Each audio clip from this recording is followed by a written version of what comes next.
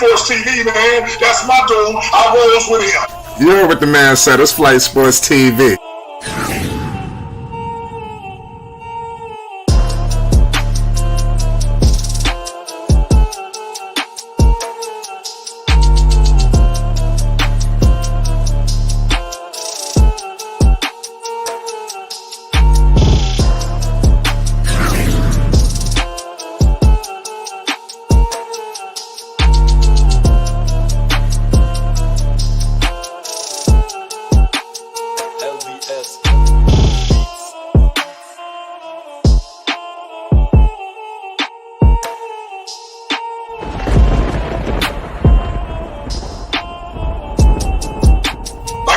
Flight Sports TV, that's where it's at. Flight Sports TV.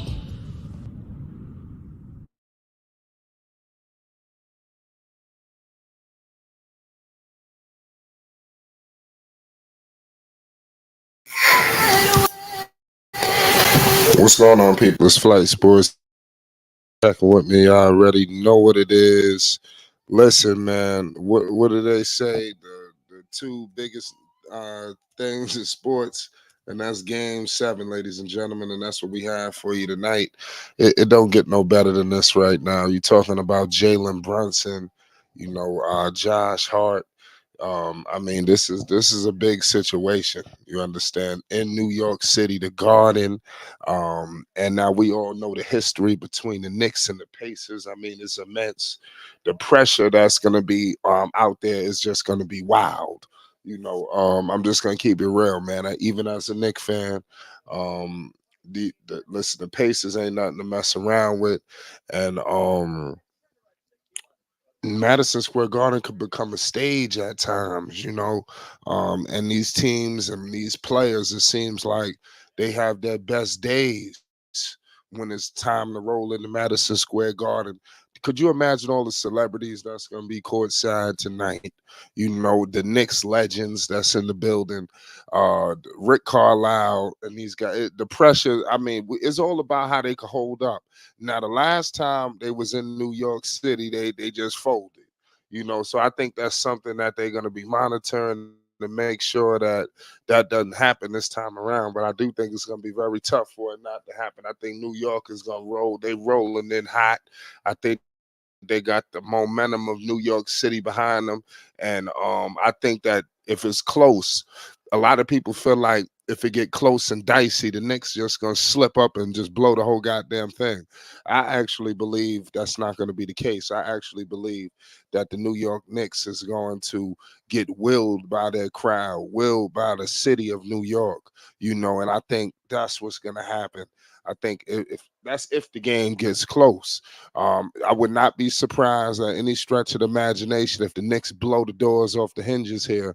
I think the Garden is that's how rocking the Garden is going to be. Let me know if we have some technical difficulties. You already know what it is. Let me know if you can hear me out there. It's Flight Sports. You already know what it is. We live. We got the New York Knicks versus the Indiana Pacers. It don't get no better than this right now.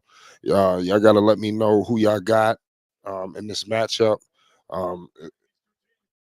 This matchup is going to be very, very interesting. If you ask me, you already know I got the New York Knicks. I think that's irrelevant. If you asking me my pick now, y'all got to put y'all picks down. I need to know who rolling with the Pacers. If you are, it's not bad. It's not bad at all. But I think that the Knicks gonna figure out a way. But if they do lose tonight, I think you got to start to really evaluate a lot of the coaching staff. I think that it puts a real bullseye on the back of a guy like Tom Thibodeau. What's his job status in the situation if they would have lose? I don't think is anything bad. Shout out to Chuck Morris. He says salute. Okay, appreciate all my Knicks fans out there rolling with New York. Like I said, I'm rolling with the Knicks, man. It's Game 7. I got the city of New York all around. You got Knicks fans all around the world. Please don't make no mistake about this. Obviously, you have the city of New York, but I'm expecting all around the world my Knicks fans to show up and show out for their team. No bad luck. We all know there's plenty of it around New York City.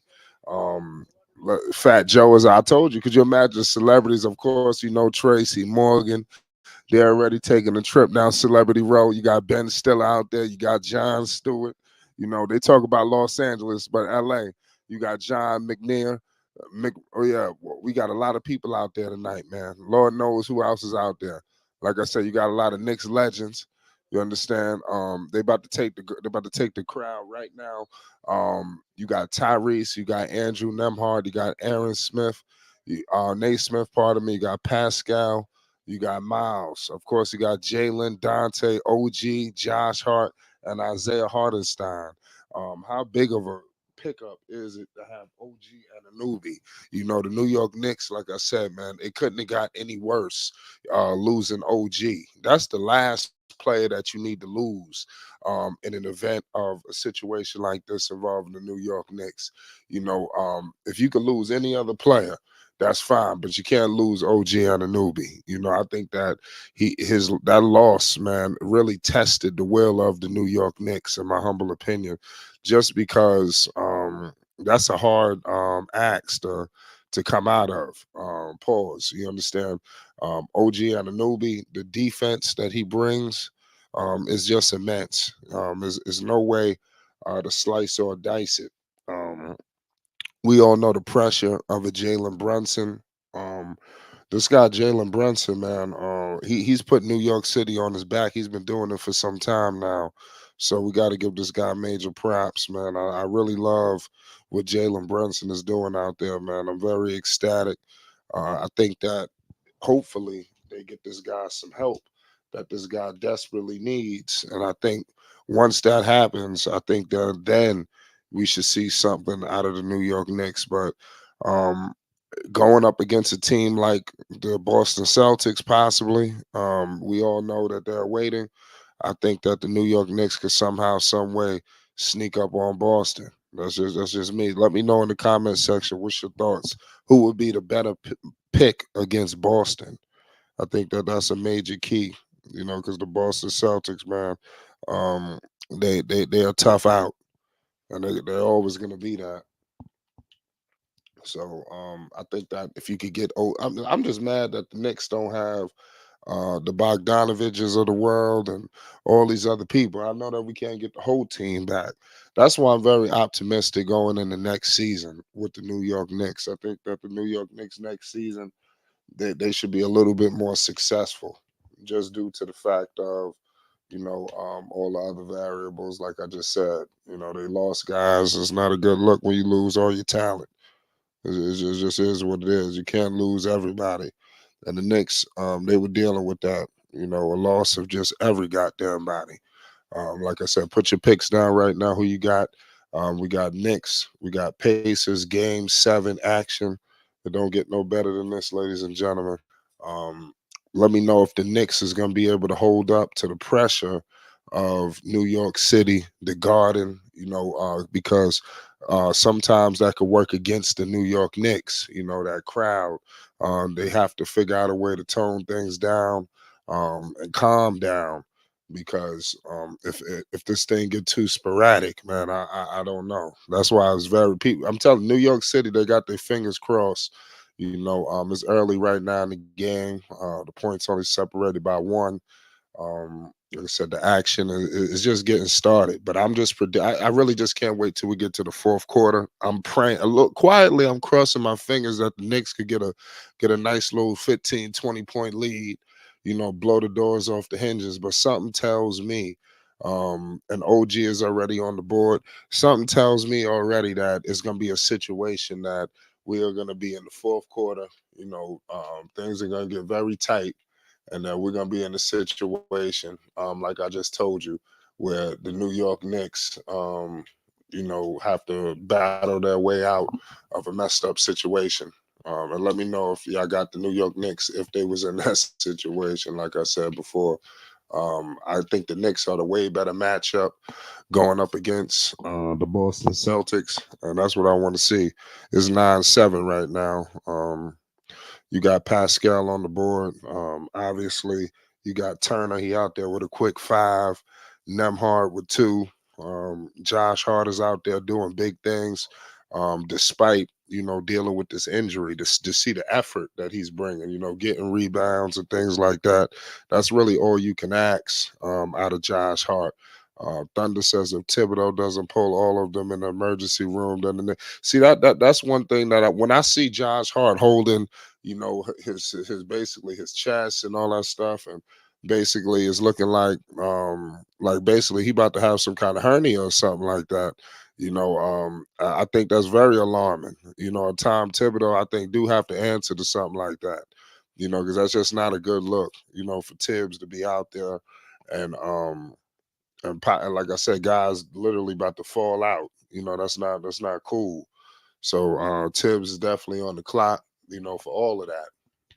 He got to make sure that he protect his players. He got the best interest for his players because that's key at the end of the day. Nobody want to see nobody fall out, out there. But the Pacers is already doing things. It's 11-7 right now. Pascal with four. So he hit a shot. He just made it a floater. So they got to make sure they stop guys like Pascal. We all know he has a championship. So it's crazy. Pascal's out there on the board. Um, he continues to do his thing. We got Dante DiVincenzo. DiVincenzo just hit a big three. Shout out to Dante DiVincenzo. Jalen Brunson is a problem. Hopefully, Jalen Brunson doesn't have to go crazy. But you got the Pacers really bringing the heat to him, and the Knicks just called a timeout. We got a commercial break. Um, we got Nemhard out there with a big time three. Like I said, it's just not. The Knicks have to hold it down because it would be devastating if they were to get eliminated and knocked off tonight. It would be devastating. Edward says they're rooting for Indiana. Salute to all the dudes rooting for Indiana, man. It's no shame in your game. I'm rooting for the Knicks taking them out. Just what it is. What is like I said, the two best letters of sports, man. Game 7. This is where it's all for the marbles. We don't really get games like this often, for whatever reason. But it's good to see, the New York Knicks back in it. And I know that people might hate on the Knicks, but it is a lot better when the Knicks are in it. I know we heard that slogan before, but I don't think it's any truer than it has been recently. When the Knicks are competitive, when they are actually a factor in the NBA, it helps. It just does. Now the Knicks, they got to make sure they battle out. The score right now is 16-10. They got to make sure they hold it down defensively. Like I said, the Pacers ain't nothing to mess with. They're well coached. So this team is definitely could be a force to be reckoned with, and the Knicks got to really take them very seriously. If I'm the Knicks, I'm taking the Indiana Pacers extremely seriously. This team could really be a threat. And I always was very concerned with Indiana. Every time the Knicks, had dreams or any kind of aspirations of doing anything, uh, it seemed as of recently the Indiana Pacers have been a team to just snatch those, dreams and wishes away. Like I said, I remember Game 6, with the Knicks with Carmelo Anthony. He, like I said, they didn't get the job done. It wasn't to his fault, but you had his other teammates and things like that just went ice cold on him. And India, like I said, they just went crazy. The Roy Hibberts, the David West. We had Tyson Chandler. He was Defensive Player of the Year. And he was just getting abused. I mean, it was sad. We all know Amari and his injuries. JR 6 man of the year went cold. So I mean, look at all these things that happen, to the Knicks. Defensive player of the year gets abused. 6 man of the year, ice cold. I hope that we don't have another situation where we run off with another slogan of what could possibly take place. That would be devastating. I think what's going on this year is the injuries. I think the injuries have screwed the New York Knicks to them getting to their maximum potential. If it wasn't for the injuries, I think that the New York Knicks would actually be a good basketball team. But the fact that the injuries came into play is all messed up. So OG, we all know he's gonna be on the minutes restriction. So um, you got Miles McBride. He's been playing really well actually. So that's not bad that they're bringing in Miles. Um, like I said, the Indiana Pacers, they just have to. If the best part of if you're Indy, if you were their coaching staff, you would say, "Yo, listen, we got blown out last game. We was in here, so they gotta make sure that this game, they probably keep it more competitive." So that's the only thing I'm concerned with as a Knicks fan. Like, what if they were to possibly come back in here and make this thing a game? That's what I don't want. That would, like I said, that would be bad. It's not too late to put. The Knicks just scored. Say DiVincenzo is doing this thing.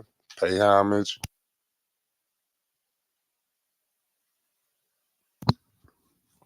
Like I said, I love what I'm seeing from the New York Knicks. Um, right now the score is 18-13. The Knicks gotta just take it easy, man. Hold it down. Just weather the storm. Keep it close. Uh, and let's see what we get out of Josh Hart. We all know the minutes restrictions on OG. How much effort can we get out of Josh is going to be key. We got Jalen Brunson operating, Miles McBride doing big things. Hopefully he can score and do something. The Knicks got hustle. That's one thing the Knicks gonna do. But the problem is, how much are they gonna be able to grind and hustle? Are their bodies gonna allow it? Because it could get to a point where everybody just collapse. And that's what I was seeing out of Josh Hart. When you have a guy, they got to tape up your stomach area and all that. That's kind of scary. If you're a Knicks fan, you don't want to see somebody going through something like that. That's just not a good look. And Tibbs has already a history of situations like this. We've seen where possibly Derrick Rose should have never been out there, but they had him out there. But it is what it is. And like I said, Indiana, they're not fooling around, y'all.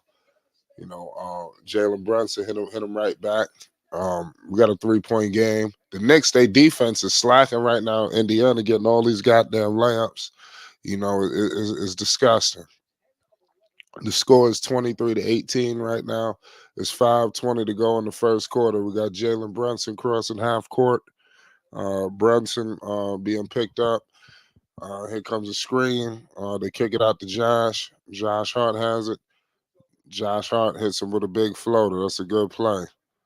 So it's 23-20 right now. Pascal Siakam, let's see what he could do with it.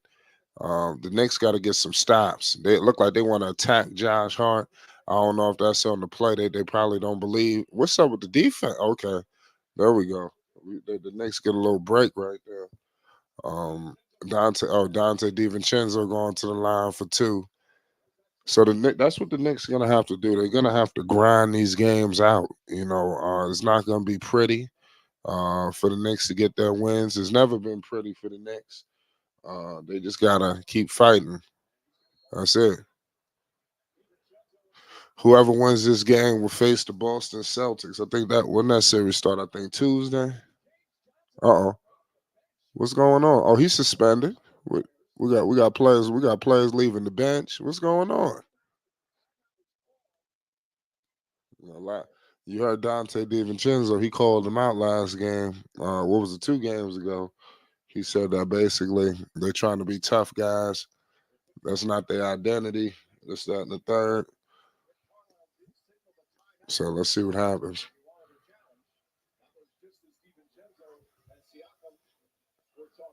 Dante DiVincenzo, man, he been balling this season. Yeah, I don't know what happened over there. Pascal and DiVincenzo, they just start wilding.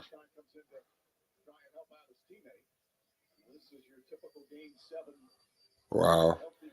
What James Johnson doing off the floor? He know he not playing. That's why he came up. That's why he came off the floor. He should be ejected. James Johnson, no, he not playing. That's why he ran out on the floor. People keep asking why he running off the bench. He wasn't getting in the game anyway.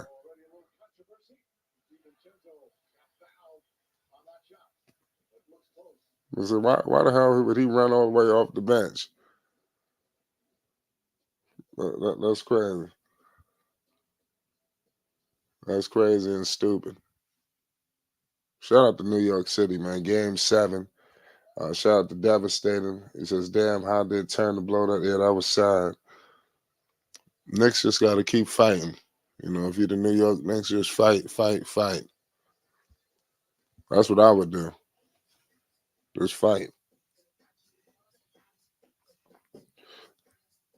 They got a coach's challenge here with Indiana. Man, like I said, it would be devastating. I know devastating just rolled in, but I'm just thinking about how devastating how it would be if the Knicks were to get eliminated tonight. The season would just be, like I said, chalked up to injuries. That building is sold out from the bottom to the top. The injuries would have failed the Knicks and finally caught up to them. 'Cause I think they should have had this series in the bag. You look at what was it, game 3, or they lose to a last second shot. But there's so many issues that the Knicks they got to shore up. But for whatever reason, it is what it is. I believe that the Knicks could get the job done, though. Believe it or not, I really do. I think that they could win this series, and I think that going up against Boston, I think it's going to be a problem because just off of attrition, that's why it's going to be tough, man. But just because I think they might fall apart going against Boston. Boston is obviously healthy. The Knicks, they down so many players, so many. Going up against Boston, it might catch up to them. I think it's catching up to their ass right about now, to be honest with you. But they just figuring out ways to weather the storm. Oh, look, the challenge was unsuccessful.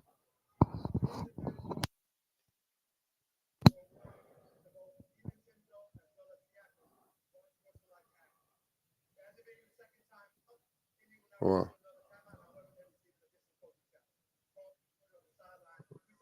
what the hell? I don't know what the hell the what these officials out here doing. I don't know what the hell their problem is. I have no idea.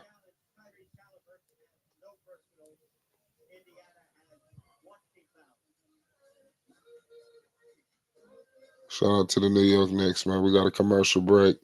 Tyrese Halliburton, man, he got a lot to prove in this game too. We look at a guy like him. That's why I'm very concerned. His outing in the game 7, I think that he has a chance to put his name into immortality. Coming here in the Garden, possibly even being successful here. Everybody's already trying to compare, this team to the other team, to the other Indiana Pacers squad. But with Reggie, we all know Reggie with the choke. They're already trying to feel like the Knicks is going to do another similar choke job this game. But I just don't know. Shout out my man Slim. Here comes Obi Toppin for 3. He missed it. Tyrese Halliburton, he couldn't score. It was crazy. Jalen Brunson with it. Brunson kicks it out to DiVincenzo. DiVincenzo for 3, and he couldn't convert it. We got to hang in there. It's 23-20, 4:17 to go in the first. Here comes McConnell. McConnell with it. They kick it out to my man Obi. Let's see what Obi gonna do. Obi trying to get his revenge. Halliburton hit a big 3. So he might be clutch tonight. Knicks cannot lose tonight. That's what I'm saying. I don't give a damn. But I ain't gonna lie. In Knicks fashion, shit like this, man, we lose games like this. You got so much pressure. I just don't see it. I really don't see how the Knicks are gonna be able to survive. But we're gonna find out. Shout out to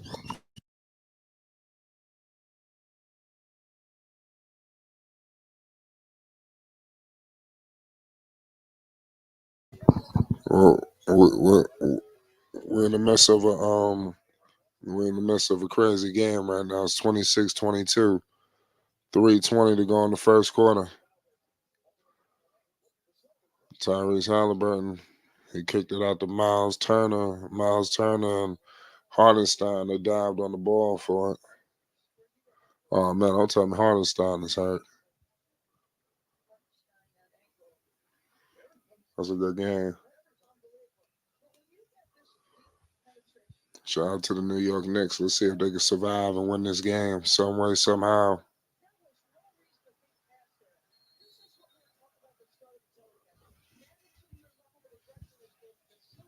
Big time game 7 right now in the NBA. Don't get no better than this. 26-22. 3:17 to go in the first quarter.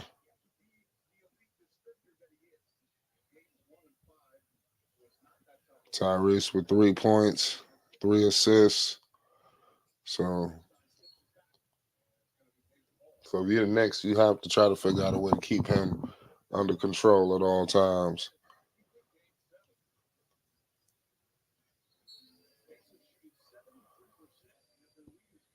Here comes Tyrese Halliburton.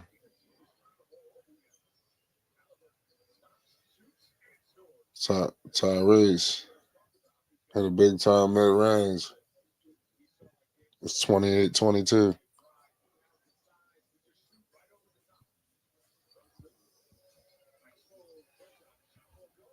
Here comes Obi.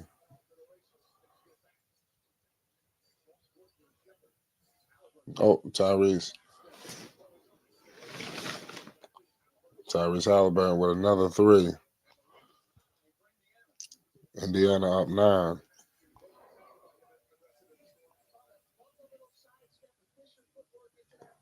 I don't know what the hell's going on for the Knicks. Uh-oh.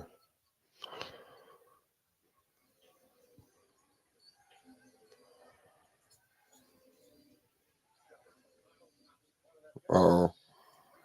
Uh-oh. Halliburton.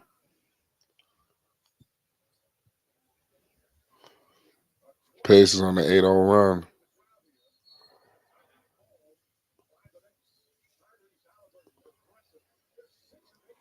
And he talking to the crowd.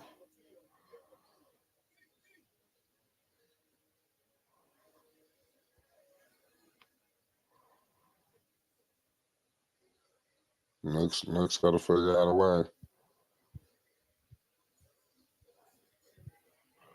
I said, if you're the Knicks, man, listen, I wouldn't be surprised if something didn't go right, because we usually lose games like this. It's gonna be devastating if they were to lose. Devastating.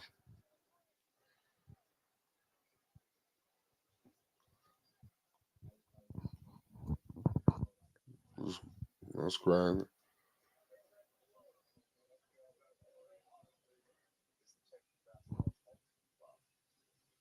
We're in the midst of a commercial break. Slim says Brunson passed the ball. Yeah, they got to figure it out, man. I ain't gonna lie to Knicks. They have to figure it out.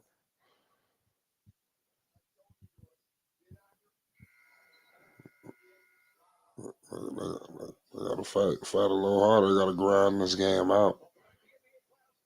They got to get some stops. So Tyrese, they got to do a better matchup on him. He done got it going. He getting a lot of open shots. McBride can't guard him. They got to do something else with that.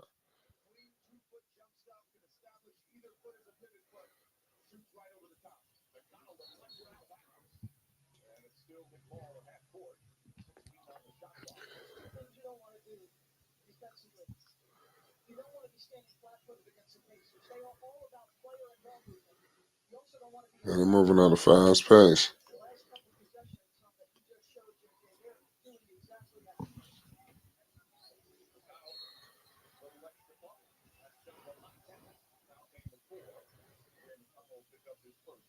That's crazy game.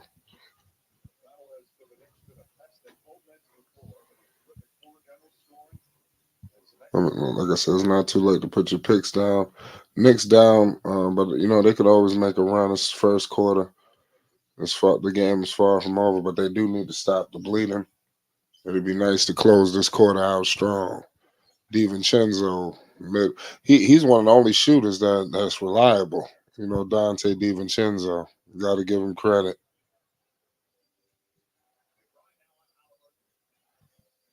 Oh, Tyrese kicked it to Obi. McConnell. Next man, we struggling. I don't know what we're gonna do.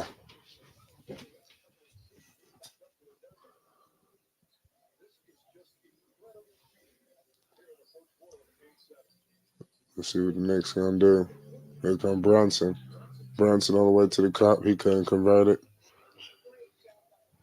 Tyrese. Why do they have McBride on Tyrese Halliburton? Man. Wow, he had another three. Tyrese getting hot. They got a horrible matchup on him. They got nobody who can guard Tyrese Halliburton. McBride just had a shot, cut at 13. Do they have McBride on this dude? That's a horrible matchup. He basically he already established that he couldn't guard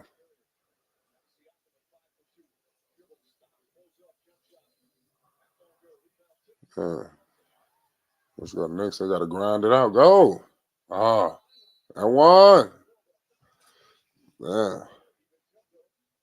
DiVincenzo tried to get a 3-point play out of it. That was smart.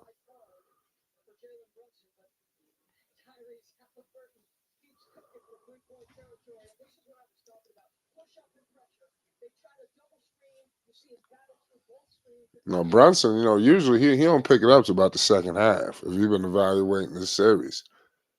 So if Knicks is just keep it, competitive, cut it to under 10, or maybe even take the lead. We got a long way to go. We got a whole nother quarter, to go into halftime. So that's gonna be key to figure out where they're gonna be at halftime.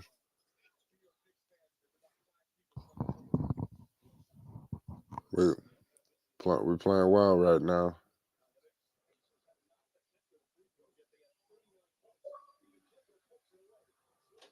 Here come Josh.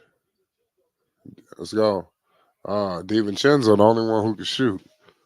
That's why I said we lost dudes like Bogdanovich. We lost some big shooters. They closed that quarter out decent.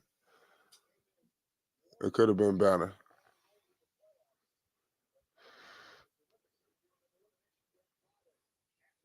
Yeah, like why would they come? I ain't gonna lie, the Knicks should have never came in the arena wearing all black. I think that was a mistake when they came into to Indiana in Game 6 doing that. I think that's that shows immaturity. You know, you shouldn't. They should have never did that because then you just get bulletin board material for the other team. When you the Knicks, you just got to get the job done. You can't start getting on your high horse. Sometimes that's what the Knicks have been doing lately with the success they've been experiencing. But they always got to remember that they're the goddamn Knicks. They always must remember that. We got Kiss out there, Jada Kiss and Fat Joe. So New York is definitely in the building. Hopefully they don't fail us tonight. Everybody want the Knicks to win. Man, there's a lot of pressure on the Knicks, man. It's crazy. Shout out to everybody in the chat. Slim, Edward, devastating. Salute to all the Pacer fans. Salute to all the Knicks fans. You got Latrell Sprewell out there. You got a lot of Knicks legends. That's why I said they gotta do Knicks justice, man. A lot of these guys put on for the Knicks in their own way. I've seen dudes like Wilson Chandler, and they should have Danilo Gallinari out there, but he's still playing.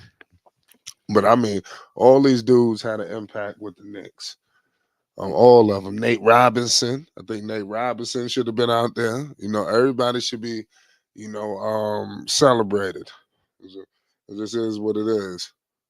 Everybody played an impact for the Knicks. It was good to see dudes like Starberry. Starberry, last time he left America, it was horrible. Before, China and everything. His people was not viewing him correctly. He should be in the Basketball Hall of Fame, all the way for real, because outside of Yao Ming, um, what other player has done what he has done internationally? He's basically been like the Yao Ming of, America. He don't went out to China and got two statues. That's big time. So I definitely want to see Starberry in the Hall of Fame. Y'all let me know if you think he's a Hall of Famer. Um, let's see if the Knicks can somehow pull this game out. Do they have one last fight in them? I think that's going to be the $1 million question. Can they fight one more time? Let's see if they could do it.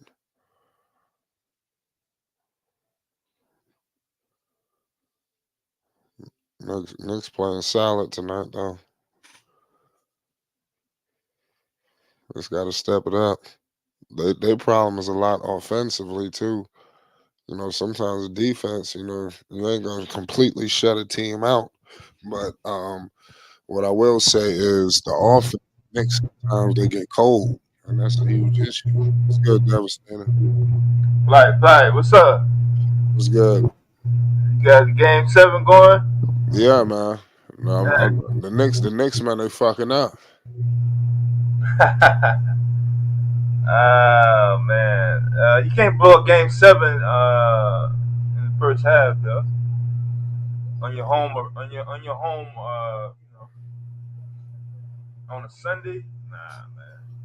Yeah, the Knicks, man, we down. Uh, It's 41-27. yeah, looks like the Pacers. I knew this. I Definitely knew a this was weak. gonna happen. Something was telling me the Knicks was gonna lose this game because this kind of shit. That's why they should have never went to a game 7. You don't go to the Knicks. Don't do well with game 7s. I do think they're gonna fight back and the game gonna get close, but they can't. OG not really playing. I don't know if they're gonna just save him for for the second half. Yeah, But if you the Knicks, you just got to keep it competitive going into the second half because Brunson has been picking it up in the second half recently. But the Knicks got. I mean, the Pacers got confidence right now. You got Halliburton. He leading the way. yeah, he's in a personal battle with that fan and with the Yeah, look Bron. like he's a fan. Look like he's a fan talking shit. Yeah, with the one with the Browns. Yeah, they probably calling him trash. Yeah, They yeah, probably don't know what they're saying. I don't know what's being said, but it's probably not nothing good. yeah. It's too loud. I was trying to listen on his last shot, but it's loud. I did see him talking to somebody in the crowd. Yeah.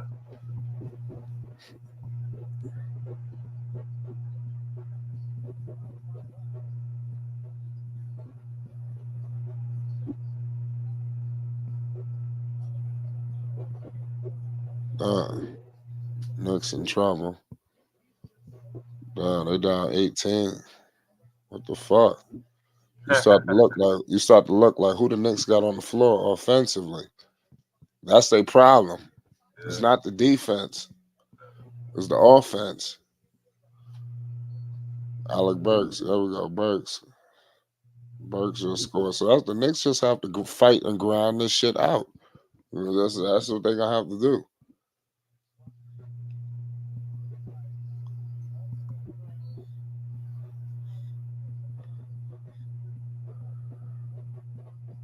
We gotta get some stops too. How they letting this dude McConnell just wild out like this? Who you think would be the better matchup against the Celtics? Can you hear me? Yeah.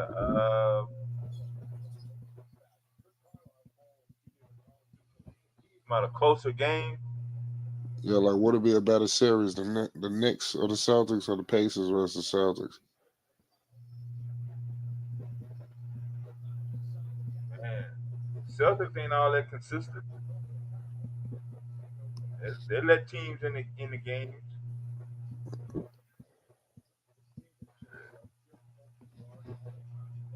What's the better? Uh, yeah, in the format that we're talking about, both teams heavily rely on just one guy, and that's it. Like if something happens to Bronson, I mean the game plan is totally on the fly. Like they're totally like, I hope.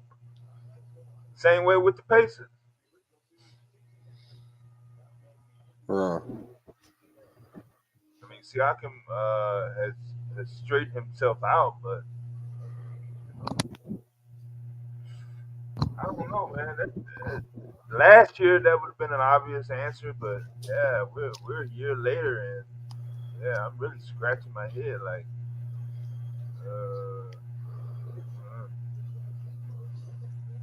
I'd probably get an edge if I was gonna give an edge since uh, the Knicks have so many injuries. And that's gonna be a factor too. That's what I'm saying with the Knicks, Fully man. healthy Knicks and a fully healthy Pacers. So Yeah, that's what I'm saying. They dealing with a lot of injuries, man. And, you know that's I ain't gonna lie. If they were to go against the Celtics, I think they're just gonna fall apart. They yeah, falling apart right now. You know, yeah, without a I ain't fully gonna lie. The healthy. Pacers gonna win. Pacers gonna win off the fact of these injuries. That's crazy. Yeah,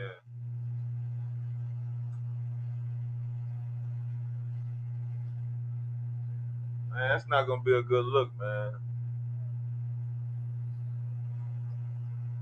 Because everybody's gonna be like, man, you made it this far with 7 people. What's different about today?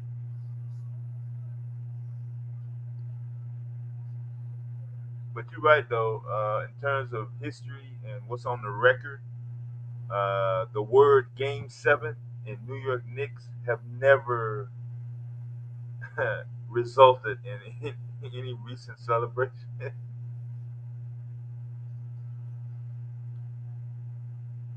It's a sad. they always come out on the other side. In fact, the Heat, the Miami Heat in 2000, was that the last Game Seven?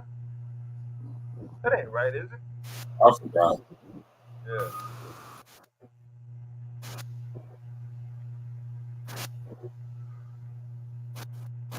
I got the Knicks. My only problem right now is the Knicks ain't fighting. Ain't no fight. You know, that's my Yeah, I know you don't like the way they're playing. I get it. it seems like they're about to just That's lay the down. TV. No, that's just Everybody on the planet Earth is watching. Like yeah, like come on. nothing Like else. are you fucking kidding me? Yeah. And this the first time the Knicks facing elimination. They don't put the Pacers, but they back was against the wall last game. You know, you put they back against the wall. You put the fucking Sixers back against the wall. They never got a chance to do that to you. The Sixers never was able to win that game 6 and push it to. They had problems with Embiid, but if Embiid was healthy, they probably would have fucked around and won. I'm just, I'm just saying they had this series won. If OG would have never got hurt, if Mitch Robinson, they would have won this series. But even Bogdanovich, I'm like, they lost Bogdanovich. I'm like, they lost everybody. I mean, that's a lot of talent. Embiid, no, pardon me. You got what's his fucking name? Julius. You got Mitchell Robinson. That's 2 starters right there. Bogdanovich, that's a sniper. OG, that's a two-way player. I mean, this is just a mess. And now you got Josh Hart, the heart and soul of the team. He dealing with an abdominal strain. You know, Jalen Brunson is not 100% healthy. I mean, he ain't never admitted yet, but I mean, he's not right.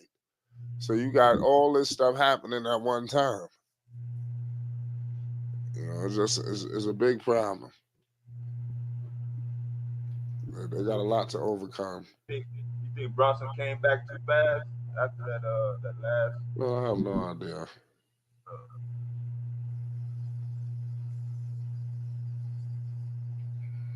Uh, They got to figure it out.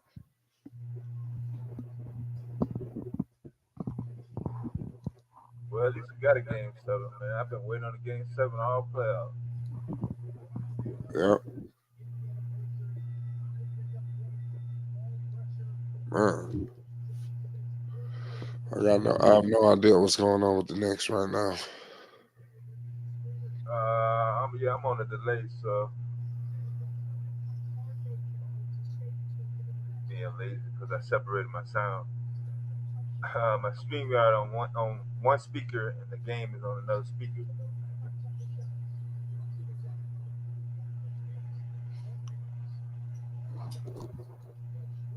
Man,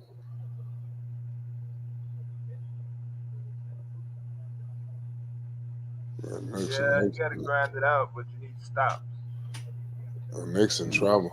Grind is Well, they can't. Yeah, they gotta let the money. They gotta do something. you got to grind and The you got to momentum. The momentum. Probably. I ain't gonna lie. The Pacers all smiles over there. They feeling good. yeah. I don't know if they've actually had an advantage since OG went down. It does appear that the momentum has did shift and never really swung all the way back uh, on the Knicks side since that injury. I'm saying.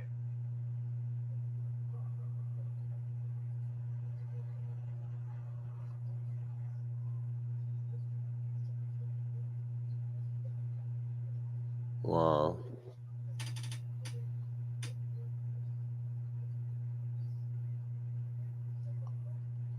They should be. The Knicks should be ashamed of themselves for where they came out and played. I don't mind the losing, but they laying down. I ain't gonna lie. The Knicks, man. To be honest with you, they had a good year. Yeah. The problem is that they all fell apart. The injuries, man. It all finally caught up, and they literally running out of gas right before our very eyes. They running out, and then you start to look at the pieces they got on the floor. Like, come on, this shit don't even make sense. The Pacers would be a little better Is this competitive series because is they're this all healthy. is this 7 man rotation today? I don't know, but I look at Josh Hart. He got 2 points. He out there, but he not out there. He not. He's just not. He not. He not that same player. The Knicks can still fight and make this cut it to under 10 and all that good stuff, but by Is looks of things, man, is Brunson going to have enough in the fourth to help prevent a total like collapse? Because he's doing everything right now. Like I don't see anything from anybody else. how could they come? How could they come out in front of their home crowd like this? That's just On a Sunday. I can see if it was like middle of the week or some odd hour. You got people skipping church. Uh, you got the they family can over. look like the Pacers getting all the calls. Yeah, I did see a couple. I'm looking. Knicks can't get a call. I saw that. I was looking at that. What's his name?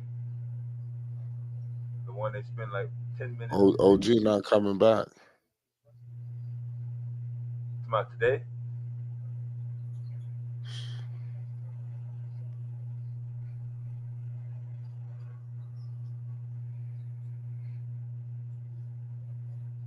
Well, pass the ball. They look like they didn't quit. I mean, all the celebrities are out.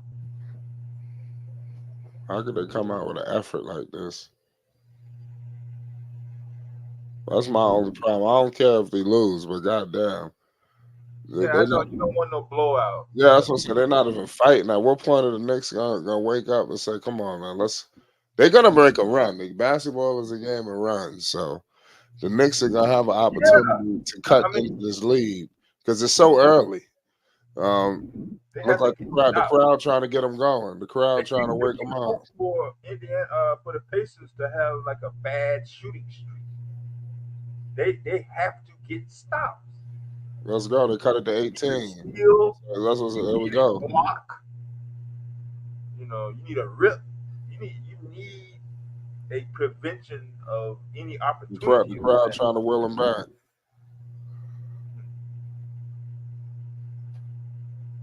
The crowd's trying to fight.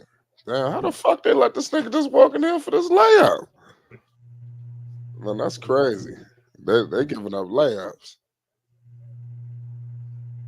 Man, I ain't gonna lie, man. This is LeBron, sad. if you Man, giving up I mean, contention, if we gotta rely on Burks to save us, we fucked. yeah, that's what I'm saying. We gotta rely on Alec Burks to get us out this hole. We in trouble. We're in trouble. And they can't buy a stop. Oh, he traveled again. They can't buy a stop. The Nick. Yeah, Oh, let's go. Thank you. He traveled twice. They finally called it again. if you gonna make a run, make the run. John John Starks. John look like he talking to the refs. That's a good call. That's a good call. It looked like one of the refs John Starks was talking. They're like, come on, you gotta give us some calls, goddamn it. We in the garden. I bet that's what's being said. Come on, Brunson. Let's go. Take over the fucking game. Come on, Precious. Pass the ball. Come on, man. Pass This the early, goddamn ball. he needs to take over the game this early. Oh my God. Next ball. There we go. Next ball. Yeah, we gotta fight. We gotta grind this shit out. Now cut it to 16. That's what you gotta do right now. It's 5:48. Let's cut it to 10. You know, we got 5 minutes and 48 seconds. So it's a pathway. Let's go with Burke. Burks is kind of cooking, but what's up with Brunson?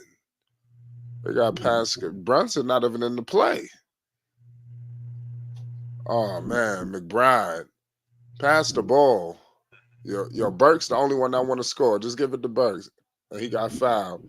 Burks the only one that want to do something. And Burks going to the line for 2. So he fighting.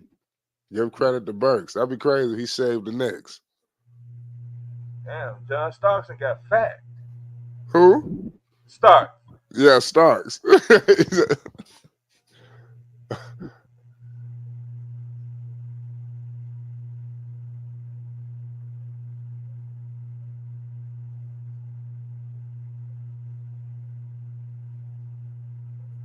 Let's go. Let's go, Burks. Oh, you got lucky on that one, boy. They Damn. cut the Knicks quietly cutting into it. You see Rick Carlisle. He's screwing. He rubbing the top Yeah. of his head. Rubbing the top of his head. They got the Pacers is in control, but the Knicks is quietly cutting in. Yeah. So if they can somehow get this thing to 10, they in business. I think that needs to be the message. How the fuck did they get down by this much in the first place? I mean, they let them get out. This is why this is crazy. The Burks giving them the spark. That's what I was telling you about the Celtics. The Pacers will allow anybody to get back in the game. Uh, they got to fight. Man. We're supposed to go to the conference finals, man. That's great blocks. That's crazy.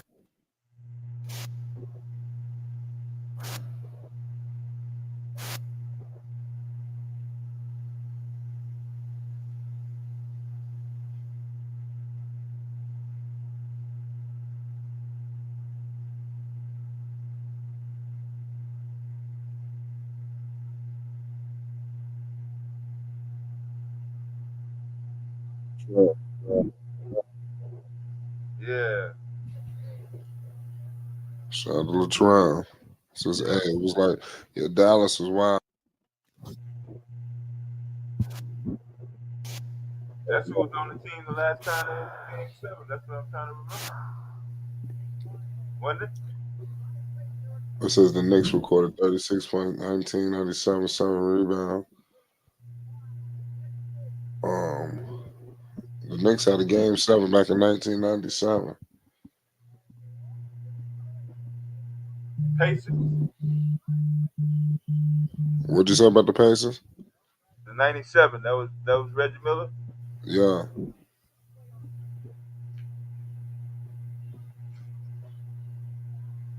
Yeah, I don't even think I was in Chicago. I was at my mom's house when he hit the threes in 12 seconds.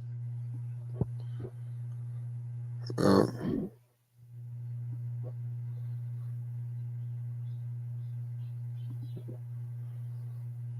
I couldn't stand Reggie Miller back in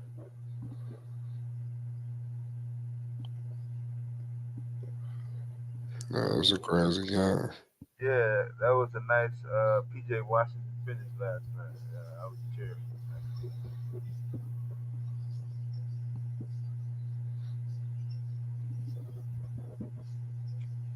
Yeah, PJ was cooking, man. Shout out PJ Washington.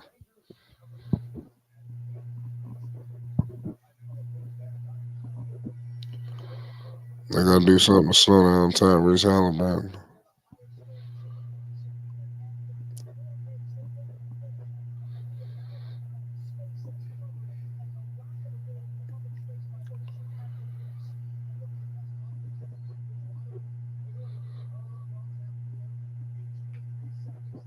That was a crazy game right now.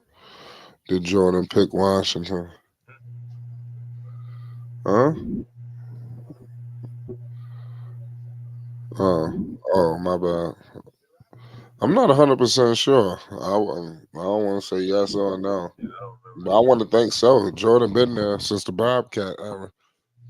I think the question is did Cup check and get him?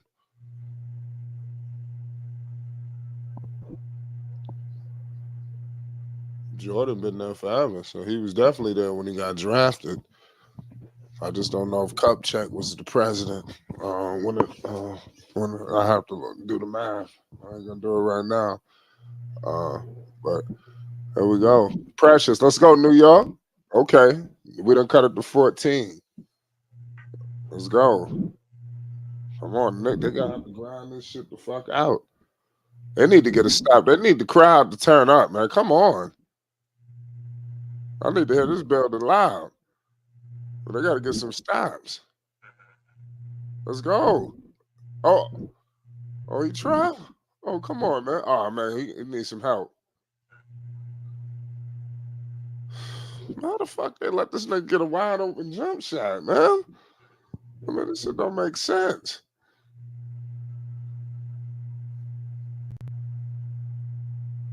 Man,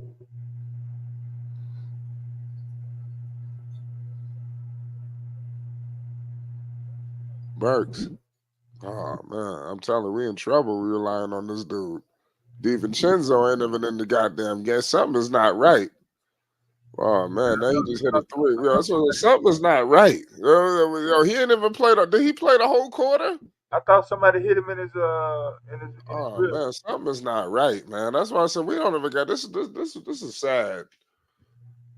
I mean, damn, this is sad. Everybody fall. The team is literally falling apart right before our eyes. They was right in the game. They just cut it to 14. Oh my god, this is so sad. These motherfuckers just cut the game to 14. They relying on all these stupid shots. Let's go, Burks. I was also this. I mean, how many lucky plays we gonna get out of Burks? Burks keeps saving us, but I mean, he gonna need somebody else to help. I mean, Brunson gonna have to come to the party. Come on, can he put up 10 quick points? I mean, damn. Do we have an All Star?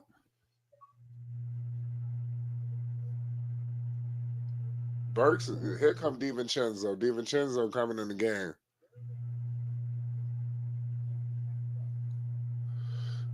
That's if they could close the half well. They just had it at 14. They got to get a stop, man. I do not like this matchup with McBride on what's in the day. Who else do they have? Yo, I feel like Halliburton just exposing this matchup right now. Yeah.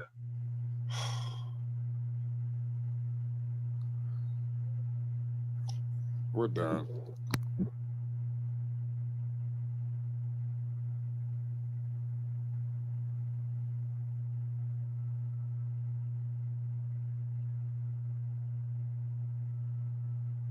Oh, that was the and one by Burks.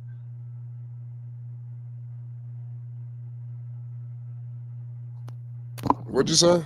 That was the and one by Burks. Yeah, but Turner came back and hit them with the and one. So Yeah, he's been getting off the whole series. this is crazy. What happened to the Knicks? The Knicks had this. He had one dunk for the other game, man.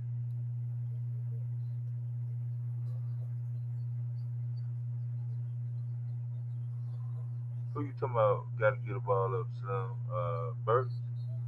Burks don't have to give it up. He hot.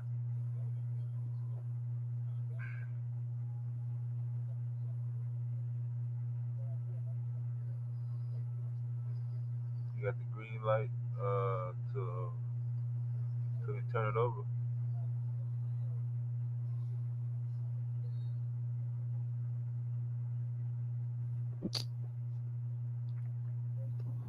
If he got the ball and then if he don't get a chance to shoot and turn it over, that's the only way that green light will go off. At least at halftime. Yeah, they not even fighting, man. That's my problem. I mean, that's my only issue. I don't mind they lose, but goddamn, it's like the Pacers running away with this thing. Brunson got 7 points. Are you kidding me? Game 7. What the fuck? He's done scored 29 points in the second half previous playoff games, right? Come on, man. That's dangerous. They have nobody to guard their players. Yeah, I'm looking at this dude Halliburton. Yeah. Yeah. He activated. He can't be guarded right now. He's looking for 50. They can't guard him. It's like nobody could guard him. He's starting to get to all his spots. If he gets Brunson not 38 or Brunson should 39 points with more than 5 minutes, that yeah. would have been a big In game three. 7, he wants 50 and the upset road win. It was over. Yeah.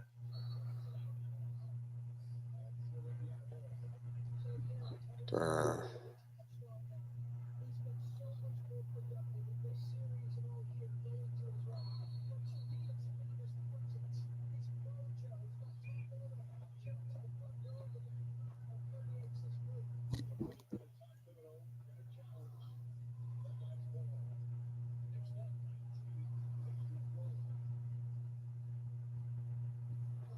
It's like Halliburton talking all this shit. That's what I'm saying. How the Knicks don't have the pieces to fight. Yeah. That's sad. I just hate that all this is happening. I might turn the microphone on. That's my only problem. My only problem right now is that not that the Knicks lose, it's just the way they lose, and it's Yeah. of course the blowout. But and then you got Halliburton talking shit and Yeah, all I of might this, have to turn the and the Knicks is microphone up. literally falling apart. They Yeah, falling like you're not beating a fully equipped Knicks team. on I mean, everybody's hurt. in the second half, I'm gonna have to turn the microphone up so I can listen to what he's saying. Cause he's definitely talking to the dude in the brown This is sad. and on the other side. It's personal. Every time he hit, he look dead over at him. I'm just hurt something like this can happen.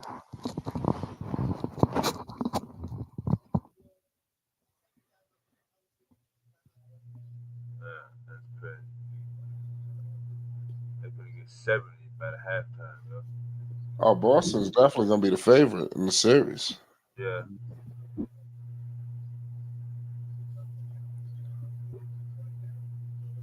that's what I'm saying. I'll have to get him the edge.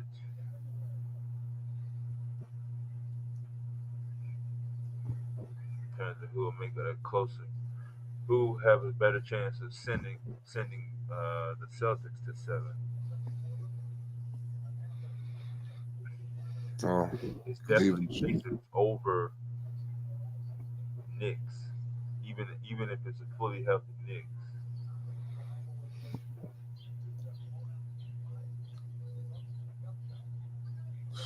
This nigga Brunson can't make no shots. Wow. They went out typical Knicks. It don't get no more New York Knicks than what's happening right now. The whole city invested, and for them to come out like this, nobody can score. That's the problem. It's not the defense. They went completely cold. No, nobody can make a shot.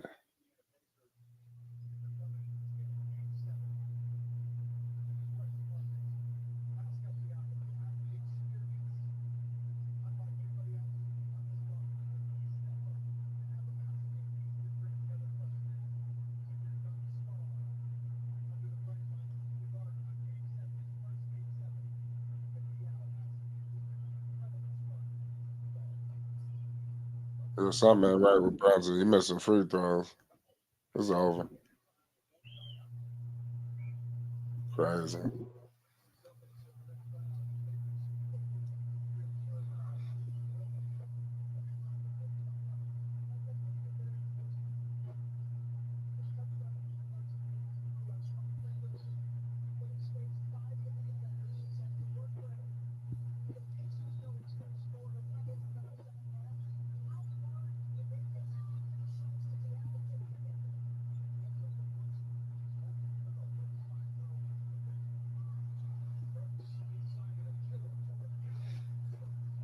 I swear Burke's the only one doing something. Yeah, that's crazy. Burks is the only dude that's being productive. Yeah, he the only dude that came to play today. Everybody else, I don't know what's going on. They must be ready to go on vacation. Burks the only one playing with any purpose. And I'm telling you, you got Siakam being guarded by Josh Hart. All the matchups just look disgusting. Every time Pascal is got the ball, like you got Hart on him, it just looked like barbecue chicken. You know, every time Halliburton got the ball and whoever the hell is guarding him, that looked like barbecue chicken. It just everything is just going to hell. You know, and this is like every time when the Knicks is getting a one step, uh, everybody hurt right now. This is going out typical New York Knicks. Everybody done showed up, and for them to give this kind of effort, that's the only proud the effort. Wow. Mm, wow. Mm. How could they come out with this kind of effort?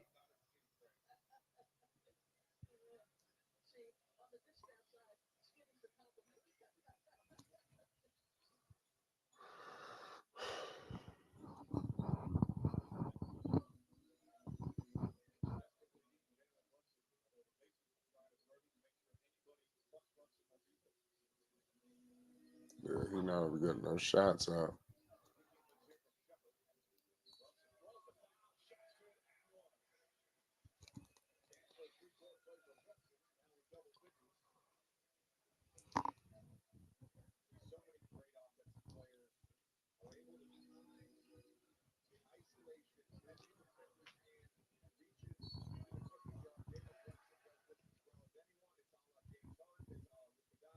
That's crazy.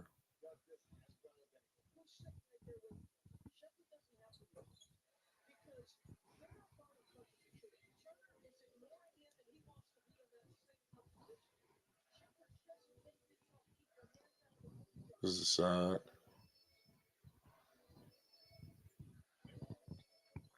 I bet they give up a three. Cash. Come on. Come on, Bronson. Shoot that shit. Yes. They cut it to 15. They're fighting.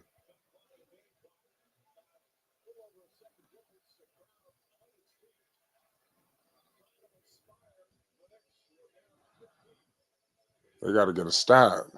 This is a big stop right here, man. I'm telling you. Do not foul. He traveled. Yes.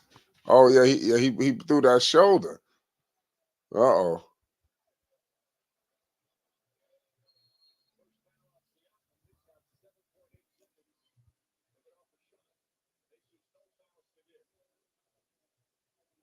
This dude McConnell is a beast.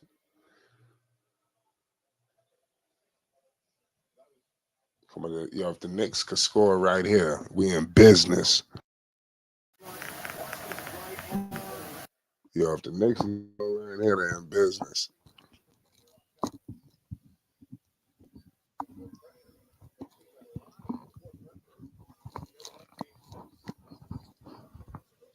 Yo, pass the ball if you have to. Oh, it's Goldton! Oh! Oh man, the ref just screwed us. No!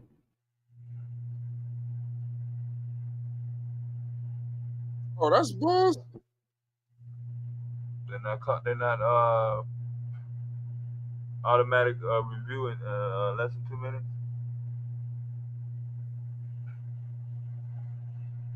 That's not in basketball.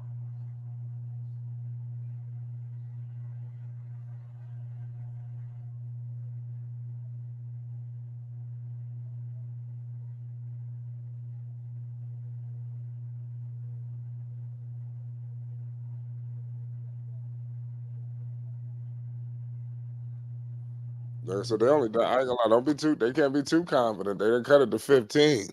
Now if you're in the third quarter, you gotta cut this bitch to 10. I need that like that need to be you right there with it. They could have been down 20 plus.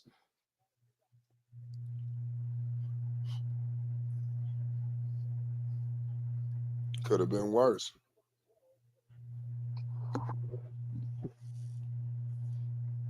Next they came out You up flat. 70. So you go in the locker room giving up 70. It's crazy. The next they ain't come out. They need to get a pep talk or something. You want to see Brunson just they gotta say this dude how talking, dancing, they laughing. I mean, all in New York, everybody that came out. I mean, at least put up one last fight. And let's go out with a fight. That's all. That's all I'm asking for. I'm not asking. Of course, I want them to win, but damn, go out swinging. That's a don't go out with a 20 point. But come on, what kind of shit is that? You don't like that shit. You goddamn it. Let's go out fighting. That's what I want to see. You don't want the season to end convincingly. They don't blow your ass out by 30. That's how the shit gonna end. That's gonna fuck everything. That's the last thing you're gonna remember. I mean that's crazy. The Celtics, man, they got a squad. Now, I don't know what's going on with Porzingis. They're gonna need Porzingis for the finals. They probably feel like they don't got to use him yet. They got Dallas. I'm telling you right now, Dallas they gonna beat Minnesota, but they can't beat Denver. They gonna beat Minnesota. If Minnesota win, Dallas is gonna beat them. I was right on. I was right. Oh man, I got Denver winning tonight. But if like I said, for Dallas' sake, Dallas could beat Minnesota, but Denver's gonna be a whole nother animal. I should. Oh my goodness, this is me in my opinion. They just showed up. All them teams looking good. Yeah. Yeah. It's not a bad team up in there. Nope. There's a lot. They all loaded with superstars. They got offense. They can give you a large amount of points in like 2 minutes or whatever. They can run various plays. It's just loaded with a trailer full of highlight posters and uh, some good coaching too. Actually, all of This is this is just sad.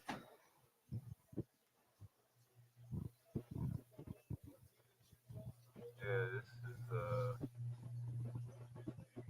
been very uncharacteristic of the entire playoffs, including the series.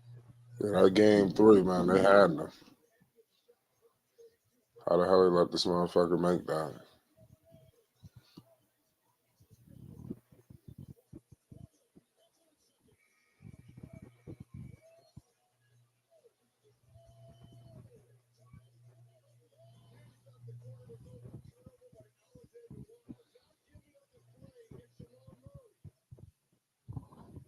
This is crazy. Did OG dress out? Who? OG. OG, I think is done. Like he played, but I think he hurt. He came out. He Uh, played first couple minutes. He hit I think 2 shots, and he out for the rest of the game. Man, I was getting something to fucking drink. He should never even fucking came back for that. You gonna risk him in the first 2 minutes? Yeah, that was And that tough. probably hurt the flow of the game. Yeah. They thought they was gonna have OG. Now OG gone.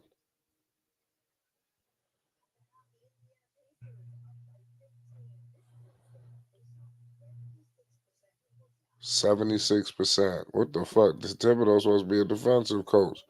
Hart got 4 points. Brunson got 12.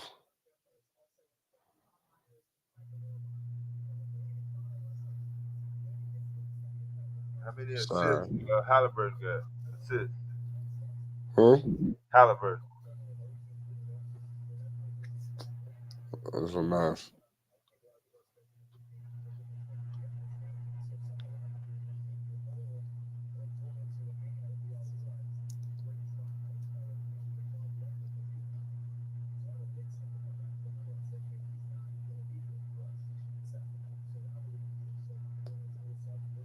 This is crazy. How the hell the Knicks got to this point? This is sad. Like I said, I'm going with the Timberwolves tonight. I got Denver.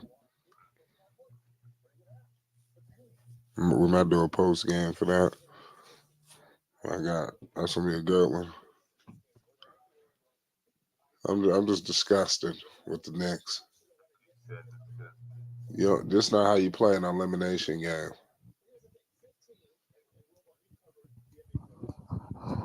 I just think all of their flaws is just being just exposed. I always said the Knicks was a little challenged offensively.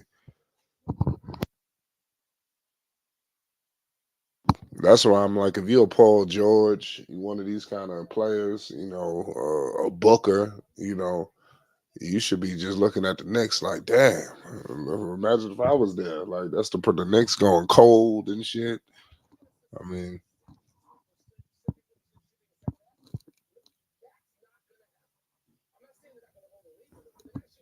Wilbon said they're not going to continue to shoot 70+%. I hope so. The Pacers gonna get tired. I don't know that he just said they're not going to continue to shoot this high percentage. He said he's not saying they're not going to control the game, but they're not going to shoot no 70%. I mean Brunson with 12, 4, 13. That's ridiculous. Oh, Halliburton only has 3 assists. 3. Yeah, well he getting aggressive.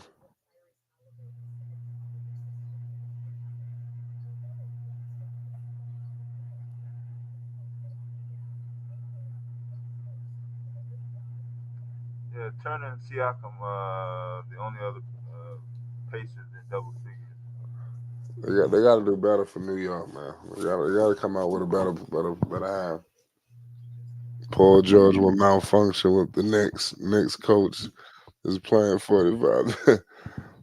Well, I'm pretty sure they'll work something out, but he would be perfect, in New York because he could just be that go-to scorer, that Brunson could find, and Knicks don't have that. The Knicks don't really have nobody they could dump it to. Like, all right, man, let's go get me a bucket. I mean, maybe Julius, when he's going, but look what's going on with him recently.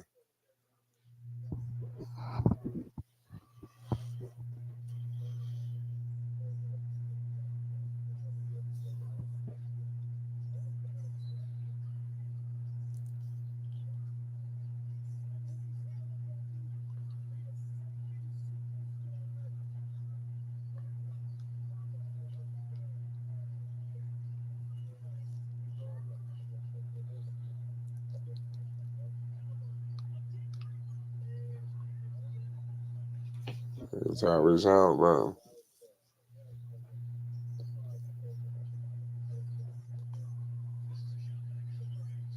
Mm.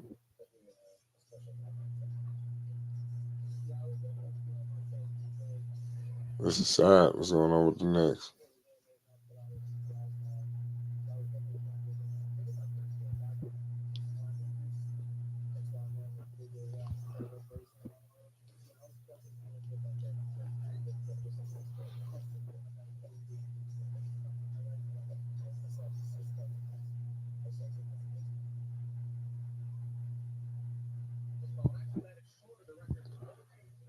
Man, this is just a crazy fucking game.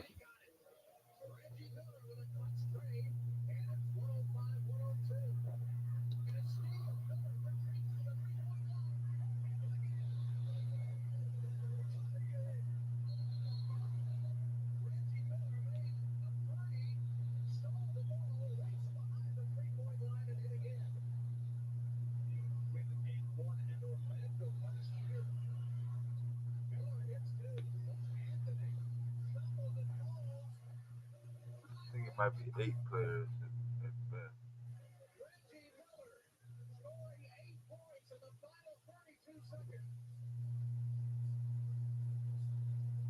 That's crazy.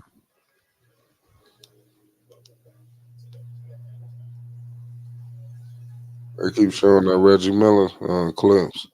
Yeah, that's uh, yeah. He was kind of put in a separate category after he did that shit.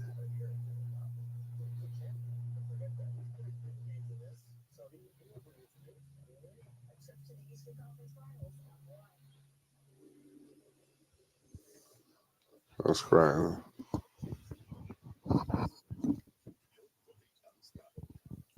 Knicks put themselves in a nasty situation. Who you got winning it all?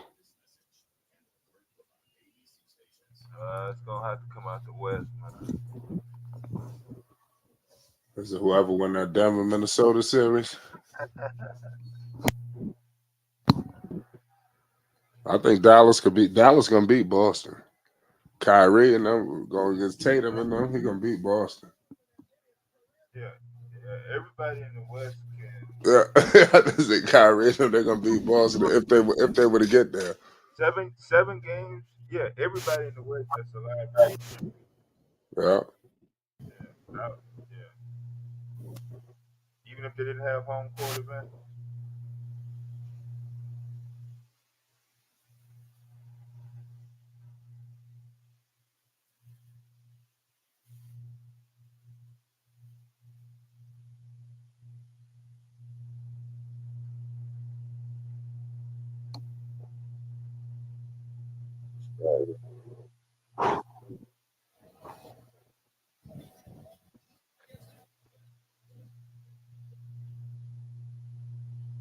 Knicks just gotta come back and play.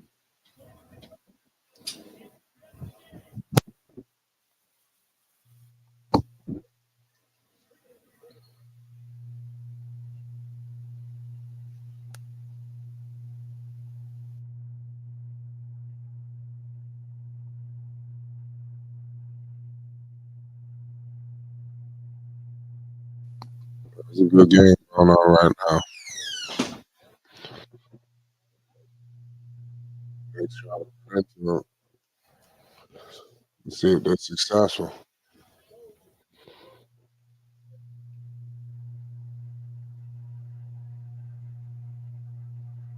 Dex ain't been around. Who? Dex, Say it one more time. Dex. Chet. No, Dex. Oh yeah, he's around. Oh, Yeah, we dropped the link. So hopefully he joins. But man, like I said, yeah, got him out. I don't know if he got time.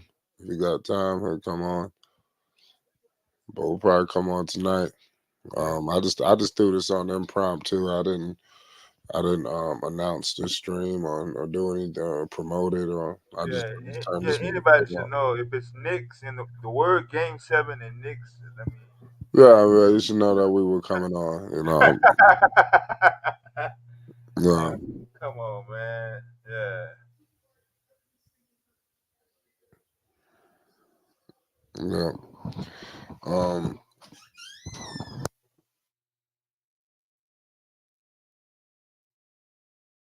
Yeah, you putting a lot. They putting a lot of pressure on Brunson. Man, any little small thing.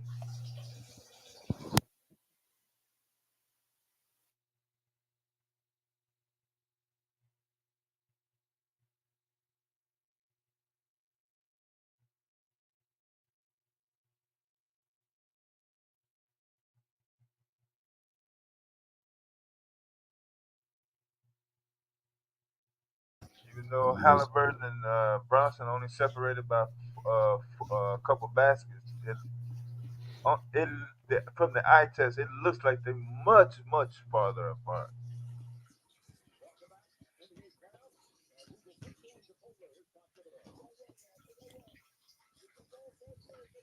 So Josh holding his fucking stomach. So we're in trouble. We're in serious trouble.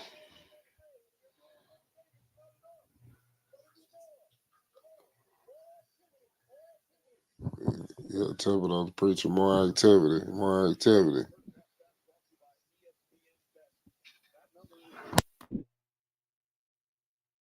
They shot 76% from the field. Knicks shot 47%. So they gotta slow that down. They're gonna have to bring this Yeah, percentage 47 back from down. downtown. Say it one more time. 47 from downtown. No, this is from the field. Oh, okay. The Knicks shooting 47 and they shooting 76. Oh, uh, yeah. It looked like Halliburton had more because he got a lot of them in a row. Like, I mean, I didn't even look at the chat. Every time I looked back up, he was hitting another basket Yeah, and it's talking to done. that dude in the brown. I don't give a damn what there's another half of basketball. They have to get stops now. There's got to Oh be yeah. another Oh, game. no messing around now. Yeah, the Yeah. Knicks they got to treat this like a whole different game. Come on, the Yeah. Yeah. rotation's got to be on point. Come on, there you go. Come on, stay with them. Oh, that's a 24-second shot clock violation. There you go. So the Knicks has got a 24-second shot clock violation to start this thing.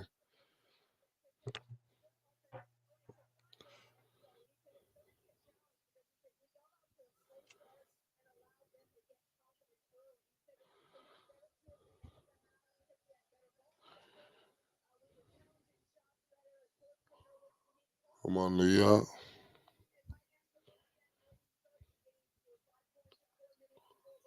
Oh, come on, Josh. Somebody they gotta have to fight. Well, we gotta have to fight. Come on, McBride. Oh, I hate that shot by McBride. I hate it. This motherfucker can't shoot. He keeps shooting. That's a charge. Thank you. So now the Knicks they need to get some shots. Yeah. Conversions. Yeah. Points off of turnovers. Yeah, they can't get points, period. That's what I was trying to tell you what's going on with the Knicks. The defense quietly is holding up. Yeah. Despite them shooting 76%, the defense is getting timely stops, but they can't make them pay on the other end. Come on, Yeah. Brunson. That, You got to that get score. aggressive. Get to That the line. 70. Oh, Yeah, they've been these help. That score. turnovers They got violent. that 70 like 30 minutes ago. Yeah, they've been holding them. Yeah, they need to get to the line. Brunson got to get to the free throw line or something. Huh. I mean, if you ain't gonna if you ain't gonna score, get to the free throw line. I mean, bottom line, somebody got to put some points on the board. Period. Ah, let's go. Hardenstein said they can't score.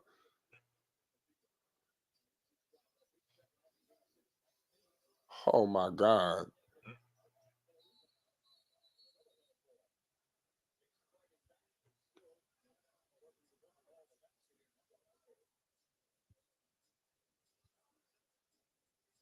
This is ridiculous.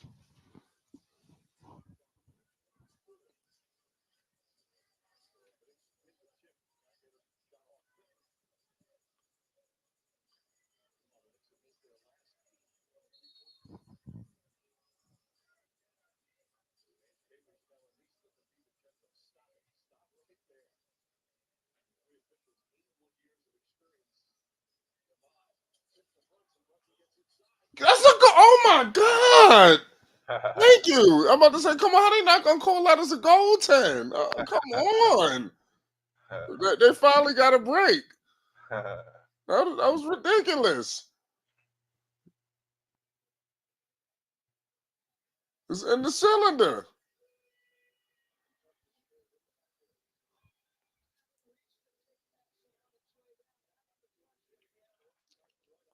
Well, they gotta get a stop. They cut it 13.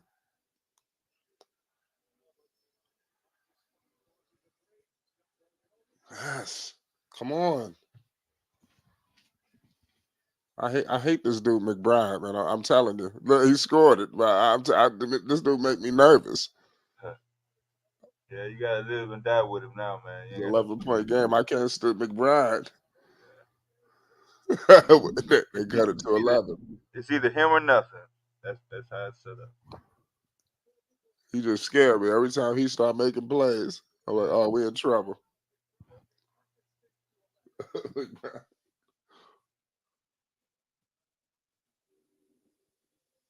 The Starks won't sit down.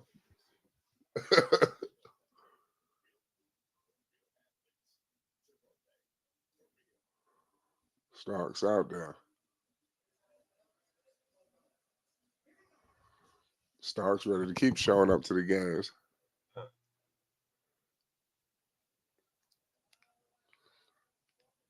Can the Knicks get hot offensively? I'm telling you, if Knicks get hot offensively, we're gonna turn the tables.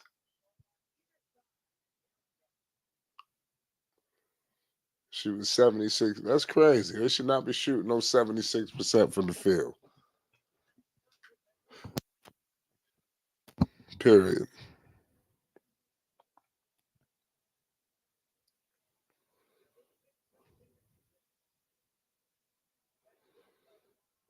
Salute to everybody in the chat. John McEnroe, you got front row seats. He do?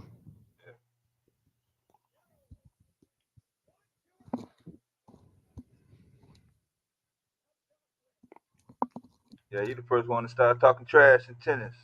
So yeah, he's there.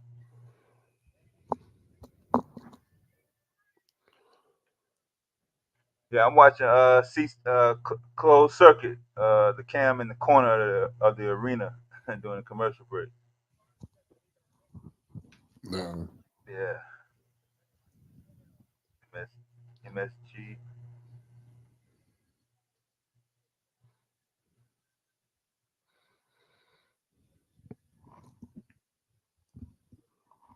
It's crazy.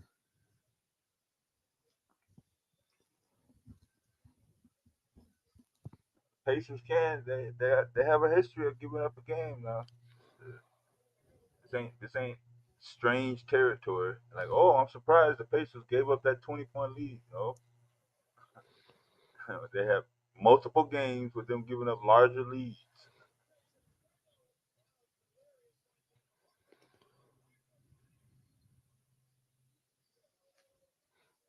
Yeah.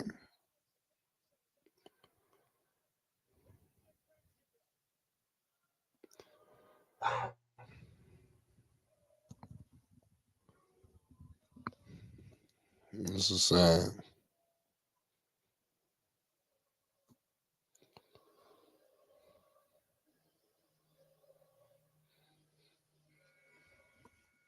Right? You said you wanted to cut it to single digits, so you're a bucket away.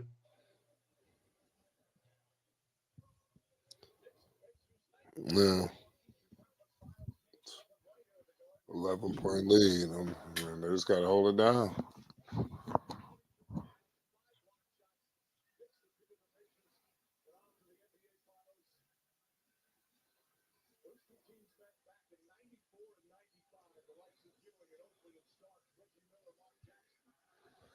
I need the Garden to turn up, man. All Sunday. right, they need to be loud as hell. Game 7, man. You all the way I fucking want hype. to see people. I want to see people jumping up and down. Pause. Just going crazy. Knicks on a 9-0 run. Oh, come on. We got to give some more space. No, there's too much space. Yes. Let's go. Here come the defense. Let's go, DiVincenzo. Yes! Yo, he hit a three. Yo, they cut it to single digits. It's an 8-point game. That's all you wanted. They gave you what you Now they wanted. got now that's not all we wanted. We gotta keep going. Let's go. Oh, oh no. Oh, that's not all They we wanted. gave you what you wanted, Oh man. You no, said no, cut it no, to no. We single gotta get digits. this lit. Let's go. There's somebody need to be yelling at these dudes until waking their ass up. Now, at some point, Brunson got to come to the party. They done cut it to 10. Now he got to tie this motherfucker. I mean, this is what he got to do. They gave you You got to what do you something with wanted. Halliburton. Somebody Go he need to play. get double to triple to something. Oh, Like, somebody need to help. Oh man, how's he wide open? Oh God! Hmm. Damn!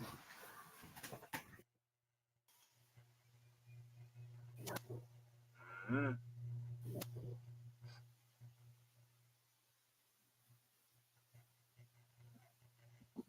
Brunson hit him with a three. Brunson hit him with a three. I mean, this shit don't make sense. Come on, I ain't gonna front. I done bet some niggas at the job and everything. I should have. Shit, motherfuckers got to give me my money. I mean, period. I ain't trying to. I ain't trying to cough up no money. I mean, they gonna have to pay me. Goddamn it. I got some money on this game. Goddamn it. Yeah. Shit. This is crazy.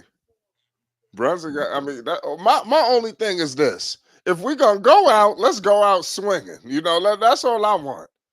They need to tie this game up. That's what I want. At some point, Brunson got to come to the party. They cut it. Oh man, yo, if he make this, I'm out. I'm about to say, come on, yo, the Knicks are just blowing this, blowing it. Come on, let's go, New York. Josh Hart, come on, let's go. They're in trouble now. They're in trouble now. It's 67-73. Come on, they got to get some stops. They got to get some stops. How they letting dudes just get into dudes just getting layups? Come on, this is crazy. Oh, yo, I'm telling you, McBride is scaring me. Every time McBride shoot the ball, I get nervous. Every time McBride got the ball and he got to do something, I start getting nervous. I do not trust this dude. I don't. I'm sorry. Every time he do something, I'm pleasantly surprised. This shit getting out of hand. Come on, Brunson. Come on, he got fat. Come on, the ref gonna have to help us out, goddamn. We gonna need some calls. I mean, we're in New York. Oh, come on. See, why is Hart shooting threes? Come on. He's shooting contested threes. Oh, we in trouble. The Knicks was just right in it, yo. Come on. They gonna allow them to just come back in this game.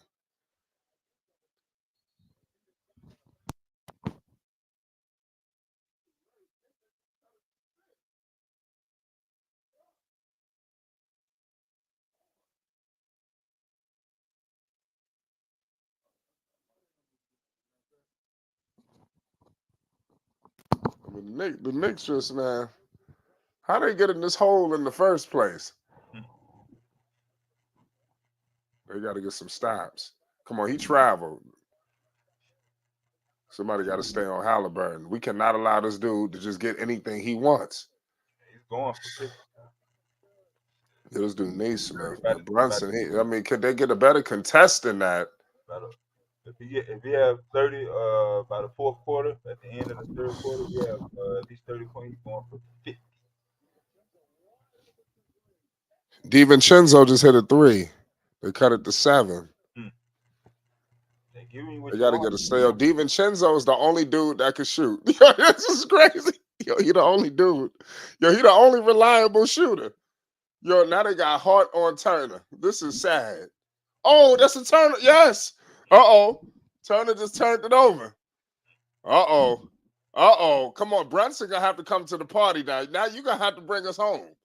Now the team done brought it back.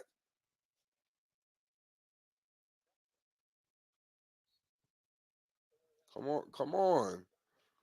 Come on, the crowd gonna have to will this team back, goddamn it. And this kid McConnell ain't nothing to mess with. McConnell is a beast. I gotta give it to him. Yeah, he's been consistent. Yeah. That's an automatic. Come on, New York. Even 16 points Come on, game. Brunson. Let's go. Let's go. Oh, this nigga McBride. Oh, I told you every time this nigga McBride got the ball. I told y'all. Man. Every time McBride got the ball, I get nervous. I knew it. And he gave up. Oh my God.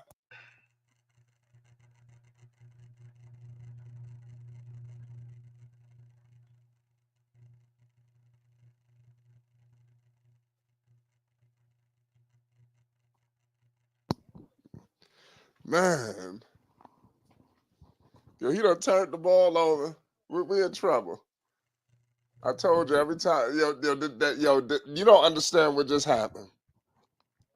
This guy McBride turned the ball over, which led to a three. That was a 5-point swing off that turnover by Deuce McBride. That was a 5. This is why you cannot turn the ball over. The turnover led to a Miles Turner 3, and this is crazy. They was just right in it. They were just right in the game. Man, I'm disgusted. I'm just disgusted with the New York Knicks. They put New York City on a roller coaster. You know, I mean, it seems like they can't break the ice. That's what's happening right now with the New York Knicks.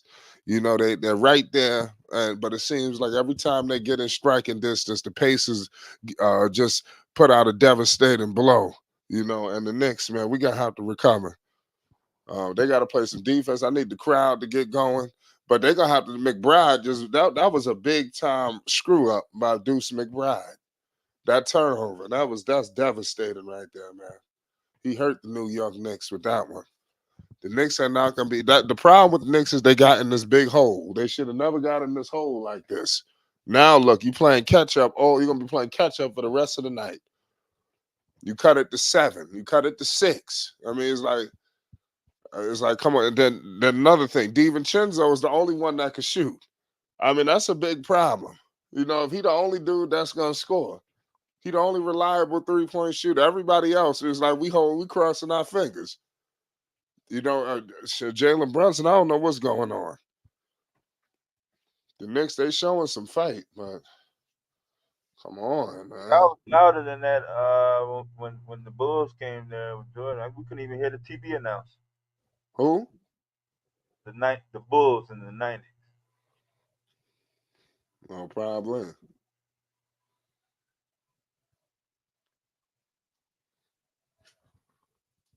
The Knicks, they was right, but the thing is, the Knicks, they was right in this game. It's like they keep blowing it. They keep blowing their opportunities.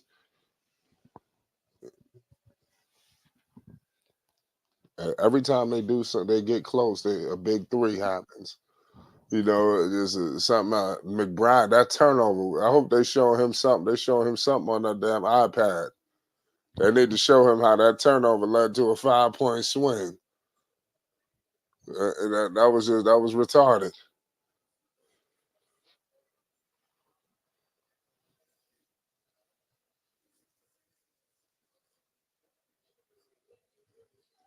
Crazy.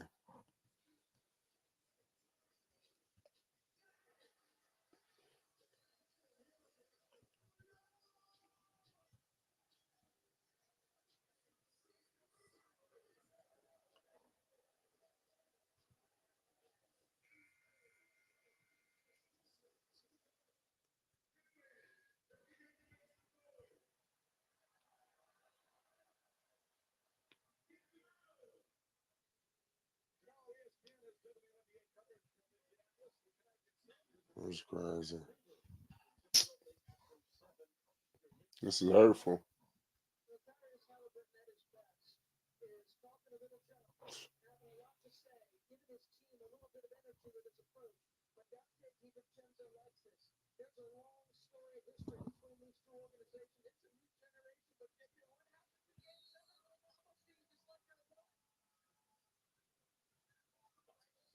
Oh my God! Why was McBride in? They have to take this dude out the game.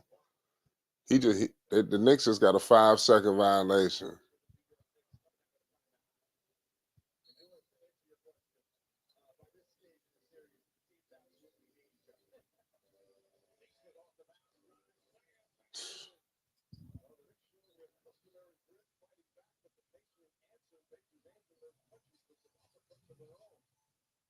McBride, man, he screwed us, and Tibbs still keeping him in the game. That's crazy. Yeah, he just cost us the game, man. That was wild. He killed all the momentum that the Knicks was on when he turned the ball over. This dude threw a cross court pass. That's the shit that's not gonna show up in the stat sheet. How the Knicks was rolling, and then he do a 5-second violation. That's two big turnovers.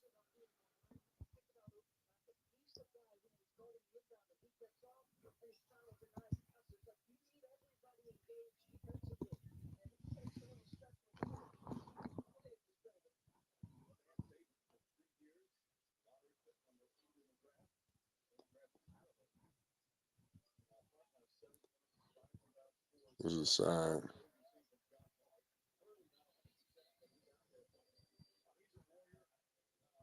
84-72. This is devastating, man. I'm disgusted with what's going on with the Knicks. I just feel like Indiana is getting everything that they want. Everything. Get it, Hardenstein. Fuck. Oh, that's a 24-second shot clock violation. No, it was on. It was in his hands. Oh, no foul.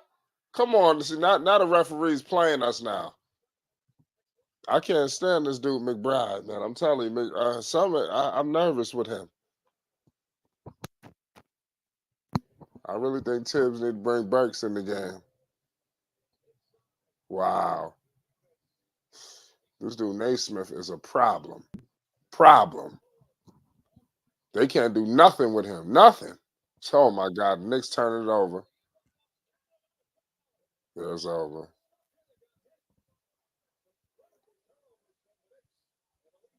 The Knicks keep turning the ball over.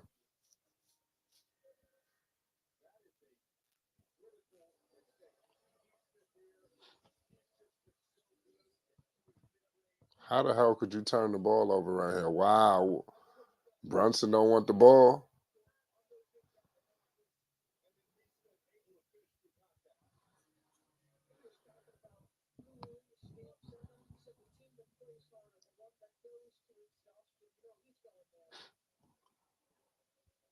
The Knicks should be ashamed of themselves, man. That is sloppy, just the way you just getting the ball and Brunson not even looking at the goddamn inbound. They keep giving the ball to McBride. This is horrible. We're done. We're done.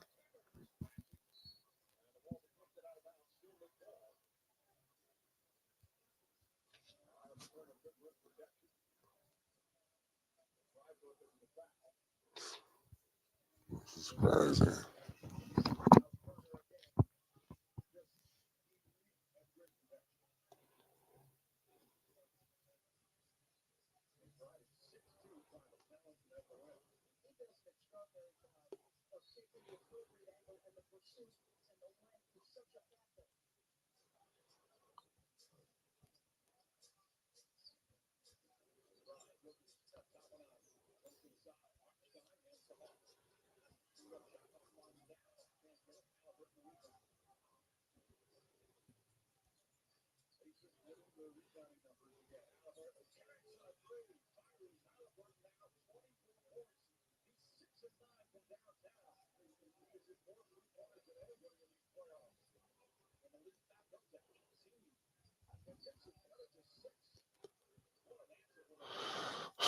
That's crazy.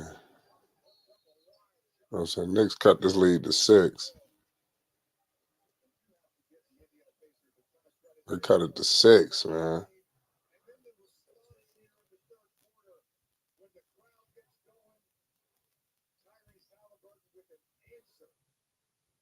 He keep getting wide open jumpers.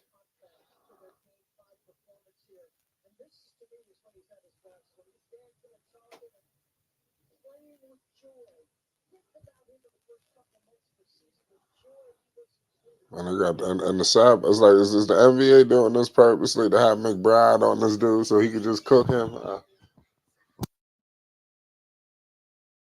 Man, we ain't in the fourth quarter yet.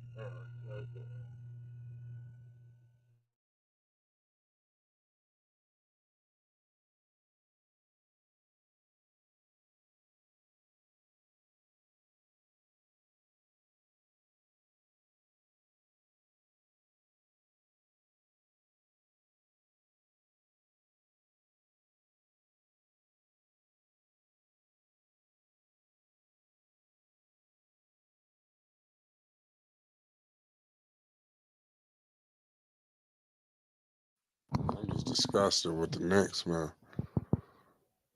Just the way they played. It's crazy.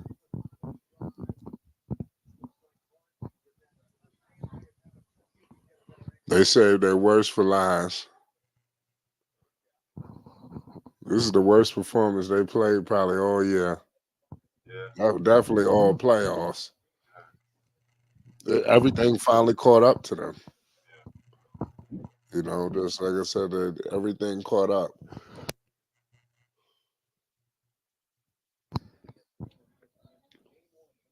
Everything just caught up to them, man.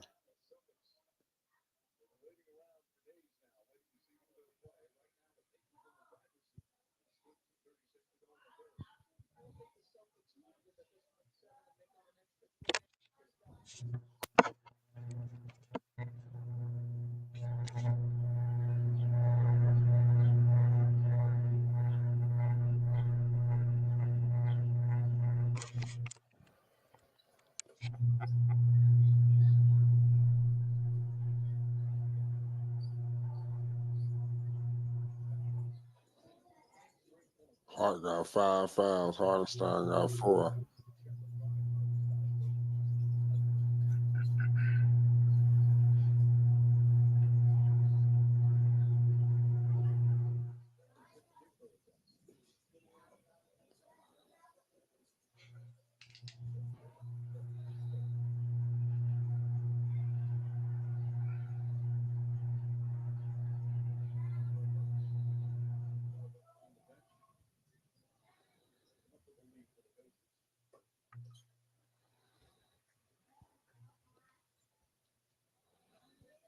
That's sad. These motherfuckers got their wish. That's crazy.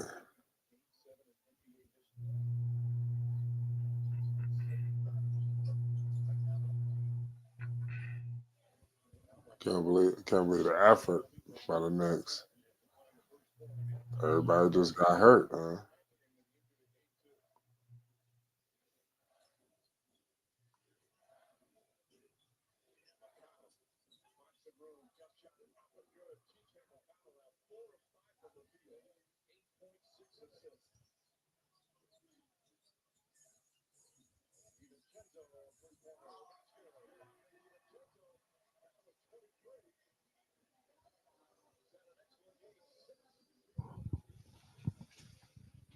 He the only one who could shoot.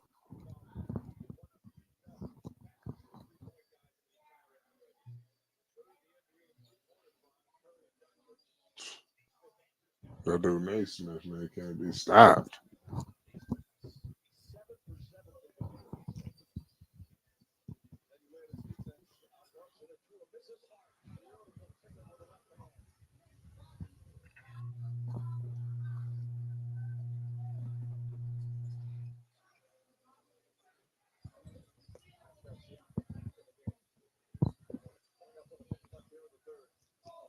This is sad.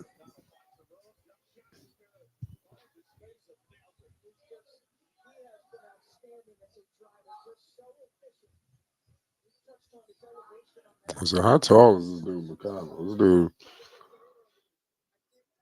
You talking about McConnell? Burks. No.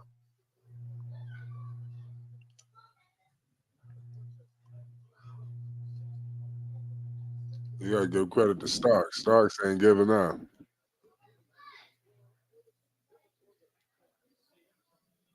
Get a stop. There we go. Go. Let's get a score right quick. Come on. Let's cut it to 12. They cut it to 6, y'all. That's what I'm saying. It's like how they what happened? Ain't saying what happened.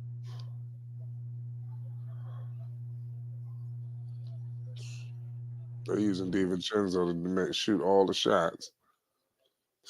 This dude, every time Naismith got the ball on top and follows.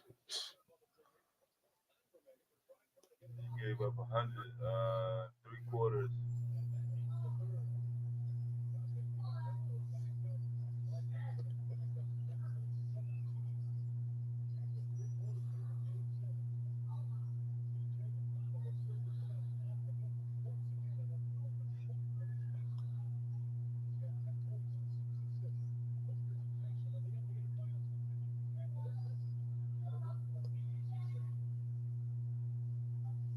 That's crazy.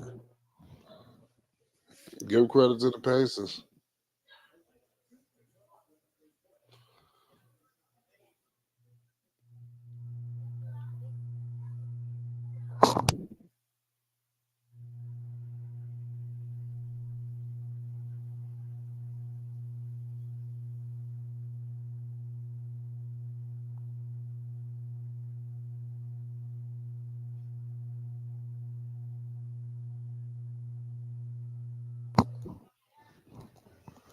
Man, give credit to the Pacers.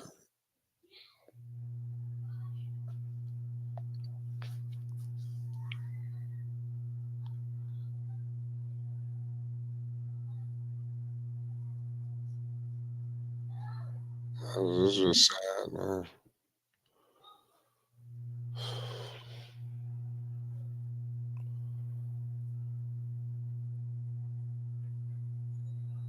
I don't know what's gonna happen. Let's see what happens how where this game ends.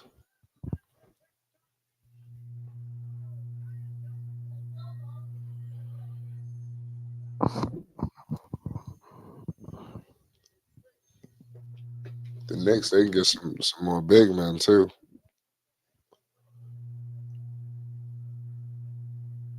Well, yeah, we know they can score. They proven that.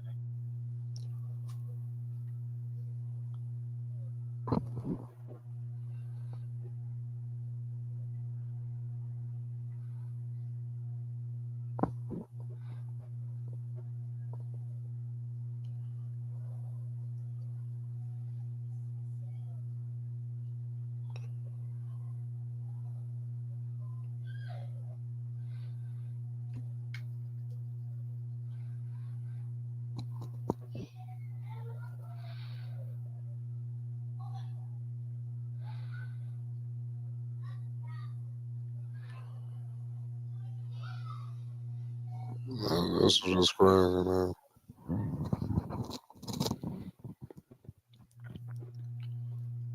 Man, they would have had to at least come out with a better effort.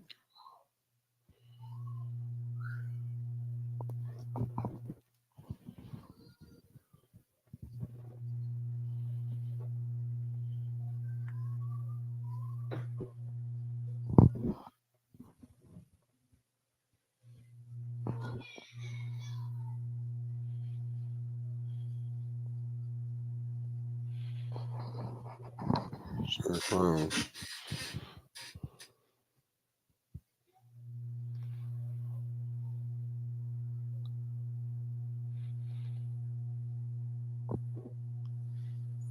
This is sad.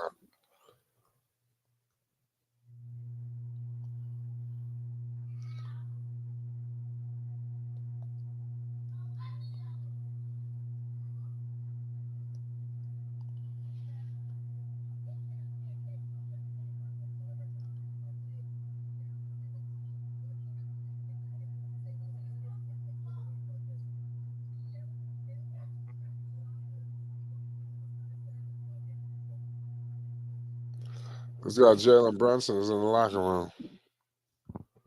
It's over. Yeah.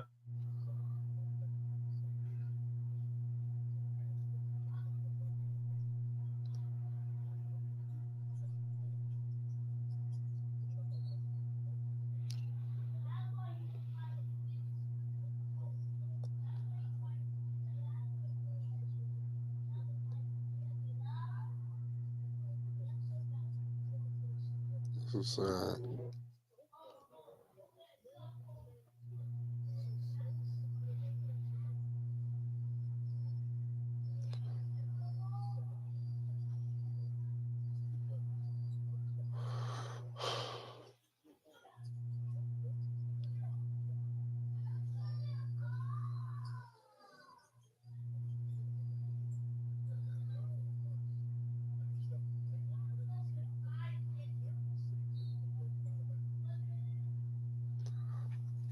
Hey, without Brunson, man, I just don't see it.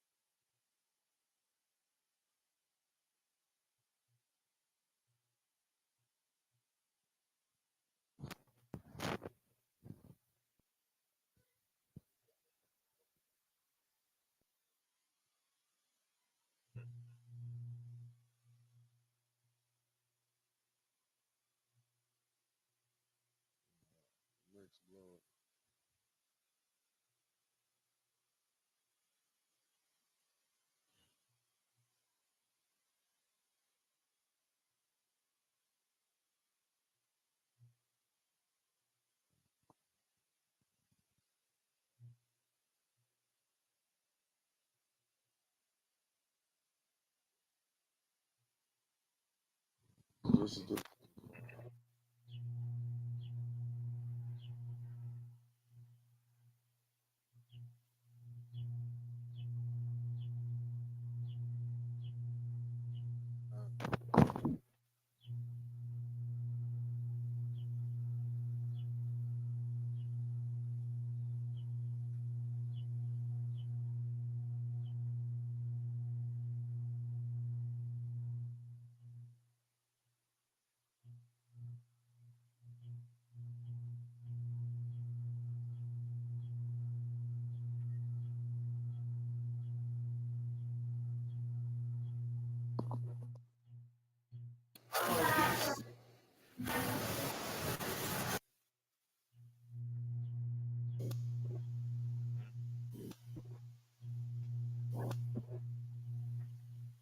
Yeah. You're gonna rest your entire season on DiVincenzo. that's what it looked like. Yeah.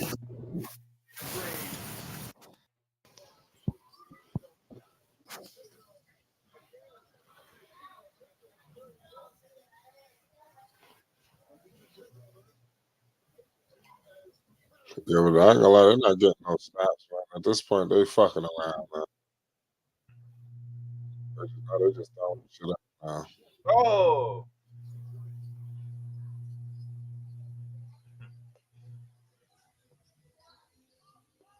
Damn, he was going. He was gonna get ready to do He the. couldn't. He couldn't even get the foul right there. That's sad. Wow, but they gave him. He was gonna go between the legs.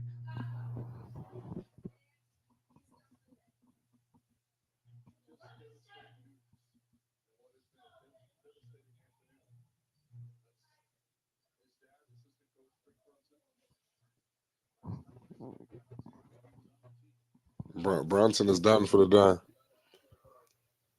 Huh.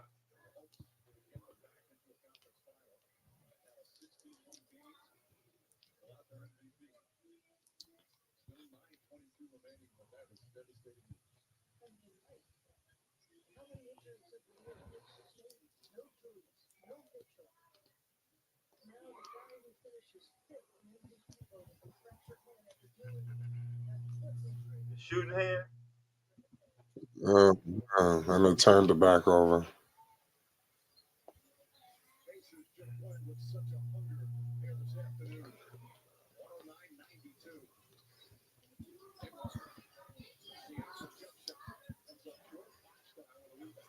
New York gonna give Brunson a pass. I mean, yeah, I mean, Brunson got hurt, man. You know, he was hurt. He just never announced it. I told you before, I think before he even went out, I said, something's not right with Brunson. He's not 100%. You know, so he never, maybe we'll hear what was going on, what he was dealing with. But every look, there's no heart ain't out there. They done. That's why the Pacers are going to the conference finals. We could give them credit. We could sit here and laugh and say they would have bet. They was not the better team. You know, the Knicks lost all their pieces. All of them. I mean, that's a lot of talent to lose, man. I'm very optimistic with the Knicks just going forward, even into next season. Their problem is health. You know, they need to make sure all of the people are there. If everybody's healthy, they're good. But the Pacers, they win today. They look like they're gonna win today. Halliburton going to the conference finals. It looks like the NBA is getting what they want. You know, they're gonna get Halliburton in the conference finals. They want to go get Edwards in the conference finals. That's a good narrative. You know, the USA basketball guys. You know, and I see what's going on. You know, but the Knicks today, man, it was just a battle of attrition. Man. They ran out. There's only so much fighting you can do. You fight. You can't fight forever. You know, at some point, it's over. That's what's happened with the Knicks, man. Give the Knicks credit.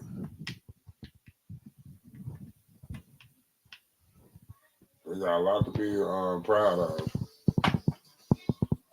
believe it or not. They got a lot to look forward to for their future. You know, they got a lot of first round picks.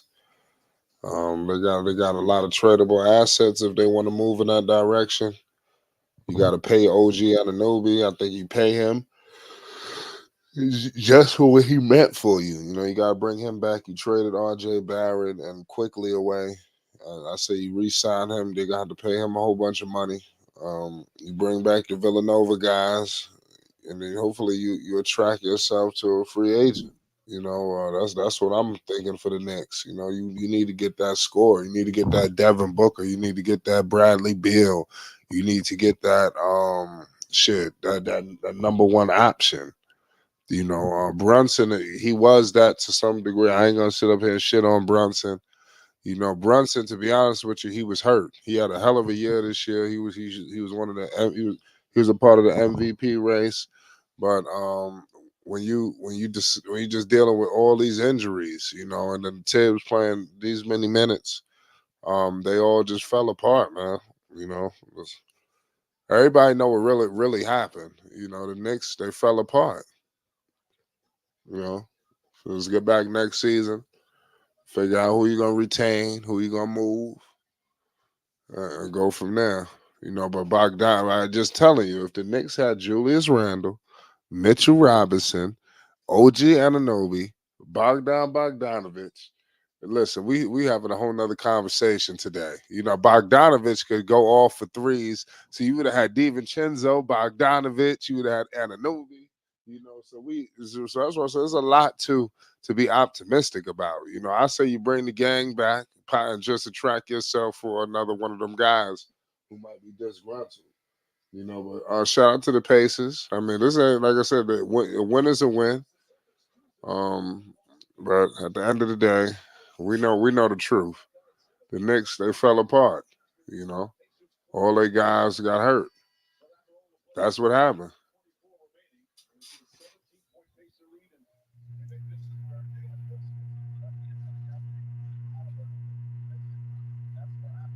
Dude, Brunson,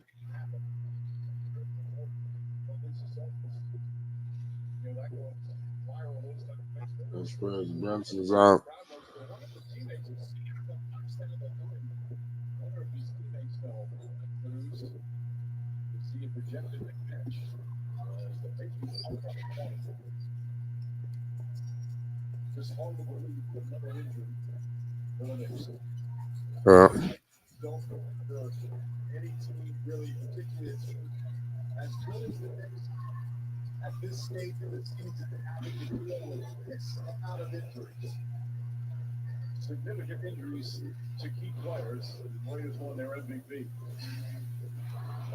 Uh, so they had a good year. Tibbs, I know he gonna get crucified, you know, but they got to do something. They got to just get the guys back, and everybody see they turn. It's over, man. It's upsetting that this happened. 70 to 77.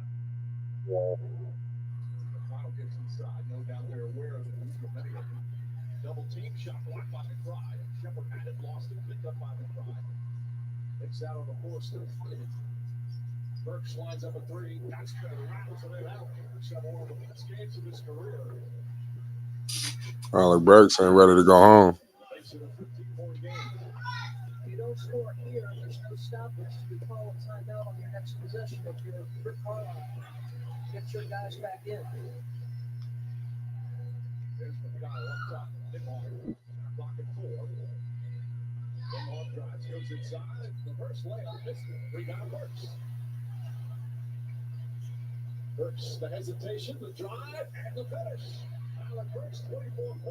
Burks doing everything.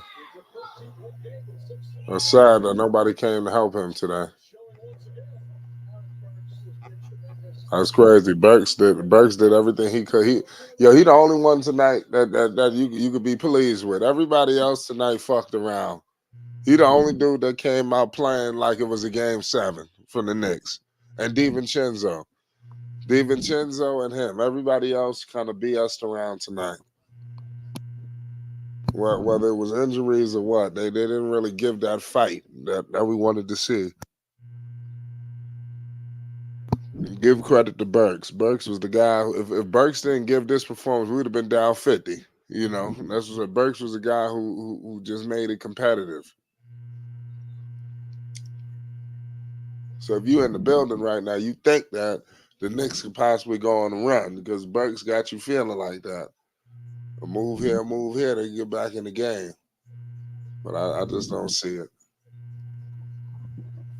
They need a lot to go right.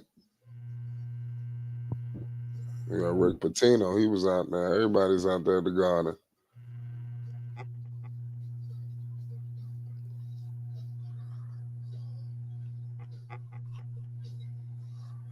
It's so crazy. You know, tonight is on TNT. I'm pretty sure they're going to have Draymond Green in the studio. Yeah. Draymond Green was coming at the Knicks. So, but it was a fluke. It was a fluke. They got all the old Knicks. You got Camby. I see Tim Thomas. All them dudes out there like that. They doing us dirty. It was good to see all the Knicks back though. I haven't got a chance to ever see all that happen. I always watch it for other teams. When other teams are winning it, all their legends come out. See the Knicks legends pop out like this and be so vocal. So this was a good year for the Knicks, man. I know that everybody's gonna say This was a failure. It was this not, but they really made some positive strides as an organization, as a team. So I mean, to be honest with you, you got to be pleased with their future. That's what I'm saying. So we could sit up here and be upset and try to crucify everybody, but it was the battle of attrition. They ran out of bodies. How many people is going to get hurt before it takes effect? People was getting hurt, and the Knicks was just surviving and kept going and kept going. You're not going to keep going every single time. Now you got Brunson out there. You're not going to be able to continue. What's happening like that? Now you got Burks. He trying. He putting on the show that maybe you might feel like he should be back around next year. They brought him back. He left the Knicks and they brought him back. So I mean, guys like DiVincenzo, I'm pretty sure they're gonna be hot commodities around the league. So if the Knicks wanted to get in the sweepstakes, one of these stars, if they request out, they could get in. Josh Hart, DiVincenzo, these people are very attractive. You put them in a deal. So the Knicks are in position with those picks. I think it's up to them at the end of the day. But this is upsetting. We got to hope that Julius could come back next year and be that guy, be that man child. Imagine if Julius was there. Julius would have been controlling that whole fucking paint. Just offensively, at least. He should have been eating on all of them dudes, all of them. So it's like that's a problem when you don't have Julius Randle. He would have canceled Pascal or Turner, one of them dudes out.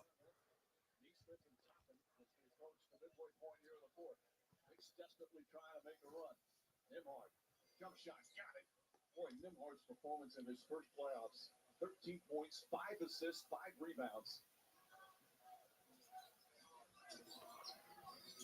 This is a sign. Alec Burks.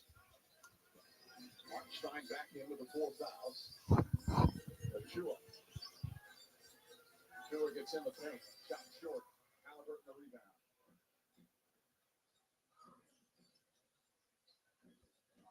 Look at these patients as Halliburton drives, finds Turner. Turner floats it up and in. After getting absolutely blown away in Game 5, This is a side for a number of these young players, their first facing elimination in their young NBA careers. A big win at home, then to come into Madison Square Garden, up 17 with 5:20 to play. Just so impressive what the Pacers are doing. DiVincenzo knocks down a 3. Tell you what, it has been an outstanding performance, though. The Knicks have struggled at times. Dante DiVincenzo and Alec Burks have been phenomenal today. Halliburton drives, lays it up and in, and a foul. Well, let's face it, the Knicks are shorthanded the whole season. That doesn't take away what the Pacers have been able to do and how well they play together. No, man, that takes away a big time for what they did. They beat a Knicks team, and the sad part is you got Tyrese running around here laughing and joking and showboating, and the whole damn Knicks team done fell apart. That's the more sickening thing of the whole situation. His character, the way he acted, that's crazy.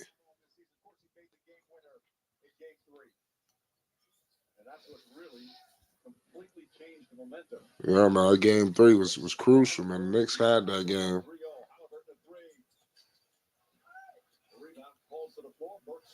Man, just keep the ball in Burks' hands. I don't give a damn if nobody else shoot tonight but Burks. He the only one that deserved to shoot. They keep giving the ball to McBride. Every time McBride get the ball, we in trouble. Burks out here drawing fouls. Just keep the ball in Burks' hands.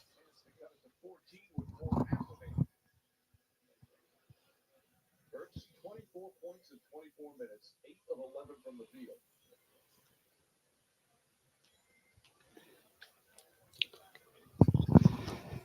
We got 118 to 102, 4:32 to go, man. This is a devastating game.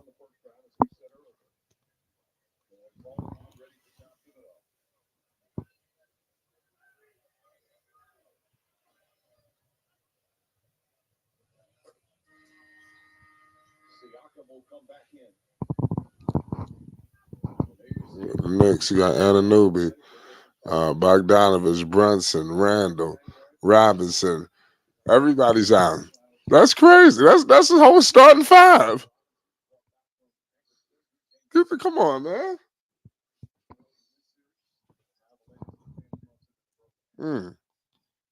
Oh, Brunson got a broken hand?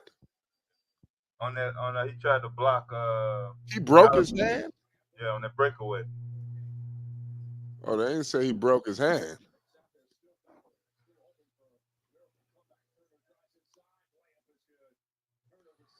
Man, ain't no miracle comeback, man. Trying to take some of that New York money and go fishing.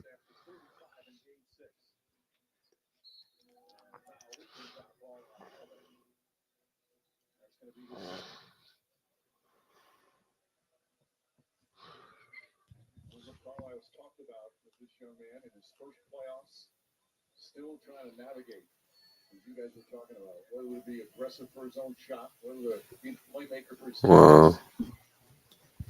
It is what it is.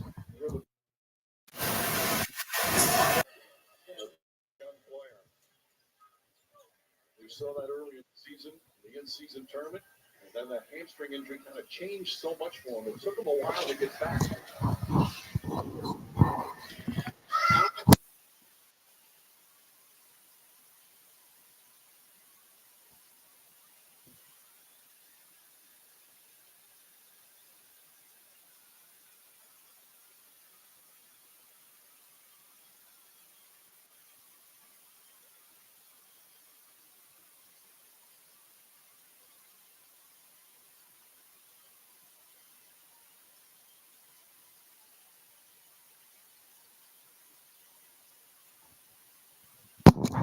Hold on, wait a second. Wow. Somehow you got a manual quickly. He went live.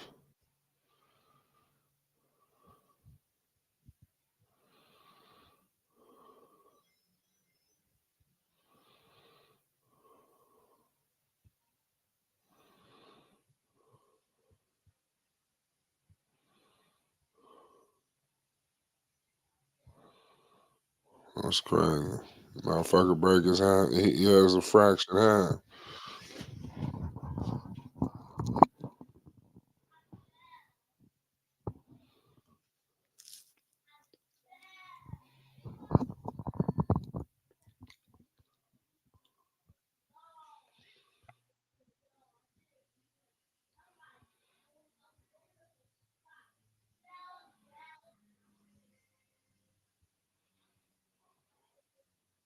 That's I'm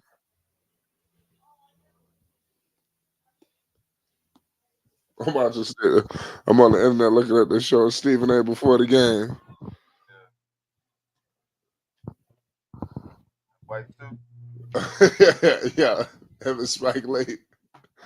I didn't see this. I'm on Instagram now looking at what people said. I'm happy they chant for the Knicks.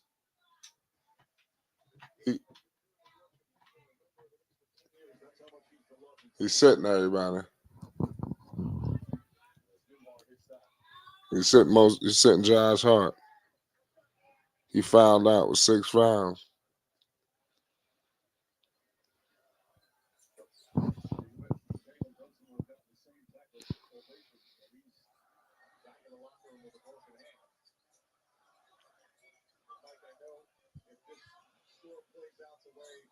It looks right now, Knicks fans will be disappointed, but I would actually argue this entire team deserves a standing ovation. Just a phenomenal season from this group. The amount of adversity, the amount of times their will was tested. They never quit. They were relentless in their pursuit. They fell in love with the process. You had guys like Dante DiVincenzo take a step forward in his career in a new role. Phenomenal season for the New York Knicks. The city fell in love with them not just because they won, but the way they won. And it's so reduced in Game 7. It's a crushing end to what really has been a magical season. They accomplished so much. Best record in 11 years, number 2 seed. And the emergence of a new star with Jalen Brunson and the supporting cast. It's just a hungry team first fight.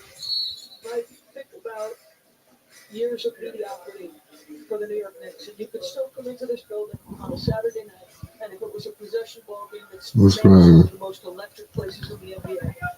For the success of this team, they made a Knick game an event in the city again.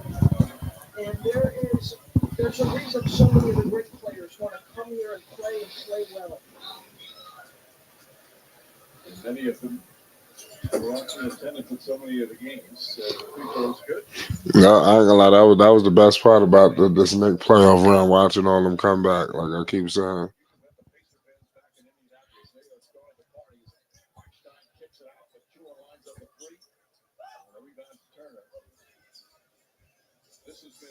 It's an inspiring comeback from the Pacers, regardless of the injury situation with the Knicks.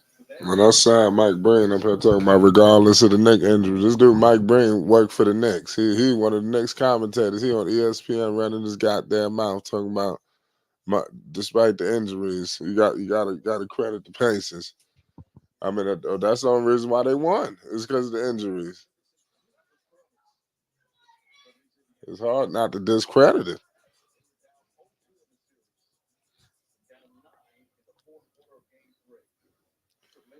It's crazy.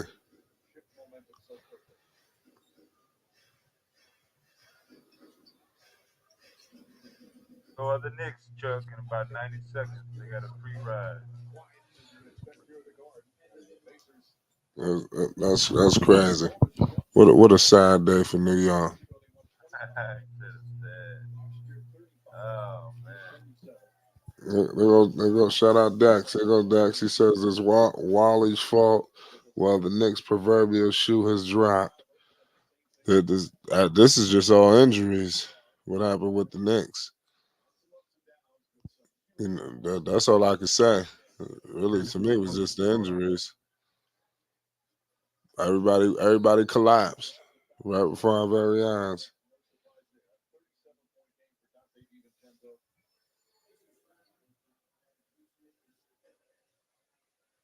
What a devastating loss.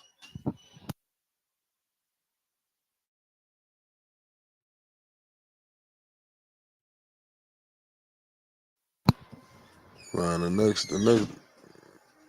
they had a good year though. They got a lot to be optimistic about. Just you can't recover from every single injury. How many injuries can you survive? But I'm happy to giving them a standing ovation. Nobody left either.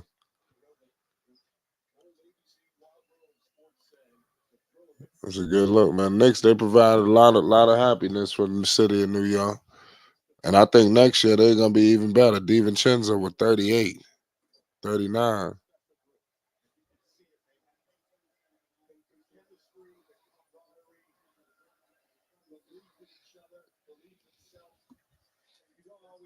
Yeah. Yeah, they had an unbelievable season, to say. I think good is as an understatement. A lot to be proud about if you're the New York Knicks. But Jalen Brunson, the hand that hurt.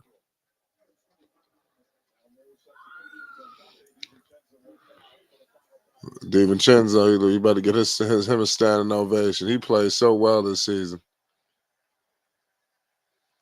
I hope they don't trade him. Yeah, Randall coming back next year is going to be very, very big. I like Julius Randle coming back. He either come back or you can trade him for a superstar. So that's why I said there's a lot of flexibility for the Knicks. They got a lot more flexibility than some of these other teams that's out there. So they got a great situation. Their future's looking good. They just got to figure out what they're gonna do with their assets. Give credit to Indiana Pacers, man. That's crazy. The whole New York City came out.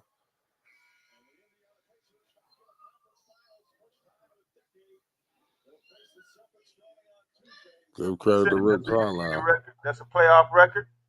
Say what? Shoot, 67% from the field. I don't know. Is that what it said on the screen? I don't remember the Bulls shooting that high in a playoff game.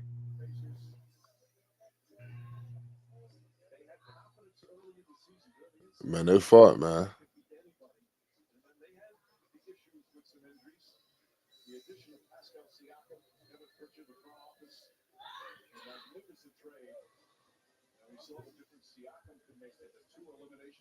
That's crazy. Spike Lee, yeah, this is Spike Lee. Like, we got to get your ass over. He talking to McConnell. He probably like, goddamn, we got to get your ass over to New York. That dude McConnell is a problem. I got to give it to him. So Halliburton, he talking to OG. It's good to see OG and Pascal. They dapping it up. OG, man, he had his whole leg wrapped up. McConnell deserved a lot of respect. He was nice. That kid, Naismith. Shout out to Lloyd Pierce too. He out there for the Pacers, the assistant coach. He's the coach in Atlanta. I think he got done a raw deal in Atlanta. They fired his ass. Like he was yesterday's news. And now you got Halliburton kissing McConnell and shit. What the hell is he talking? He whispering to McConnell's ear. Yeah, watch a dude like Reddick. Reddick trying to jump on all the waves. Halliburton 26, 10 to 17, 6 of 12, 6 assists.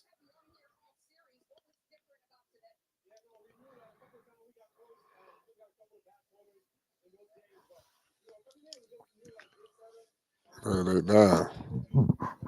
Shout out to Indy. Unbelievable. What a nasty performance. All right.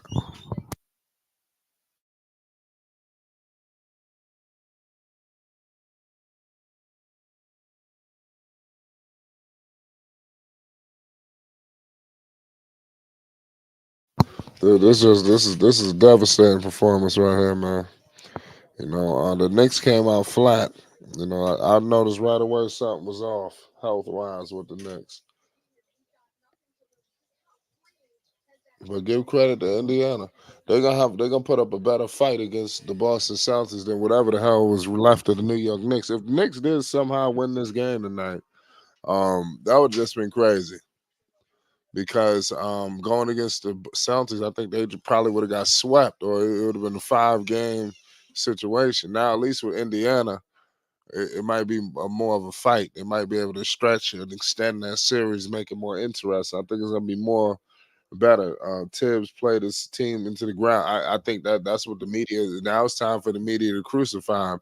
You know, a lot of things that he was still getting away with when you're winning is nobody cares. But now they lost. You're gonna go to the abdominal injury. I think all of it really showed ahead when you heard Hart go out when he was holding his stomach like that. That's crazy. That's what it looks. That's what it looks. It looks like the NBA is trying to get that Darlings in there. So, so Timberwolves, Ant-Man will show out, but more than likely. I think that's why I said the NBA. If I'm a betting man, I would just put the Minnesota Timberwolves and the Pacers in there, because that's what it looks like the NBA wants. Maybe not the finals, but at least the conference finals. So you might as well put Ant-Man in there too. Shit, they want to see him do well. So he probably gonna knock off the Nuggets. You know, I would be shocked if he roll in there, but we're gonna find. It'll probably be a better game than this. I don't think it get no worse. This game was bad. The Knicks did cut it to 6. You know, so in that third quarter, but once they cut it to 6, they didn't push the shit back to 20. I mean, so it was just messed up. It felt like they didn't get it to 6. So you might look at this game like it wasn't competitive, but the Knicks they fought, but they should have never got down 20. When they got down 15 plus 20, it's like, man, there's too much of a hole that you asking yourself to climb out of. So I mean, I'm just upset for the New York Knicks. I wish that they could have had a little better health. I think that's what they need. It's just better health. But I mean, it is what it is at the end of the day. Shout out to McConnell and these dudes. Um, Halliburton is he's a hell of a player, man. These dudes good, and he got a bad back. You know, um, so it's just messed up. Brunson and broke his damn hand. That's crazy.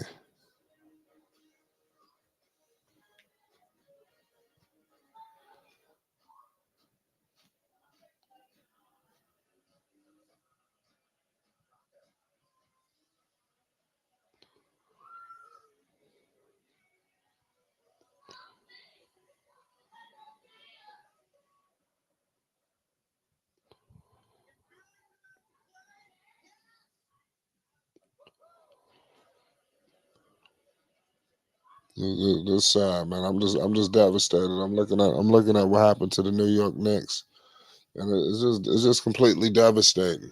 You know, the Knicks, man, they just completely fell apart, man. Jalen Brunson, you're right about that. But they fell apart health wise, and like I said, it's messed up. They got to do something offensively. I think that if everybody was there, I think they would have been good because you would have had DiVincenzo on one side, you would have had my man Bogdanovich. So the Knicks have guys that can score. So they play good. I think, like I said, next year they're gonna be solid. They inspired New York. They brought all the legends back. Like I said, it's so much better when the Knicks are winning. When the Knicks are winning, when the Knicks are just competitive. Period. It's just much better for the NBA. Now that the season is over, let's see what they do. People should want to come to the Knicks. A lot of we've heard that before, where man they look getting free agents. They're looking for free, but free agents should look at New York like, damn, what if I went over there? They should want that. And I hope that a superstar looks at the Knicks and finds them attractive and wants to do something, man. We got Dex in the building, devastating. He done rolled in there on us, for our post game, man. What the hell happened to the New York Knicks tonight? Did you come in here to clown us, or are we talking serious? Well, first of all, shout out to Flight Sports TV, the machine, the voice of the voiceless, the people's champ, the hottest in the streets. Shout out to the panel as it reaches its premium peak. Shout out to the chat and all of its cacophony spewing out of the cracks and crevices of Flight Sports Blog. And big up to everybody who's pulling up to witness this semi-historical stream powered by Flight himself. Please hit the like button. Please hit the subscribe button. And most definitely hit that notification bell so you won't miss one iota of an exuberant experience. Flight, listen, my brother.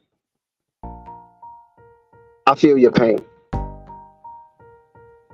And no matter what happens after today,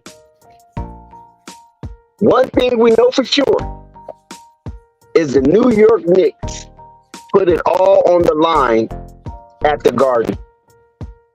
They was bereft of their superior talent, their top end players, and they all died on the court tonight. But it wasn't the type of death that you will consider it a martyrdom. It was the type of death that you considered a slaughter, a bloodbath. The New York Knicks inside Madison Square Garden, I'm talking Manhattan, lights, camera, action, neon lights, major marquees, slumped by the Indiana Pacers, aka Naptown. And Flight, any trauma that you express tonight is justified. And there will be no scorn, no backlash, all acceptance. You rolled these New York Knicks until the wheels fell off. And the wheel just happened to fall off the cart at the Mecca. Tyrese Halliburton High Tide, a.k.a. Hallie, is in the Eastern Conference Final, and it came through the corridors of Madison Square Garden. So this youthful movement, even though Bronson and Hart is a part of that youthful movement, Hartenstein and company, is taking a tremendous role in keeping the NBA afloat. They're making the NBA exciting. And so all three major markets in the NBA is out of the playoffs. And the playoff scenario moves on without Golden State, the Los Angeles Lakers, and your New York Knickerbockers. So somewhere, somehow, the NBA and its marketing machine is going to be an apparatus of supporting the youthful movement in the NBA. I'm talking Luka Doncic, Anthony Edwards, LaMelo Ball, Tyrese Halliburton. I'm talking Jalen Brunson, Josh Hart. Josh Hart has made his way into the hearts of America, and he has cemented his performances in these hot playoff games as part of the hustle man of the youthful movement in the NBA. Flight, I'm talking SGA flight. I'm talking a healthy Zion Williamson. And there's more. So the New York Knicks put on a great show.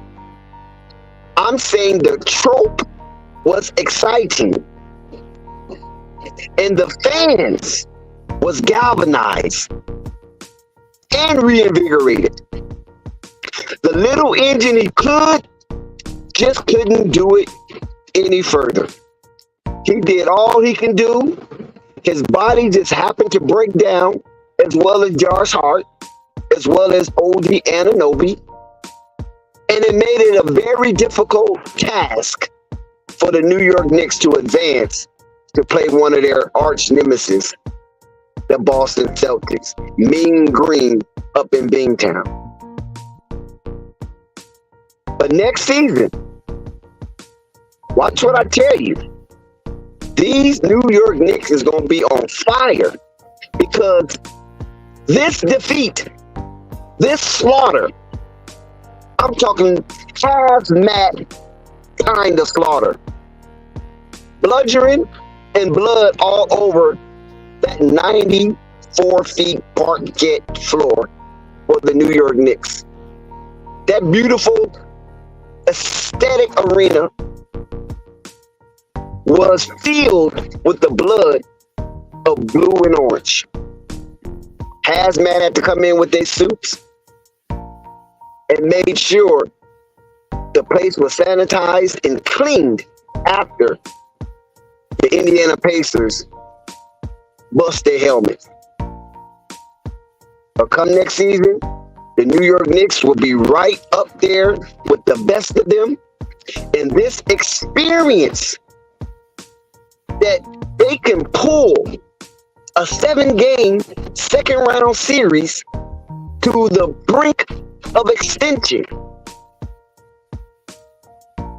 they're going to be themselves an existential threat moving forward for 24-25 season. When they come healthy, you think Julius Randle is sitting at home watching this and he is happy about what he is observing? No way, Jose. Julius Randle is pissed. He is so perturbed that he wasn't able to participate in this here lifeline of the New York Knicks. Win or go home game 7. What more could you ask for in a garden? Win or go home where the tension is high, the fans are rude, and you have an Indiana Pacer team coming in on the uptick that the New York Knicks could beat, and they don't fear. It just so happens that the bottom tier of that roster wasn't able to get it over the hump after the little engine who could, Jalen Brunson, got them to the point where they are right now. If you go down to revisionist history, the same thing to some degree happened to the Knicks before. But this was in the championship game, the NBA Finals. Charles Smith and company.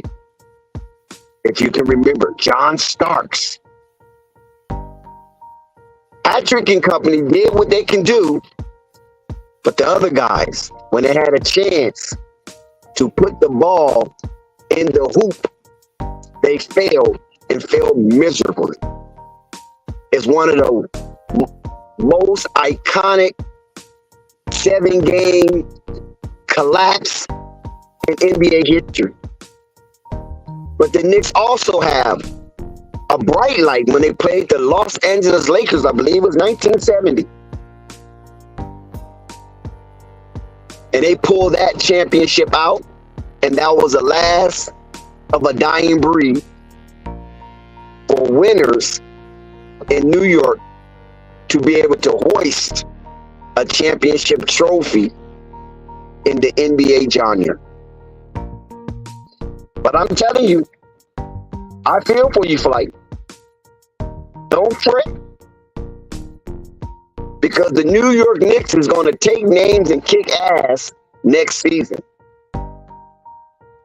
It will be a total season dedicated to the revenge of the New York Knicks because they felt shorted because they fell to a slew of injuries that befell them at an inopportune time.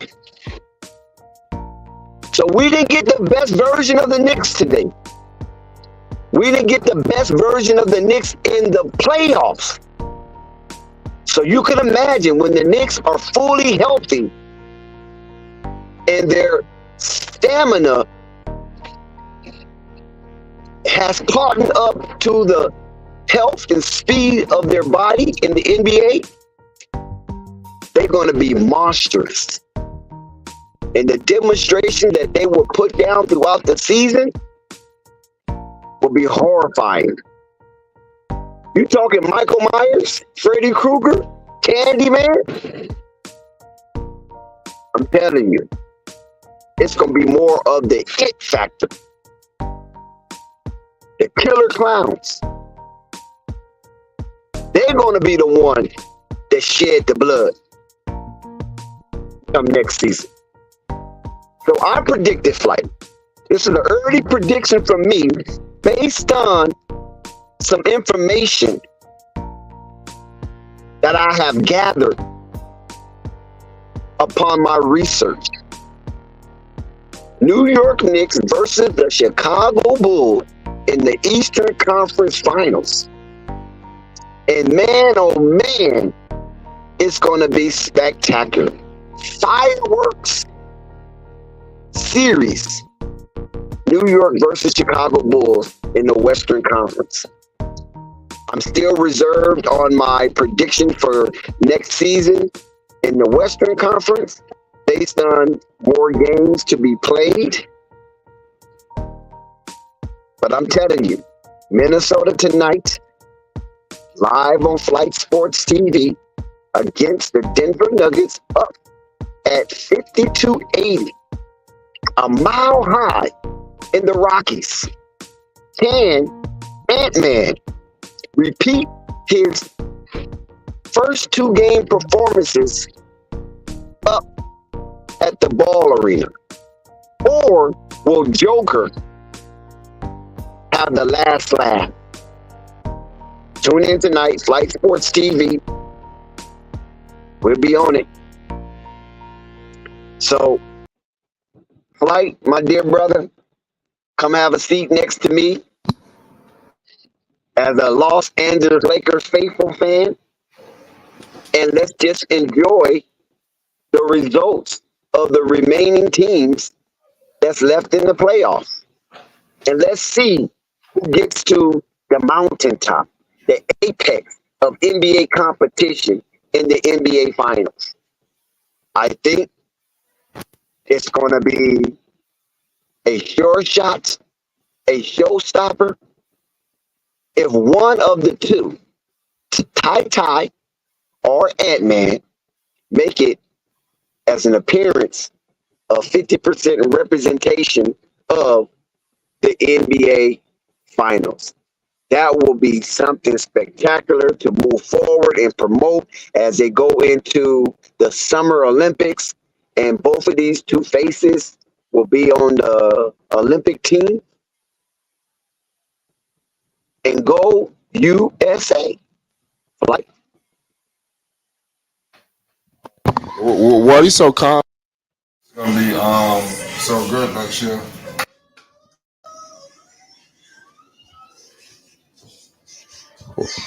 Well, I don't know if you heard me, but you sounded very confident about the New York Knicks being good next year. I just wanted to know what made you feel so confident. the reason why I feel confident about the New York Knicks next year, okay, because now they know the do's and the don'ts when it comes to playoff basketball, right? And their pecking order is so impeccable. So when Julius Randle come back next season, there will be no confusion of who's who and what's what. And if Julius Randle, as he observed the New York Knicks fall short of their goal for this year, he see the little engine who could is like that. That little dude is tough, man. I mean, he is tough as it comes, tougher than nails. He is the kind of tough that you use. I mean, the kind of tough of material you use when you're building a battleship. He is battleship steel tough. I'm telling you, Flight, that you know I don't talk like this often about no one player. But this guy is, I'm telling you, man, this guy is over the top tough. I know tough when I see tough. I grew up in a gang-infested environment. And I know weenies, and I know tough. And damn it, little engine who could is no weenie. He's so far from that. Josh Hart. I mean, and then Julius Randle, we know he don't back down. So you got those three right there. And then you throw in McBride if he stays, because I think somebody's going to try to pry him away from the Knicks. You got these players that are tough, and not only they're tough, they perform. They're not no Patrick Beverly tough. They're not no P.J. Tucker tough. They ain't no Grant Williams tough. They ain't no Bobby Portis tough. Ooh. These guys are tough, and they perform within their toughness. That's why I feel so strong about the prosperity of the New York Knicks moving forward. Because most of the NBA don't have that toughness. And especially that many guys on one squad going for a purpose and an aim collectively. That's why, from what I see and from what I have experienced from plus 50 years on this blue marble, that is tough. And every time I see Jalen Brunson out here performing, whether they're up or whether they're down, that dude is maneuvering in shark infested waters. And guess who is the shark? That's why, Flight. That's why. Devastating. You're You're not sold on I know you was looking for. huh? Oh yeah. I seen it. I heard it. You're not sold on Randall though. I like Randall. I think that you either keep him or trade him. But I ain't gonna lie, with this team, I think you bring everybody back. If you can't get a superstar, you only trade in Randall. He's gonna be used as a centerpiece. Believe it or not, they went all the way to the conference finals without him in the postseason. So they've shown that they can do something without him, even if they were to trade him. But it's hard to explain. I'm just used to Randall fucking up in the postseason. Uh, but I think next year, bring everybody back. I'm more want to see Bogdanovich. I think he was a big loss. OG, because DiVincenzo was the only dude who could hit threes. I thought that was a big problem. I could only imagine they're gonna have Bogdanovich on the other side. He's a not guy who could put up 30 plus. So they lost a lot. And I know that Halliburton's gonna receive all the praise, but if the Knicks had all of their pieces, I think they beat this team in 5 or 6 games. What do you think? Yeah. If they was 100% healthy. Yeah, for right now, yeah. If everything stayed the same for right now.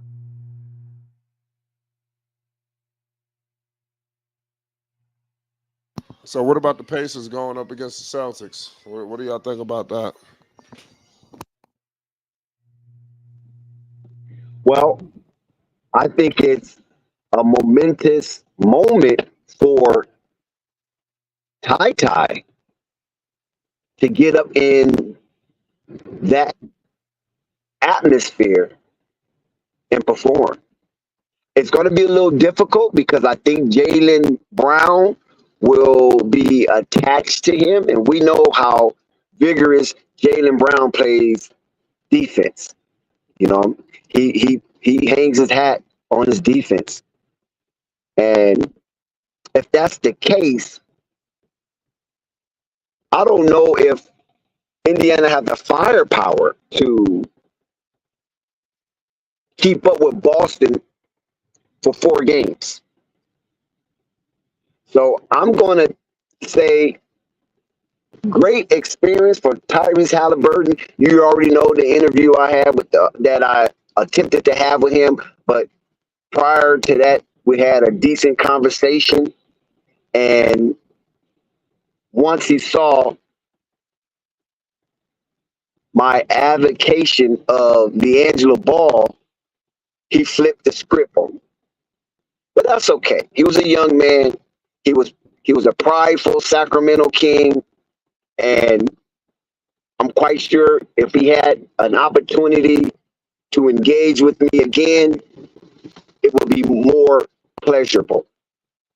So I'm not holding any grudge against this young talented player who is very cerebral. I don't think he get enough credit for his smartness and able to adjust and not force anything. Whether he win or lose in that episode, he knows when it's not his night. And that is good because a lot of players out here don't know when it's not their night. And it can ruin confidence and camaraderie and chemistry within a game plan. So listen, like shout out and big ups to Tyrese Halliburton for not slumping, for not collapsing, and not falling off the precipice of a game 7 hype inside the mecca of them all, Madison Square Garden.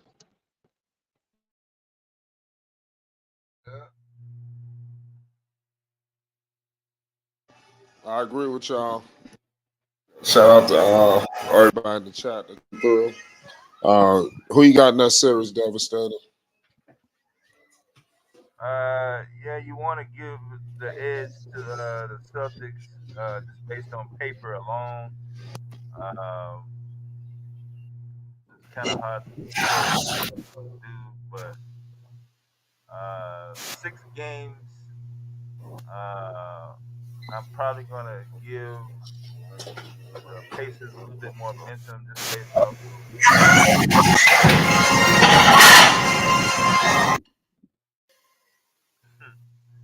just based off the way they putting up.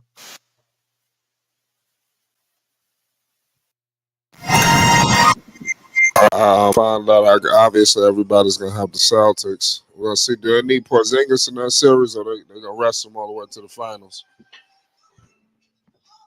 What y'all think about the Porzingis? I ain't heard shit about him. That's no. You think Turner? They're gonna need him for Turner?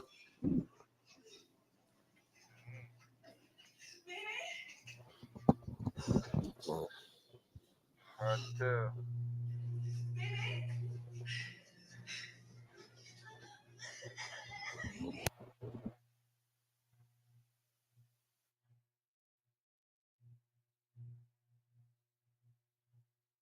Yeah, but it's easy. You can go another 7 games now. But what you say about the 7 game? it can easily go another 7 games. Well, let's see. Series start Tuesday. Better be on the lookout. Should be I another think, big series. to be honest, not to be overcritical, I'm rocking with the Pacers. I want to see the Pacers back into the finals. They haven't been there since 2000, right? So I want to see the Pacers back in the finals with this group of guys soldiering, trying to win their first and ever NBA title. I don't want Boston to win. I'm a Laker fan. Damn Boston. Get them out of there. Don't let them get 18. Please, Pacers. Don't let them get 18. So I'm hoping the Pacer will be the hurdle that Boston can't hop over. I'm hoping the Pacers be the impediment that Boston can't overcome. I'm hoping flight. Oh my God, I know they beat you guys, but I'm hoping the Pacers be the lion that lies in the middle of the street and ready to devour whoever come nearest him. This is what I'm hoping. I do not want to see Boston with an opportunity to get 18 again. Thank you, Golden State, for preventing that. So I'm hoping the Pacers can rip out a page of the Golden State Warriors and put a whooping on the helmet of the Boston Celtics. I do not want to see them get 18 before the Los Angeles Lakers. That's just me being honest. I got to keep it a whole thing. I got to keep it a buck. I got to keep it 100, 1,000. I got to keep it a whole thing. I do not want to see Boston advancing and having me bite my fingernails for them in their pursuit of 18 before the Los Angeles Lakers. So I'm riding with the Pacers. And if the Pacers can't do it, I'm going to jump bandwagons and ride to whoever they meet from the Western Conference.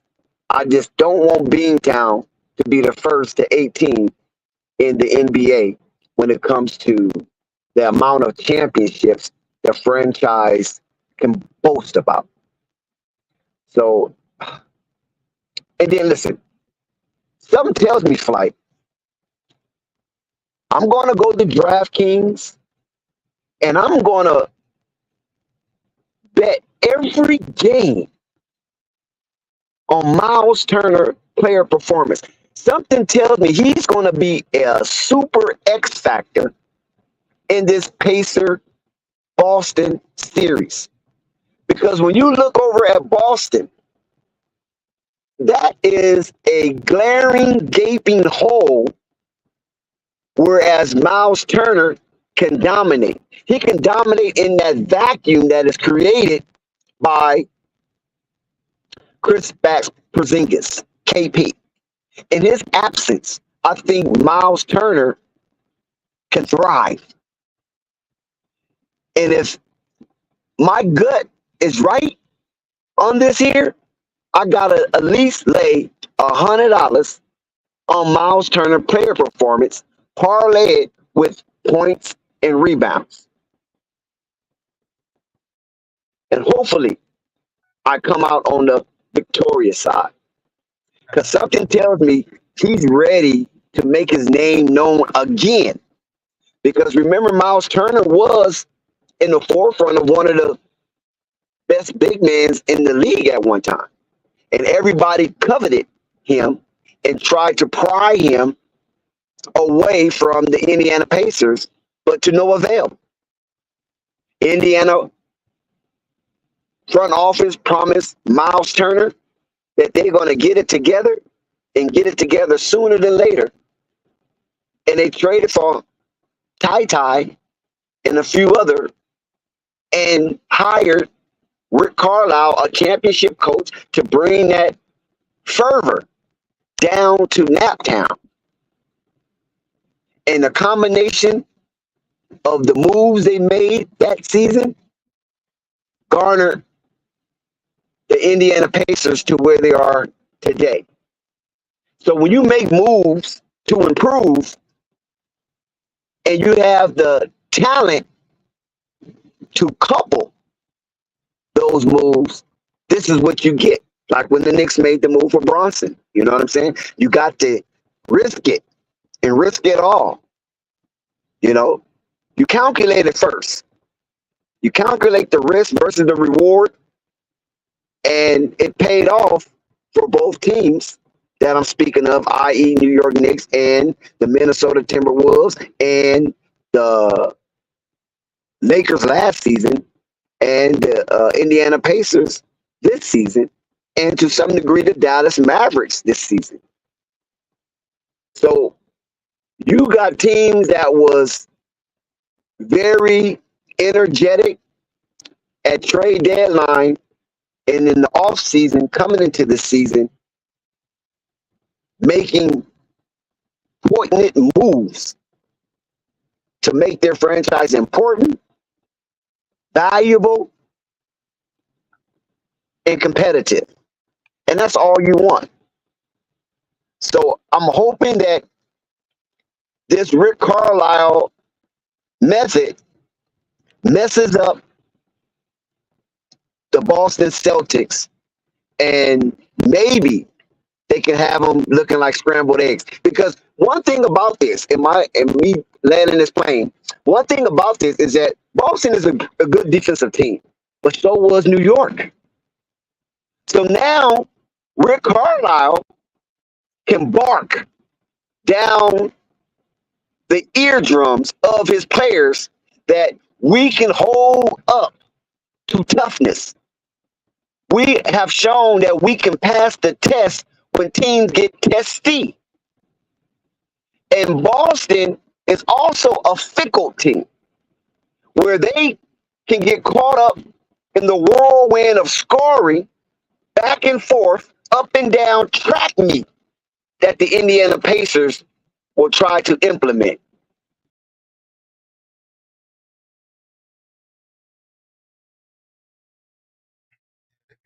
Comes out of a game now. Seen that collapse more than once. All go. We know Indiana is all go, right? Go, go. And they had the fastest pace in the league this season. And they ran into a brick wall against the New York Knicks, but somehow they availed. They climbed that wall. They wasn't Humpty Dumpty fight. You know what I'm saying? Indiana wasn't Humpty Dumpty like a lot of people thought they were. So I'm hoping that Indiana can get Boston into a whirlwind atmosphere track meet. And that's where Indiana is the best in the NBA. And that's where it propelled them to get to where they are right now, Flight.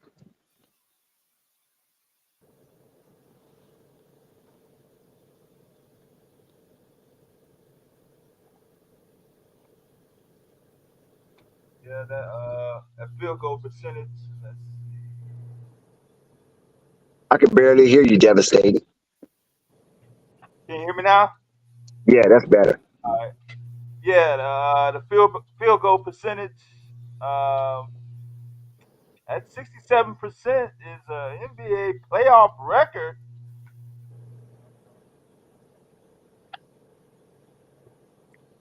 It's So the who, Knicks. Indiana? Yeah. Shout out to No Panic. It been MIA for like a year, but shout out to No Panic. It was a year. I'm 53 about to out of say it was a year. 79. Yeah. But that's the Knicks you talking about, man. The Knicks ain't trying to do nothing with themselves. They just trying to look decent enough for their fans. That's all their fans care about. You don't hear no other fan base. Whoa! No Panic come in with a bombshell. No Yeah, Panic, are because you telling me I the cannot Knicks are a stand Knicks. farce? The Knicks. When I look at the Knicks, what I see is the same thing I see in OKC. But the difference between them and OKC is they got Chet. Like you ain't they got defenders around SGA or whatever, but they got Chet in the middle. You look at the Knicks, they the same type of team, a bunch of dogs, and you got that one score. As good as much as people like Josh Hart, I like Josh Hart too, but Josh Hart ain't really giving you nothing other than being a utility player. No way, No Panic. What are you looking at? Josh Hart was a superstar in these playoffs until he had an abdominal strain. You look at it and say superstar. I look at it like he's been playing hard. Oh, No Panic, no way, bro. I mean, Josh I Hart. like Josh Hart game. Like I ain't trying to knock Josh Hart at all. But I just listen, saying No Panic. Josh Hart name was on the front page in the sports section of the New York Times, the New York Post.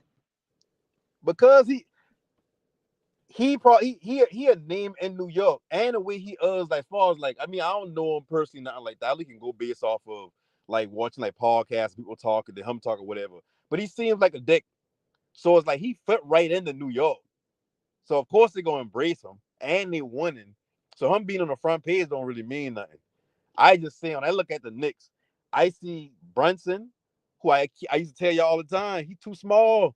I don't care what nobody say. He can put 50 points up, but I guarantee giving up 55. Okay, what about when they get healthy? OG comes back healthy. Julius Randle comes back healthy. And y'all saw How what do OG you did don't last see week. the Knicks being better? The if the Knicks been 100% healthy, you know what happened? They would have won the close game tonight and then go into Boston and get sweep, or at least a gentleman sweep. Oh The man. next, the next one. Remember how Denver been a couple years ago when they always had like the top seed when they get the playoffs, they out in the first and second round. Some teams built for the regular season, like they'll dominate the regular season, but when they get to the postseason, they play teams You that's mean built for the Utah? postseason. You mean Huh? Utah? Not Denver, Utah, right? No, Denver used to do it too. Denver been a complete team. They had Jokic and they had a bunch of dogs napping out early with Jamal Murray. And even I before think the last time they was number one prior to 2020 was 2020 in that bubble season. I think Denver was the number one seed in that bubble season, if I'm not mistaken. yeah, But it like outside of it don't that, even matter if it was they had one some. or two. I just Yeah, saying like look outside of that, No Panic. They had a lot of injuries since then, and Denver, and this is why Jokic was MVP in back-to-back seasons because he had a bunch of remnants, but he didn't have the guys that got him to the Western Conference Finals in Orlando. So I don't know if that's the case with Denver because they had a lot of injuries. You know what I mean? no, but Now Utah's a whole different story. no, listen, Utah the same thing too now, but Denver been the same way. Denver had a complete team. As long as we know teams like Denver, teams like Indianapolis, a couple of years ago, teams like Utah, they always got this complete team of like damn near no name players that just play up to a certain level and do their role. So they always be good. But when you get in the playoff, like OKC this year, OKC had been the number one seed in the playoffs. And I watched this entire Dallas OKC series because I root for Dallas. I don't pick Dallas that last 2 years, not last 2 years. I picked them this year to win the finals, and then I picked Kyrie them boy when he was the Nets. But that's a whole other story. But so I watching again. The series ain't as close as you would think. It going 6 games, but the series ain't even close. It only looked like that.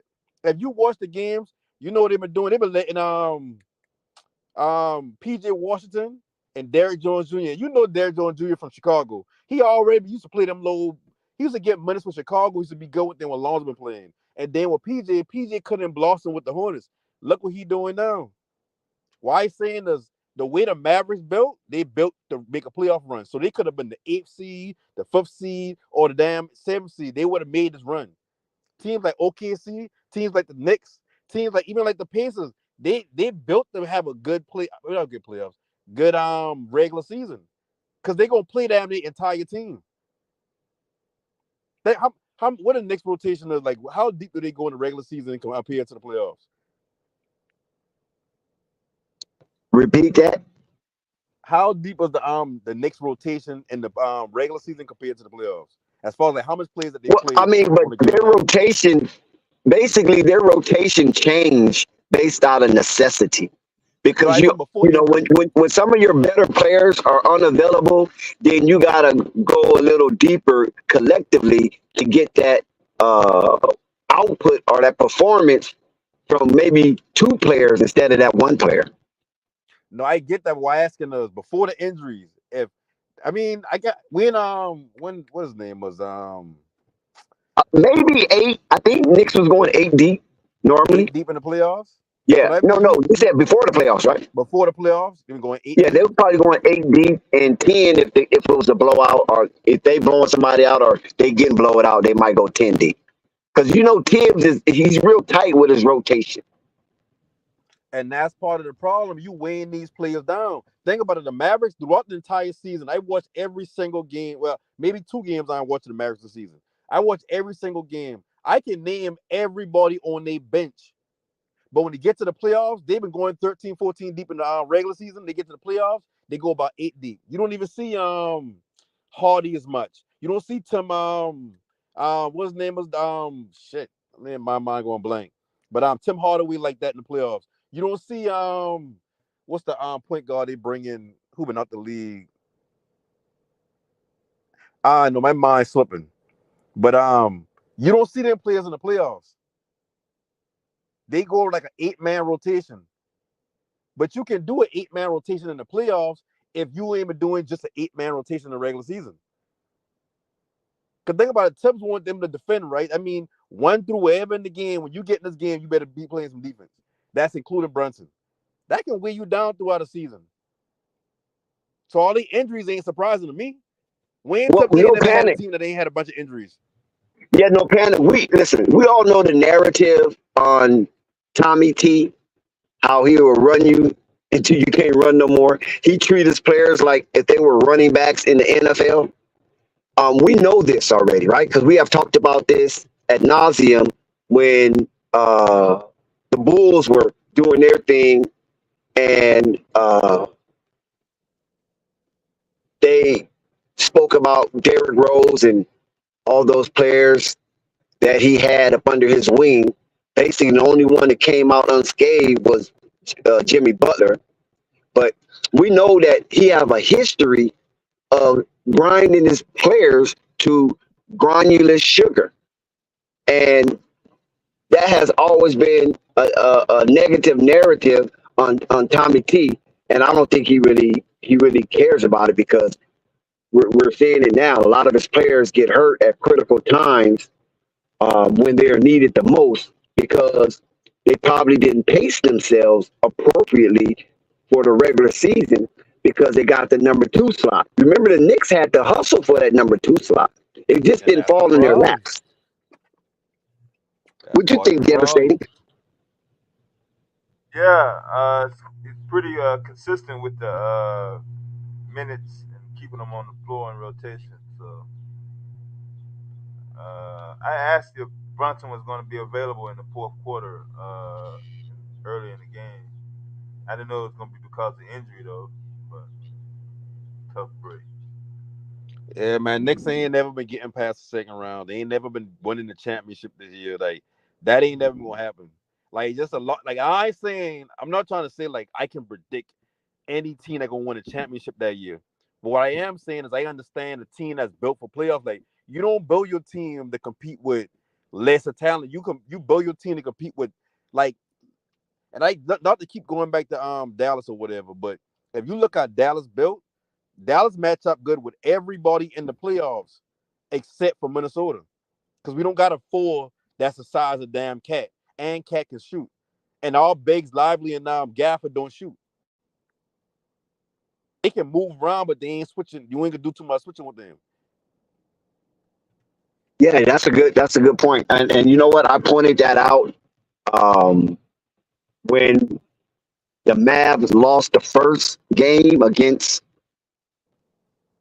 the Cardiac Kids, the boys from the Red Clay, and a lot of people was kind of hyper about SGA being able to take down such a talented and well orchestrated squad like the Dallas Mavericks.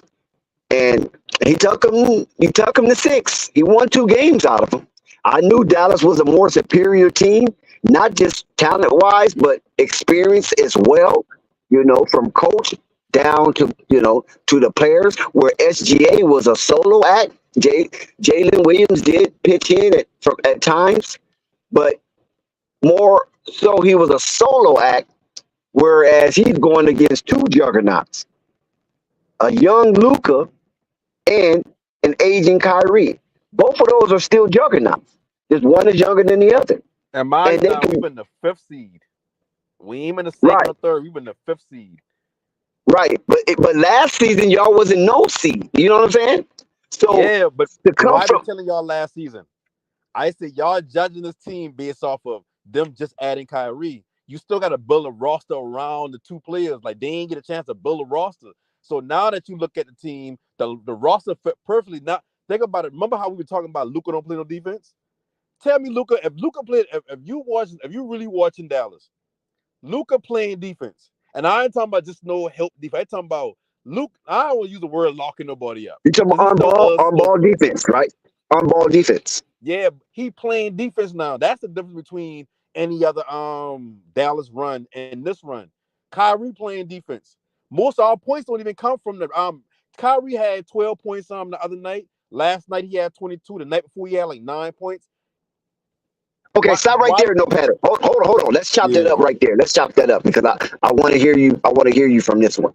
Now, do you think Kyrie was playing possum when he wasn't scoring as much in that series to save himself for the later series matchup, the Western Conference Finals, or even the NBA Finals? I'll say this.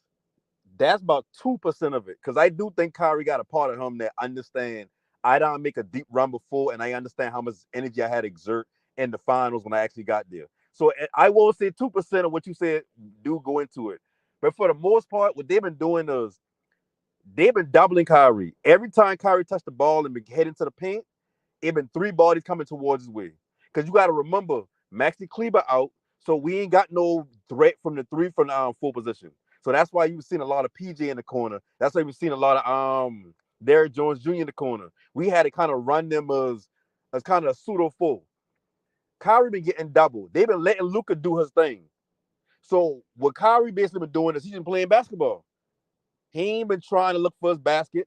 And if you look at them the entire season, the entire game plan is we're gonna let Luka cook the first quarter, and maybe they'll take that break, come back in the second half of the second quarter. You might get Kyrie might start doing low something, but they usually say Kyrie for that 3rd, 4th quarter when they need a run. The Mavericks just trying to keep you close because we know at the end of the day, who in this league can go bucket for bucket with Kyrie? Who in this league can go bucket for bucket with Luka? Now you got to go bucket for bucket for 2 players like that. Well, but Luka is showing that it's not too many that can keep up with him across the board, scoring, rebounds, as well as assists. But Kyrie hasn't really shown that version of Kyrie. And this is why I asked you that question, because when you look at Kyrie history, when he go all out for a long period of time, he ends up injured.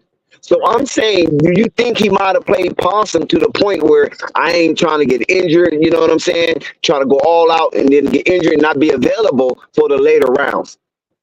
Yeah, I think it's 2% of that. I don't think he's worrying about the injury. And I can't speak for him. I just said I don't think he's worrying about injuries because injuries happen. I think he's more so trying to keep that energy for whenever he need to go off for 40. Not saying that he be.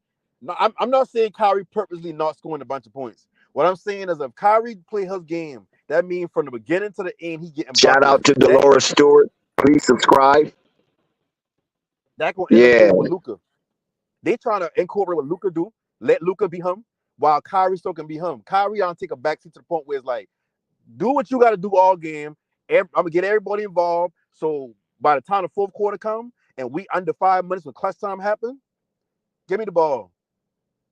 And like So I you said, don't think, you don't think Kyrie no, is go ahead. burnt out. That's what I'm saying, because there are some No, narratives out there that Kyrie's burnt out. He done played a lot of basketball. He done played a lot of extended season basketball, and he is slowing down. And he could be burnt out. if you look at these games and I talking about both series when we been playing the Clippers or we playing OKC. If you look at what Kyrie doing, Kyrie playing basketball. He ain't that dude right now. Kyrie ain't that guy where it's like, I the best player on the team, I the best scorer on the team, so put the ball in my hands and let me take him there the entire game. He's just playing basketball. Like, you ever going out in the court, play 5-on-5, and you play with this one player that like shit, he seemed to make all the right players, but he don't really do too much trying to score. He just setting other people up. But then when y'all need a bucket, it's like, damn, this guy getting who? Why he been doing that all game? That's what Kyrie doing. So I don't think it's more so playing coy or nothing like that. I think he just taking what the defense giving him. And like I said, Kyrie can go left or right, but whenever he go left or right, if his foot touch that paint, there's three bodies coming towards him. The Thunder basically said, you're gonna have to show us that PJ Washington stand on business every game like this. You're gonna have to show us Derrick Jones Jr. stand on business every game like this. You're gonna have to bring some more people off the bench. Luka, you can get your 30, 10, and 10. We ain't care. Kyrie, we not letting you get 25 points because that's all Kyrie really put in, like 24, 25 points, and he give you a steady hand down the stretch. So outside of Now that, you, like OKC played the perfect. Like they played to where they can beat the Mavericks, but nobody expected PJ to go off from three like that. Nobody expected Derrick Jones Jr. put up 27 one game, come back the next right game, put up 22. now, no panic. You mentioned PJ Washington, aka PJ from the runway. How do Stand you on feel business. about the transition of PJ Washington in the Dallas Mavericks uniform? Man, listen, I've been talking about this last night. I don't usually feel proud of certain things or whatever like that as far as NBA players, I should say. But I've been proud of PJ because I remember watching him in Charlotte. Remember all these times we sit on the Zion panel and we've been dogging, but I know I've been dogging PJ out because I've been saying he don't know what his role is. He's a tweener. It's like he don't contribute to winning. But looking, and then he had all the things with people talking about his baby mama and all that. So he been getting clowned in Charlotte. And to see him now is like I look at him like a real NBA player now.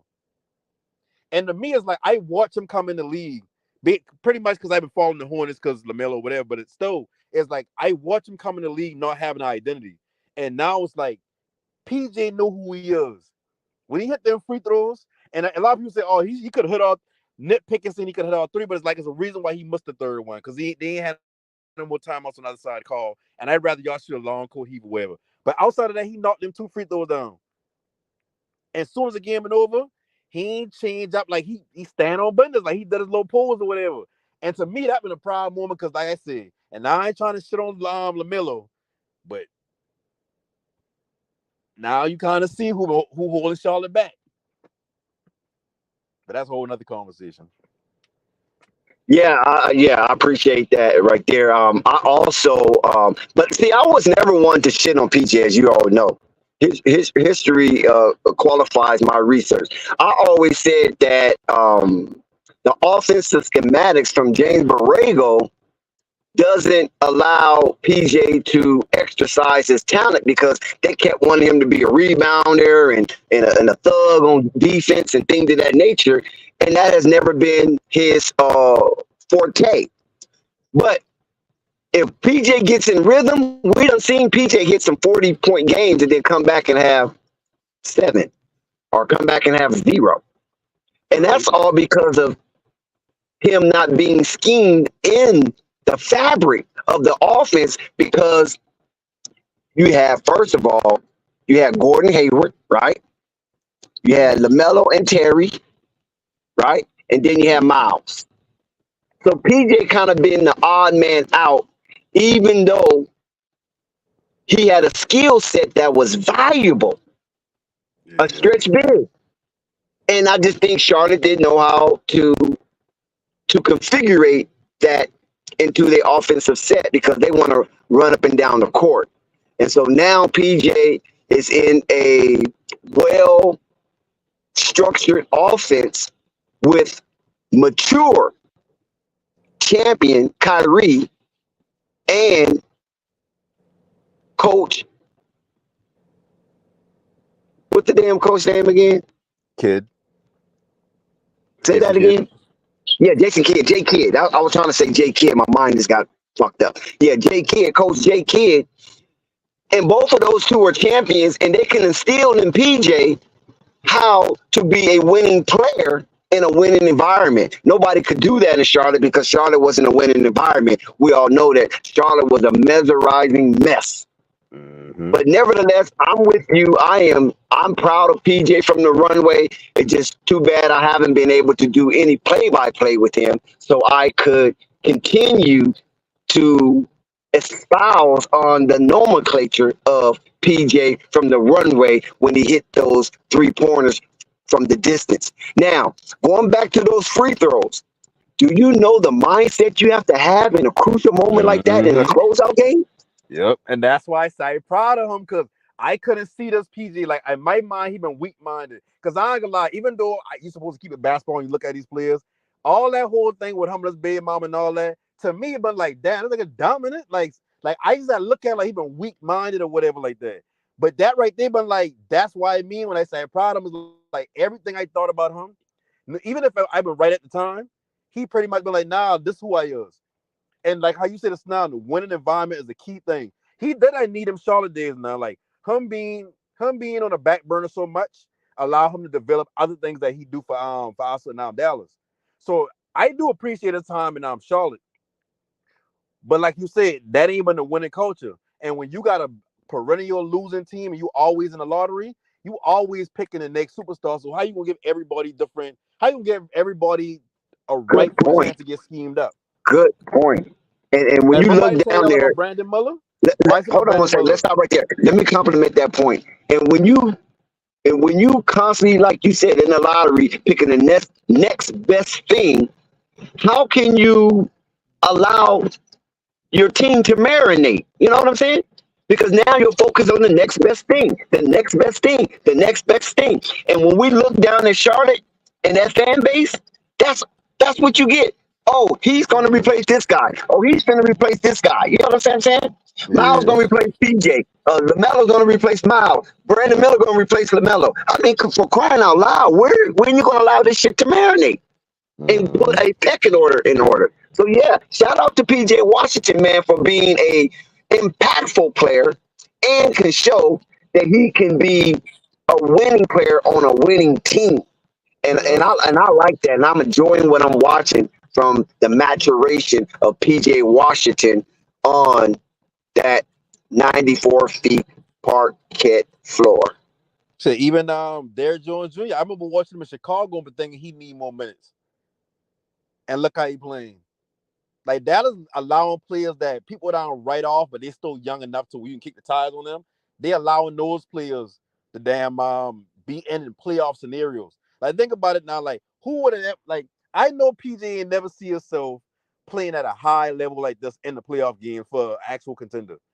While even playing in Charlotte. So if he ain't that reaches maturity, if he ain't that reaches potential in Charlotte, it's like, do I knock him for that? Because if I playing for a team that, or another thing about Borrego, I've been the only one that been defended the Borrego, and guess who in the coaching candidacy for Borrego services? I know the LA Lakers. I know exactly, but that's why that go back to what I've been saying about teams that's built for the playoff versus team built for regular season. That's how I look at Borrego. Borrego will be good for y'all, but I think he's more of a developmental coach. I think he'll help develop y'all younger talent, but if y'all keeping LeBron, like I just can't see that mix. Like I just can't see that. But Borrego's a good coach. I think LeBron needs to be player coach. That's what I think. Damn JJ Redick. Damn any Sam Cassell and all that. That's not going to work in LA. LeBron is so huge. So you got to understand. I'm boots on the ground. LeBron is so freaking huge in LA. Even his kids, right, in LA, is that he got to be player coach because Yeah. you're gonna continuously to walk on eggshells coaching LeBron, and that intrepidation can cause you to lose concentration where you're not focused on some of the other talent that's on the team outside of LeBron and AD. You know what I'm saying? And that can hurt because those guys need their confidence boosting as well, and they need to feel comfortable when they're on the floor. So I don't know what the Lakers could do if you're not going to bring a Laker icon or legend. Then LeBron just needs to be player coach and call it a day. Okay, you know what I'm saying? Bill Russell, KC Jones. You know, let's just do it like that. What's his Lenny Wilkins? You know what I mean? Let's just be player coach and let it ride out and see what it do. And Now, to be honest, that's exactly what you got to do with LeBron. Because I don't like how LeBron treating the Lakers. And I ain't got no sympathy for Lakers trying to make it seem like, it's my team and not like that. But my sympathy go out to them because they in the fuck up position. It's either draft my son with the second round pick instead of packaging that with something else to get somebody, or me as LeBron James leaving. So now you got to capitulate with the player. So now you got to bring another coach in. And when that don't work out, you got to fire that coach. So let LeBron coach the team, bring in the assistant coach who good with timeout, who good with strategy and stuff like that, and let LeBron coach the team.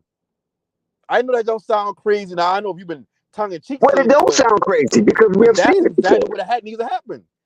Yeah, it ain't like it's the first time in history. We've seen it plenty of time. We've seen it in the old days. We've seen it in the 80s, and now we can see it in the 2000s, 2020s. So it's not like it's a precedent. No, we have seen player coaches before throughout the NBA. It's no big deal, and especially in the ABA. So it's not really a big deal, but it's just the dynamic of the personality of LeBron James.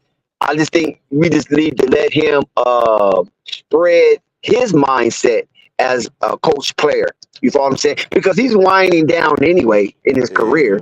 So you know what I mean? So he can, pace himself and be player coach. No big deal. But look, you mentioned Daniel Gafford. Let's go back to the Mavericks. You mentioned Daniel Gafford. Now, how surprised you are with Daniel Gafford coming from a bottomless tier team, Washington Wizards? You know what I'm saying? They bottom feeders for real.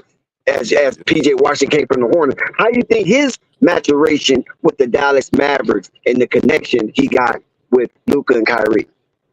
I remember hearing y'all talk about Gafford, and I remember y'all, but I don't know exactly, but I just remember hearing about Gafford through y'all, and y'all been saying like, "Oh yeah, he a good player. He just the Bulls shouldn't have let him go, and look how he playing with this team."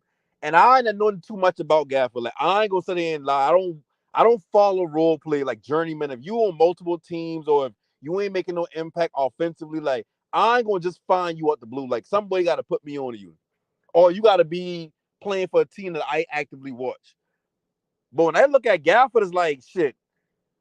That's a big motherfucker. Like all game when you watch the Mavs, all game was Kyrie or Luka driving, just throwing them up. Gafford and Lively catching alleys, all fucking game. Then defensively, the man you can't move him off a block. So that's why I said we match up good with Denver. I hope Denver win tonight or whatever. But it's like another player, Gafford, Derrick Jones Jr., and PJ. All three players still relatively young. All three players just been bouncing around from team to team. They had things about them that you like, but they just ain't never stick. And like now they come with the Mavericks, like I said, perfect piece. He's a perfect piece for the team. I can't use the words I'm proud of him because I ain't saying never I know nothing about him until I see him playing for the Mavericks. But from what a lot of people say is a lot of people players in the league like his game and say he been good. They don't understand why he at least talked about more. But I mean, like how you said earlier, I guess when you're in a losing teams, it's hard to stand out unless you just putting up 30, 40 a game. Like even with Gilchrist, I ain't gonna lie. Like I want them people that don't see what everybody else see in SGA. Like, what? yeah, I can see. Say that again. You know what? I don't see what everybody else see in him. And who? And Shea Gildress. Oh, is that right? Yeah, like I ain't saying he an all-star. I just don't think he. Well, I can't see an MVP candidate because MVP more so is perspective based, and then you got people who voting on it, who may have favor, who may not have favor, who whatever. But I just don't see him as that type of player. I can see put out like when I watched him this entire series, we literally let Shea do his thing. We let him do his thing, and we bank on everybody else stepping up. And like moment now, like we lose a game to Thunder. Last season we lose the game to Clippers. Every time we lose a game, it's like we gain more knowledge on that team. We don't never play the same way the second game. So after we lose that game against Thunder, none of those games been close. Even the game we lose ain't been close. We've been up 12 with 3 minutes left. We just been damn missing shots, and them boy, we missing free throws. Them boy been playing hacker lively, hacking them, and then he been hitting the free throws. I mean, better than 50% or whatever like that. But he's still been missing some down the stretch. But other than that, I don't even think this series been close. No, I know, but no panic. SGA was runner-up to the MVP, and you still feel that his game is lackluster.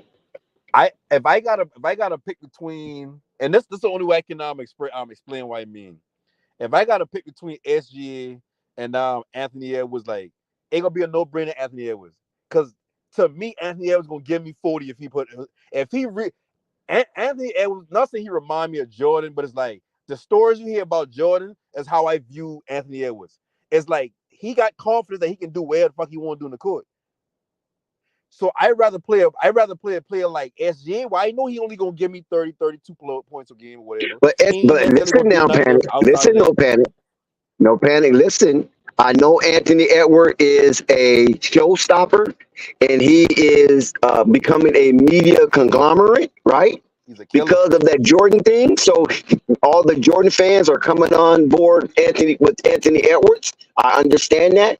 But SGA put numbers across the board. Like, not as much as Luka, but he's right there. You know what I'm saying?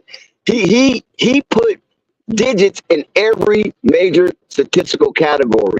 Anthony Edwards, on the other hand, is more of a optical phenom, an aerial incursion, night in and night out, and that is exciting. But when you look across the board and you look at the statistical numbers, SGA put numbers in all of the columns. You know what I mean? He ain't no zero column. He steals, he get a block, he rebounds, he got assists, and then he gonna give you big numbers on the scoring end. Yeah, but that's a tough call to try to put Anthony Edwards, right now, like head and shoulders above SGA. I would disagree with that. Though. I believe he is. And SGA do not have a Nazi Reed. SGA, well, kind of. Jalen Williams. Okay, they got the same team if you think about it. No. Rudy Gobert and Big Cat, no. Those are 2 all-stars. And now you got Anthony Edwards, that's 3 all-stars. The OKC only got 1 all-star. Have a real conversation about Cat? He's an all-star. He made all-star this year. I hear that, but LaMelo been an all-star when they ain't been winning no games. He been an all-star. But Cat is a multiple all-star. LaMelo is a one-time all-star. I get that. My point I'm trying to make is being an all-star don't mean much to Rudy Gobert is a multi-all-star. Which don't mean nothing to me. I look at what you do in the court. This been Cat team just 2 years ago. Cat ain't no 35-year-old player. How old Cat is now? Yeah, but listen, we all know why Cat slid to the side and let Anthony Edwards have it. He was trying to let D'Angelo Russell have it, remember? His best friend, D'Angelo Russell, when he came, he was trying to slide the team to D'Angelo Russell. And that's the problem. So Cat don't want the heat. He just want to play. He don't want to be all on people's faces and doing charitable work and volunteer this and being a representative or ambassador for the Minnesota Timberwolves. We already know that because his family had issues and ailments health-wise. So he wanted to be more closer to his mom, pops, you know what I'm saying, his auntie, and those people that was having some ailments. He didn't want to be out there running around for the NBA. So, you know, he tried to slide teams to everybody that came. You know, Jimmy, you But want that's it? but Jimmy Butler, you want to you put it take on the head just now.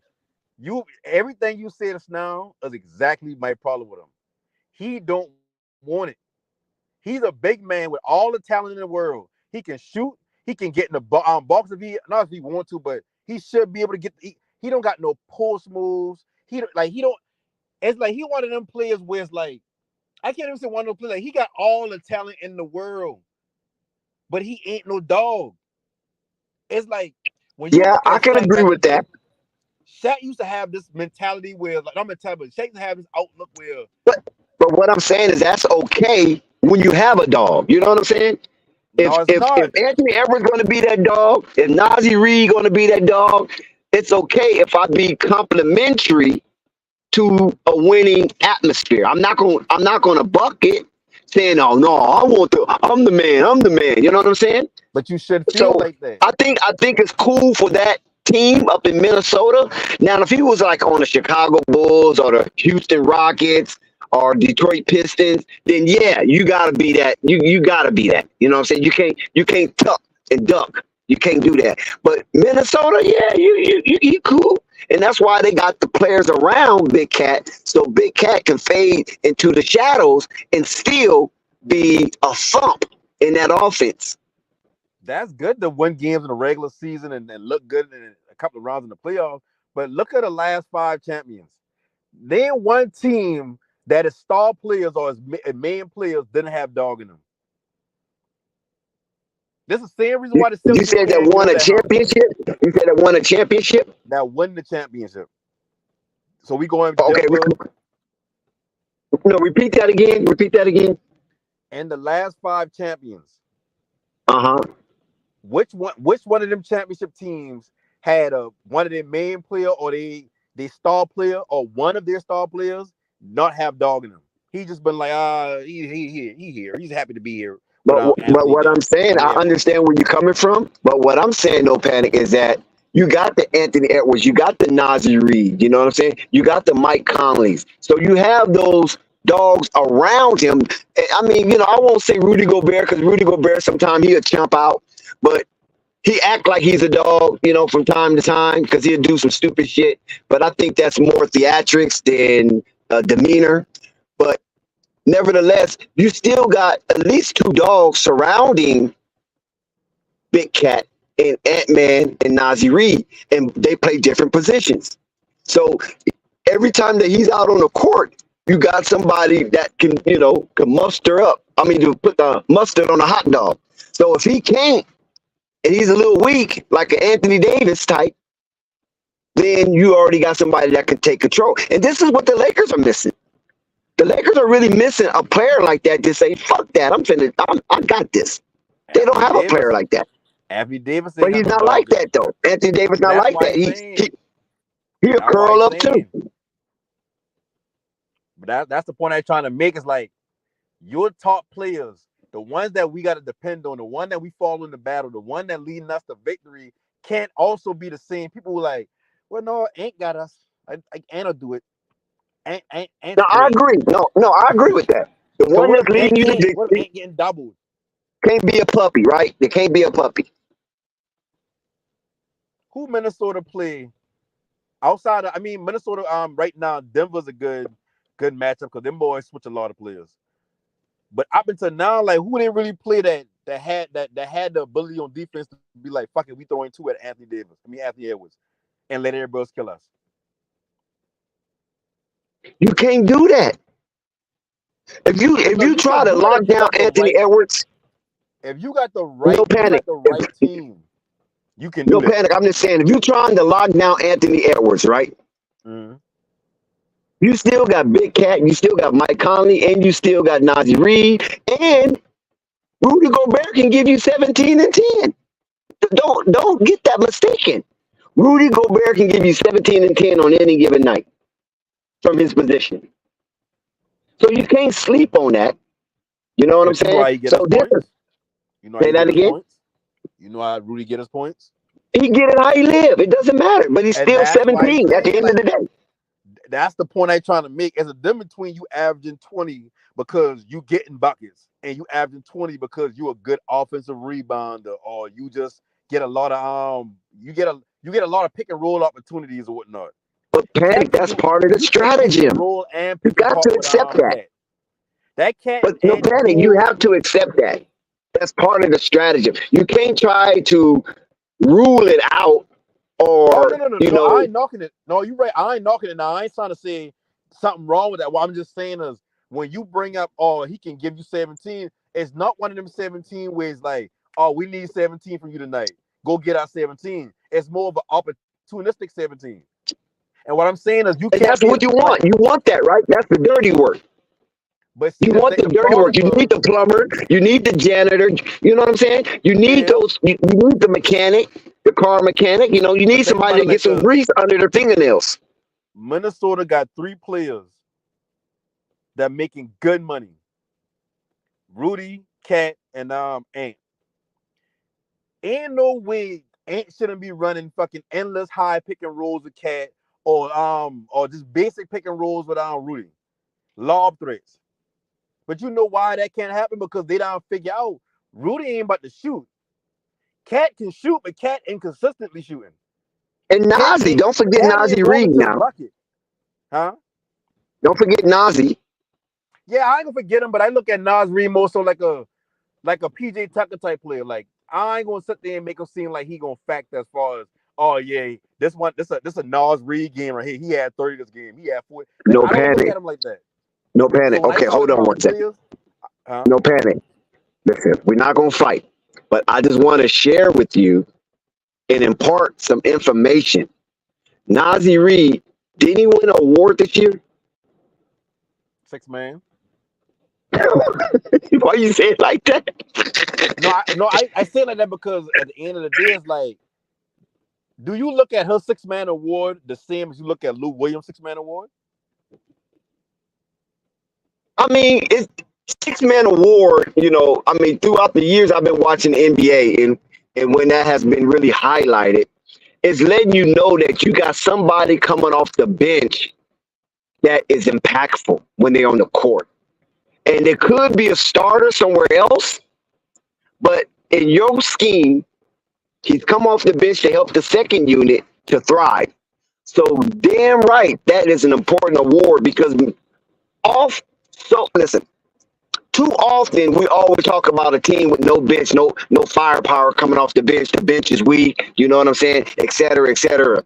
So when you got a guy coming off the bench to win 6 man of the year, I mean, you got to take that in stride and appreciate the effort that he brings night in and night out towards your team to help you be a competitive force in the NBA. And when we look at 6 man of the year, yeah,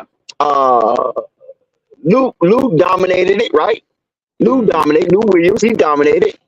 Yeah, Montrezl Harrell, you had players like James Harden, Jordan Clarkson. Right, Jordan Clarkson. So you had players that were just about scoring. The microwave, Vinny Johnson type. But then you had players like I said, the Montrezl Harrell, the Nazi Reeds, and some of the other people that came in for defensive purposes and scored when needed, or if it was a necessity. You understand what I'm saying? So I think that award is a very good award. I'm not going to poo-poo on it. That's for damn sure. No, I'm not diminishing the 6 man award. The point I've been trying to get to was her 6 man, when he come in, he just doing utility work. When Lou Williams come in as a 6 man, he giving you buckets. Timberwolves, if you can't get that production out of Cat, and the only production you getting out of Rudy is opportunity buckets. If you get in Jaden McDaniels, like, he gonna give you 15, 20 on a good game. If that's where gonna be, then I need my 6 man to be a bucket. Because outside of that, the only for sure scoring we got is Ant. Because we can't count on Cat from night in and night out to be the same Cat. Rudy, we can't count on him to get And 25, also, 30 points. and I'm sorry, I feel remiss that I didn't mention Jalen McDaniels, who brother played with LaMelo over in Charlotte, got traded up to Philly. But Jalen McDaniels Right. wasn't at one point he was considered like a defensive player of the year. Who, Jaden McDaniels? Yes. Oh man, listen, Minnesota. Even though Dallas got the highest rated That's why defense in you're the afraid playoffs of right now, Minnesota. See, I know why you're Minnesota got a afraid. defense. They play defense. Like fuck all that Yeah. Anthony Edwards shit. They play defense. 1 through 5, they gonna play the like. Cat may be the weak I think link in that was offense. they the number one defense in the league or Boston? I want to say Minnesota. I know they're in the up there. playoffs, They I was think it's top two. Minnesota, I don't then know how they Dallas. ended out the season because a lot of players didn't play, and Boston had already secured long time ago their position. So I don't know how it played out, but I know that Minnesota and Boston was like the top two defensive teams. Yeah.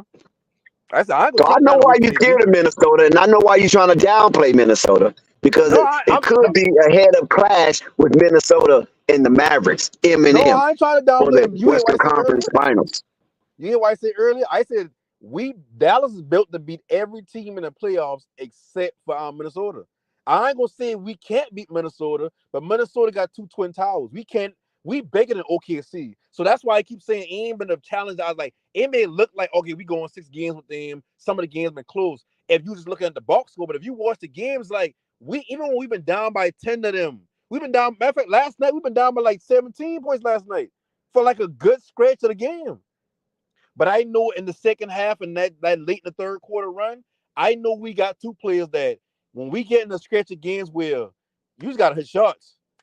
People go, y'all, a lot of y'all tired, a lot of y'all gonna be missing, a lot of their players gonna be missing. But we need to get our buckets in. We cut the lead from 17 coming up the half to down by 8. And we stay in that little range from 8 to 14 the rest of the game until that last 3 minutes. And that's when we start gaining on them, and then we get that lead. So when I look at Minnesota, if anything gonna stop Dallas from getting to the finals, it's gonna be Minnesota. I don't see. I like Denver. I think Denver's still one of the best teams. I just don't think nothing gonna slow down this Mavericks train unless you have a bad matchup with them. And the only bad matchup I can think of is Minnesota. Because like I said, we don't got Maxi Kleber. He out until hopefully he come back and we make it to the finals or make a long series or whatever. But we don't got no player at the 4 that can play defense and also scratch the floor their damn self. So we giving Cat an off night that he ain't got to go and run around and defend. And we don't play Lively and not PJ. We don't play Lively and Gafford at the same time. They alternate. So we don't got that 1-2 that twin tower shit. Remember how Lakers won their championship in the bubble? They just Right, exactly. Right. Actually, the Lakers had 3, right? They had Dwight, Anthony Davis, AD, Dwight Howard, and JaVale McGee. That's a big ass lineup. That's a Yes, long it ass was. lineup. Yeah, it was big time. So I think the rest of the way, it gonna come down to matchups. And since everybody kind of match up well with each other, except for us in Minnesota, I think if we play Minnesota, that gonna actually be a tough series. But if Cat got that mentality where it's like, oh yeah, well, I'm just one of the guys out here. No, nigga, you one of 2. You one of the guys on your roster. You need to understand that. Like, this ain't no passing the torch situation. You act like you late in your career. You still young yourself. This still should be your team. Ain't no way that. Yeah, but we already explained why Big Cat, according to observation, of course, we really don't know the real particulars. But according to observation, he was dealing with a lot of death in his family. Right, he was dealing with, even he got sick. He got sick twice. I give him that. You know what I'm saying? So when you experience a near death experience, your outlook on life changes. Yeah, but Cat saw coming in the league. Yeah, but I'm just saying though, I'm quite sure that coming into the league out of Kentucky, number 1 overall pick, right? Mm-hmm. He still have excelled. He didn't fall back. He excelled since he been in the league. A multi-time All-Star. Now he's getting himself in a winning situation. So the culture itself is changing. And we got to thank Coach Chris Finch for ushering in a new dispensation for the Minnesota Timberwolves, because a lot of people just went there to die and to play out their career. Hopefully they can get an extension contract. You know, they didn't play to win anything. Now they're on the verge of being a participant, meeting up with the Dallas Mavericks as they patiently awaits the winner of this 7-game finale up in 52-80. Minnesota has a 50% chance of winning this game. The odd makers got them at a -5. So Denver is definitely the favorite, but they're not favored by a lot. They're favored by basically less than 3 possessions. So anything can happen in the course of this game, where Minnesota can steal another win up at the Ball Arena. Now I know it's going to be tough. Denver has a pedigree. I know it's going to be tough. We got to see how healthy the Denver Nuggets are, because they have been plagued with injuries, but not to the point where the guys have to miss games. I just think Minnesota is a very potent team, very well-oiled machine, and Anthony Edwards is just relishing in the act of maestro of the Minnesota Timberwolves. This is something that he enjoys. He loved the spotlight. He loved the NBA catering to his skill set to put him as one of the top leaders in the youthful movement of the NBA. And you can't knock him for that, because he's doing very well. He's entertaining the people, and now his name is becoming semi-global, that one day Minnesota Timberwolves can play overseas and people will watch. It don't have to be Golden State, you know. So I just feel that the Dallas Mavericks could possibly have their hands full with Minnesota, and I think the Dallas Mavericks can beat Denver.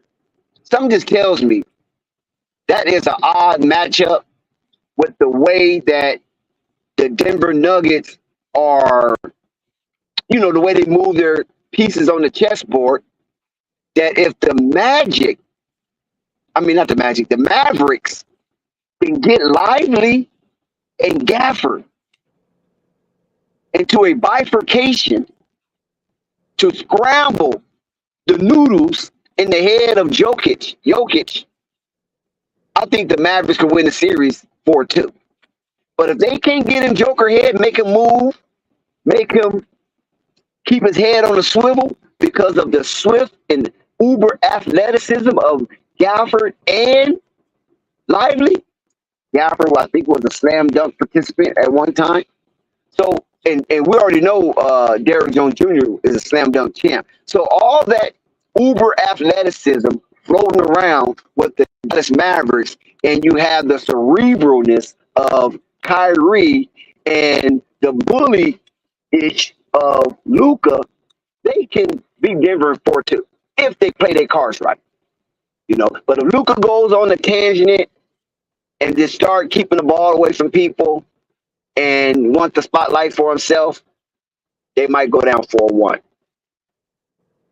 Are you talking about that's against Denver? Yeah, Edwards has a higher. Yeah, against Denver. Yeah, Edwards has a higher points per game percentage than Joker right now. Right now, he is Mr. Entertainment, and I don't see why tonight he's going to hold back and trying to get a solidifying poster to outdo all the rest of his playoff posters. We appreciate him for picking up the slack that was left by Ja Morant, going all the way back to last season. So hopefully we can come out and carry this human highlight reel resurgence, raising up from the dead into the Western Conference Finals. I don't know about you, but I don't want to pay a lot of money and sacrifice a lot of time to see a lot of jump shots.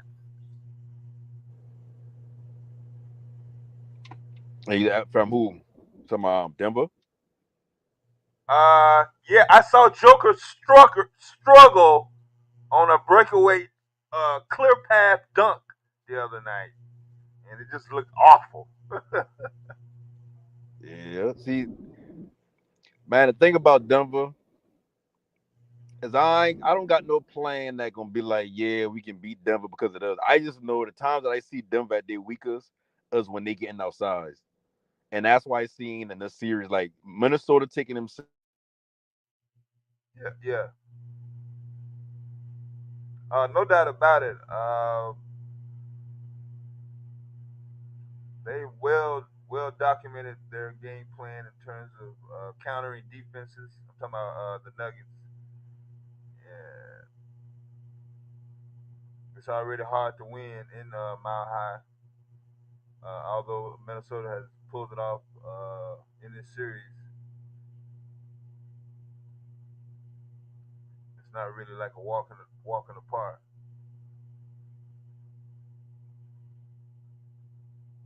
But unlike the last game, hopefully we can actually uh, get some competitiveness, deep into the fourth quarter, and not sit here looking at record field goal percentages and double digit deficits for the majority of the game. Because I'm like you, I'm saying even if somehow the Knicks were able to pull off a miracle, they still wouldn't have had enough to get past the Celtics.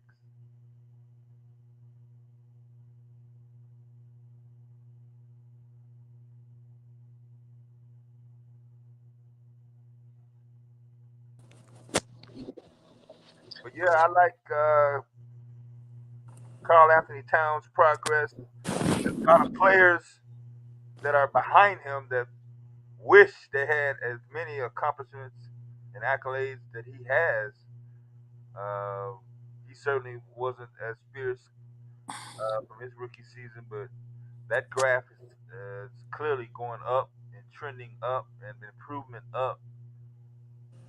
So, Yo, what's good? What's good, Flight Sports? What's good, chat panel? How's everybody? what's up with it, Quid? I'm chilling. I'm chilling, man. It took me a minute to hop on here. I got Yeah. graduations today. I got nephews' birthdays and whatnot. But I'm gonna tell you something right now, man. That Knicks game, man. Yo, look. I I don't know want to you say. wasn't expecting Brunson not to be available the entire fourth quarter. I mean, nobody could plan for that. Yeah, man. I mean, it's not even that. It's because the Knicks came in the second half and they showed the spark. Like I knew DiVincenzo was going to come out and have a good game. I knew he was going to play well. Yeah. I respect the fact that OG came out and suited up. I respected the fact that Josh Hart came up. I mean, the team showed a lot of heart, but let's be real, man. The Knicks was super banged up even coming into the series. They got like 4 dudes down. You know what I mean? Brunson was dealing with something or whatever later on in the game, but I can't take anything away from Indiana. They showed up, but what I want to say is this though. I'm gonna say this. I hope for Indiana. I want you guys to know our Knicks are gonna be back next year. We're gonna be back and better than ever. And now we're not gonna forget all of that pound on your chest you was doing, nigga, Hallie. We ain't forgetting that. We ain't forgetting that. All right. We definitely not forgetting that. So I hope you enjoy. We as the Knicks. I hope the Pacers enjoy that next series. Gentlemen sweep or whatever it becomes of y'all. Gentlemen. But I mean, only if the Celtics decide to be gentlemen, which the Celtics are soft as baby poo sometimes too. So I don't see them sweeping them. They couldn't sweep the Cavs with nobody. Yeah. So they couldn't sweep the Heat with really nobody. So you know what I mean? I don't see them sweeping. But all I'm gonna say is them Pacers. I think that the Pacers learned a lot in this series, but I hope that y'all prepare for next season. Because when the Pacers see the Knicks next year when they fully healthy, I don't even think they want that smoke.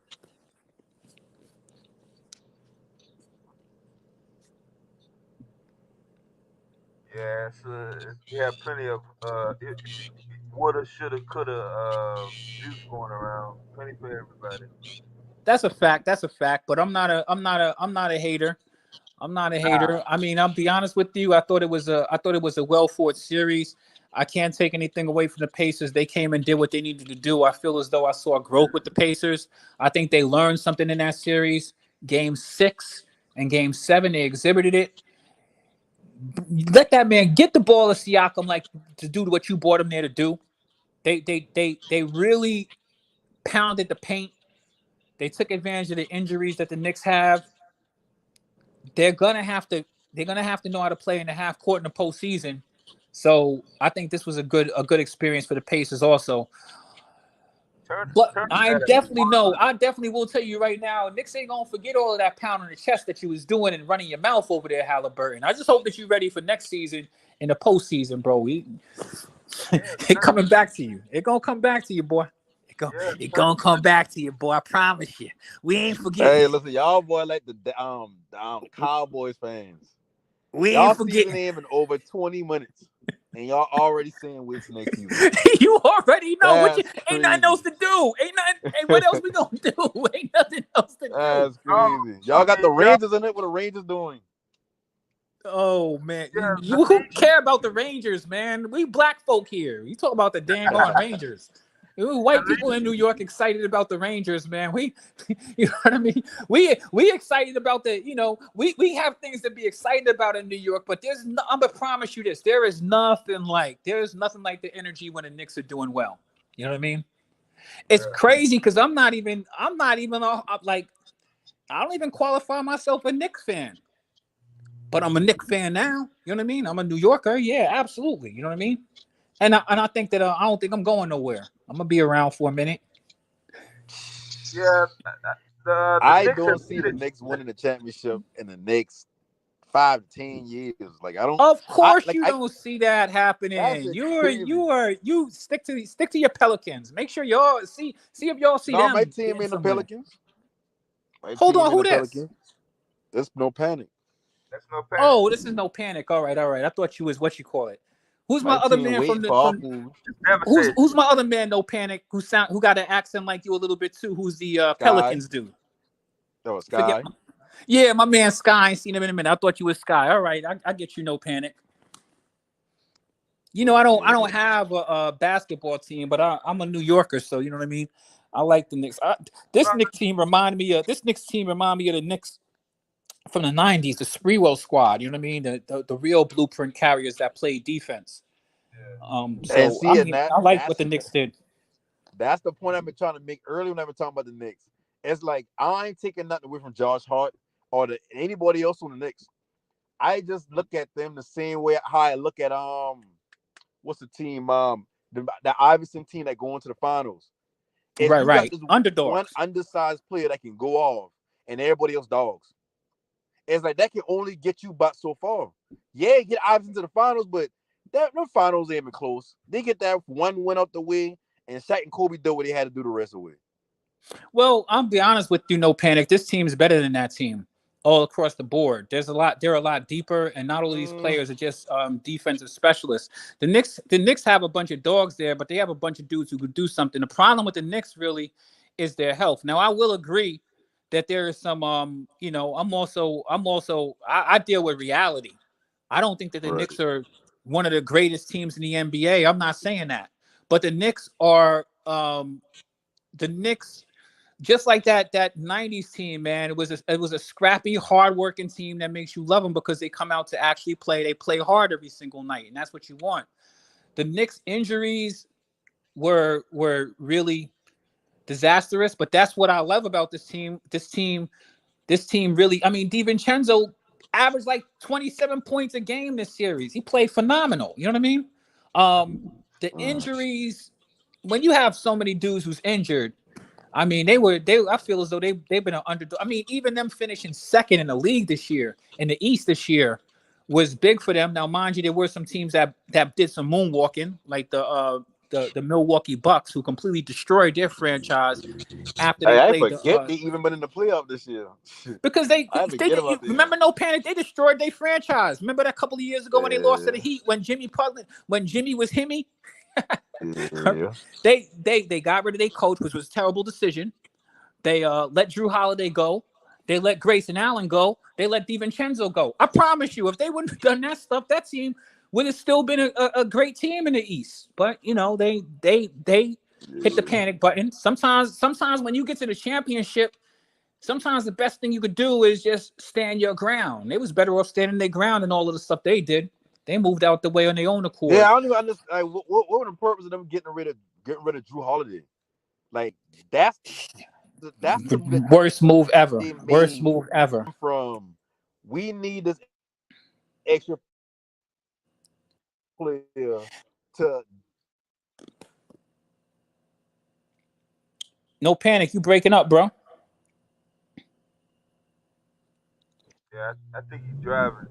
No panic. I'm gonna be honest with you. That was the second worst you move. hear me? Their first worst move is letting the coach go. Bro, They played themselves letting Buds go. That's really where they played themselves. They should. Sometimes you lose. You wasn't gonna stop Jimmy Butler that year. The Heat was playing way over their heads. Jimmy Butler was dropping 54. Y'all just ain't play good. Sometimes you just gotta suck it up and say, hey, you know what? They went and jumped out the window though, and I promise you. That's you breaking up, or that's just damn making. That's you. That's you. No panic. That's you, no panic. That's me, or We can hear you a little bit, but I don't know. But I know that the Bucks, they could have kept Grayson Allen, who leading 3-point shooter in the NBA this year, and Grayson Allen went crazy for the Suns this year. I'm gonna be honest with you. They could have definitely used him. They let DiVincenzo go. He was injured. He got a championship with y'all. I didn't even see the reason why they should have done that. But it worked out in the Knicks' favor, and the Knicks are gonna be all right. The Knicks are gonna have at the very least Julius Randle next year, and if they make trades or whatever, more power to them. But they have the pieces they need to at least be serious now in the East, you know. And that team they've got the people there: Jalen Brunson, DiVincenzo, Josh Hart, OG played great. Hartenstein, I'm keeping him. Mitchell Robinson will be back healthy. They still have pieces out there. Like, I don't even think they really need the what's the white boy Bogdanovich dude that they got from the Pistons. They still got him sitting around on the bench. The Knicks got a lot going on over there. I think the Knicks will be perfectly fine. But I think they'll still be around next year. The Indiana Pacers, see how far they got. I think that they're an all right team right now. We know that the Celtics will be back. The Sixers should be back. I think the Sixers are going to get somebody else this year.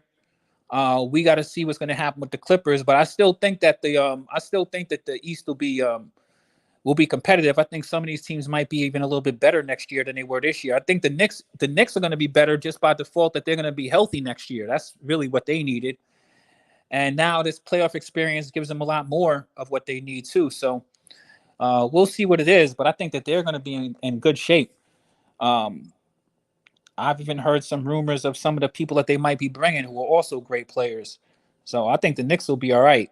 The West is interesting right now. How do you all feel about this game tonight that's about to come on? Because this is going to be an interesting one.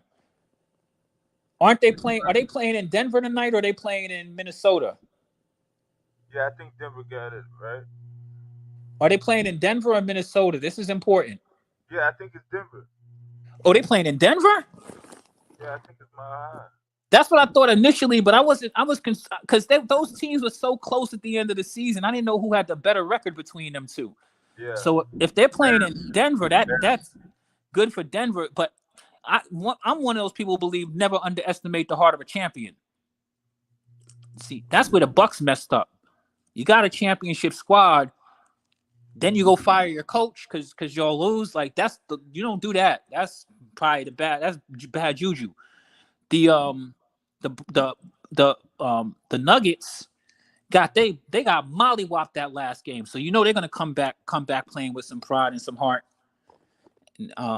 As much as I like the Minnesota Timberwolves, I don't really trust Cat that much. And he said trust. I don't really trust Cat that much. I'm riding with Everett and company, man. I like Anthony Edwards, but they're gonna have to knock these dudes out. I mean, and they just came off of winning a 45. They won by 45. I mean, that was embarrassing. So they know they can win. I like Anthony Edwards a lot. I don't know if you're gonna get the in Denver. I don't know if you. I mean, he can't go be able to win it all by himself. You do know that, right? Yeah, I don't need. I don't need you to get 45. I don't really need the explosion. I need you to draw attention, keep the ball moving, clean up your defensive rebound assignments. If they can just concentrate on that, don't put yourself in a hole like we saw last game. I mean, that last game that the Nuggets played was embarrassing. So I expect the Nuggets to actually points in the first half. Like the first half, you already gave up 70. That's what the Knicks did. And I mean, you just got finished seeing them do that tonight. So I just don't see Denver coming out. I mean, and they're going to be in Denver with the crowd behind them. But like I said, I don't think my issue is not with Anthony Edwards at all. I like Anthony Edwards. Yeah. I think the Minnesota Timberwolves have a great defense, but the Nuggets are champions. So you got to take knocking them out very seriously, especially after you embarrass them like that. So my question is really my question is Cat showing up tonight? And that's why I be trying to say, like, you can't, if you're going to be the second star, you're going to be the man on the team also. You can't be questioned if you're going to show up tonight. Bingo. That's my whole thing with the Minnesota Timberwolves and period. Anthony Edwards is going to have a spectacular night. Sometimes he's going to have some midnights, but Anthony Edwards is always going to give you defensive effort. Those other dudes are going to give you defensive effort. Cat don't always show up. Let's just keep it real, man. Sometimes Cat just don't really be showing up. I don't know what is up with that dude. Sometimes his head don't be all the way in the game. You don't know what you're going to get from him offensively. Sometimes you don't know what you're going to get from him defensively. Rudy Gobert, I mean, I think that defensive player, the year stuff is really overrated, over exaggerated. You're going to see a highly motivated Denver Nuggets squad, but Anthony Edwards is serious, but he going to need help. He can't do it by himself. It can't just be him and McDaniels. You know what I mean? Yeah. No, you're right on that. We'll see if they can pace, keep Denver from getting, fast breaks and open looks. I don't know what they're gonna run in terms of half court defense right out the gate, but there's a lot of teams that wish they could be in this same position right here. That's a fact. Yeah. And dude, let me keep it real. I am thoroughly impressed with my man Anthony Edwards. Yeah, his leadership. He really. I don't want to go into throwing him in the bag with Jordan, but we really haven't seen a player in this kind of mode. A dude who really is serious about being competitive. You know what I mean? He'll compete over nothing. You know what I mean? And he's literally, you see him on the sideline. He's really leading these guys. I think his inspiration and all of that stuff is whatever, but it's beyond just some fancy words and just a vibe. You know what I mean? Like if Cat, Karl Anthony Towns, you are the difference between this team really, really, really being that team. If Cat, because no matter who they play against, he's got mismatch out the wazoo. He's one of the most talented players in the NBA. If Cat can really get through his head exactly who he is and just be that consistently, the Timberwolves, one of the best teams in the NBA. I firmly believe that. Yeah. It's just that he's such a variant. It's not like we talking about somebody who ain't been in the league. We know what Cat does because we've seen the dude how many years. You know what I'm trying to say? Like it ain't just this year. We like, oh, I don't know if Cat's kind of inconsistent. He's been that way for every year. Cat's been inconsistent. You know what I mean? So it's like it's really on him. And it's I feel like Anthony Edwards is like, you see him on the sideline, like he got to coach him up. I love what I see out of Anthony Edwards though. That kid is serious. Him, the McDaniels kid, Mike Conley. You know what I mean? I like the energy they bring. Rudy Gobert. To be honest with you, I like the Nas Reed dude. What are you gonna get from Gobert? You know you're gonna get what 9 points? Yeah, here's the thing: what you don't know what you're gonna get from Gobert. Like I wanted, like Gobert ain't gonna do really much to stop Joker. We know that. Gobert, come on. You know, Gobert is a dude that can grab you 20 rebounds in the regular season. You guys know that, right? I've seen him grab 20, 21, 23. I've seen Gobert go crazy on grabbing rebounds. But when you look at him this series, I've seen him have games where he grabbed like 4 rebounds. I'm like, I don't even get it. Gobert, like him and Cat, man. I think the issue with them is their heart. I think like, and Gobert ain't as talented as Cat. Like they've already shown they kind of don't like they can play with him or they could not play with him. You know what I mean? Like to be real with you, like they could play with him, but like that's the reason why I think that they really cheated my man Wemby for Rookie of the Year, because even though the Spurs didn't have a good record. I mean, you go put those Wemby numbers next to Gobert. His numbers was better than Gobert in his best season, and he was only playing great defense maybe half the year. So can you imagine? You know what I mean? But I'll be honest with you, man. Gobert don't really be making that much of an impact. You know what I mean? Like, did you guys see that Gilbert Arenas show just this week where they was having a conversation about him? And my man said some real stuff. My man Kenya Martin.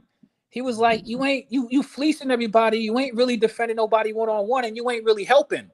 So they were playing better defense without you. Like, what are we doing?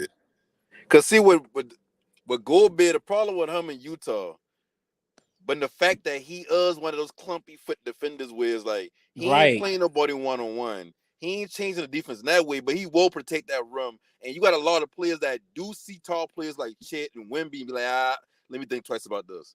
And they do the same thing to Gobert. And Gobert do get blocks, but he's not like, for him to be defensive player of the year is like, I know, I just don't see defensive player of the year. Maybe one of those years. He just doesn't play with the heart like that. To a certain extent, but what happened when you pull him out the basket? He can't. Hey, no panic. He can't do that. No panic. Let's contrast this. Let's go back to a game early in the season. This is early in the season when they said Wemby wasn't playing defense. Remember when the Spurs played against the Milwaukee Bucks when he went against Giannis that first game? Did you see that? Yeah. Tell me that wasn't a man-sized game. That game was impressive. Yeah. He got a couple blocks on Giannis. Hell yeah! And I'm not talking about blocks just at regular. I'm talking about in the clutch of the game in crunch time.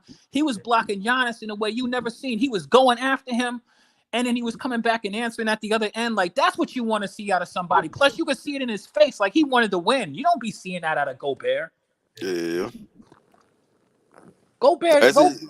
I'm not trying to hate on Gobert or nothing like that, but I mean, Wemby's numbers compared to Gobert's numbers, go take a look at them side by side. I'll be honest with you, and you literally see Wemby changing people's shots. Gobert. Sometimes people go dunk on him. He's bigger than everybody else, but he don't got the athleticism, and I never really thought about it until Kenya Martin really pointed it out there. Like that's what it is. I don't really like about this dude. Like you big, but sometimes it seems like you be getting in the way. Right. I mean, especially if you're not grabbing. And wait, hold on. My last point. Especially if you're not grabbing 20. If you're not even grabbing 15 rebounds, bro, then I don't even know what it is you doing out there. Yeah. I going to see when OKC had come play Charlotte going to that game. I've been looking at Chet. Chet, one of them players where sometimes his size be like it's like damn, like he's tall. His size matters. Pause. But I've been looking at him as like he really big for nothing. Like a lot of these tall, lanky, maybe not Wemby, because I feel like Wemby is a lot more skilled. Wemby seems like he can break him off, not break him off like a down, but he seems like he can get to a certain spot and pull up. He actually got a full repertoire of what he can do offensively and defensively, whatever.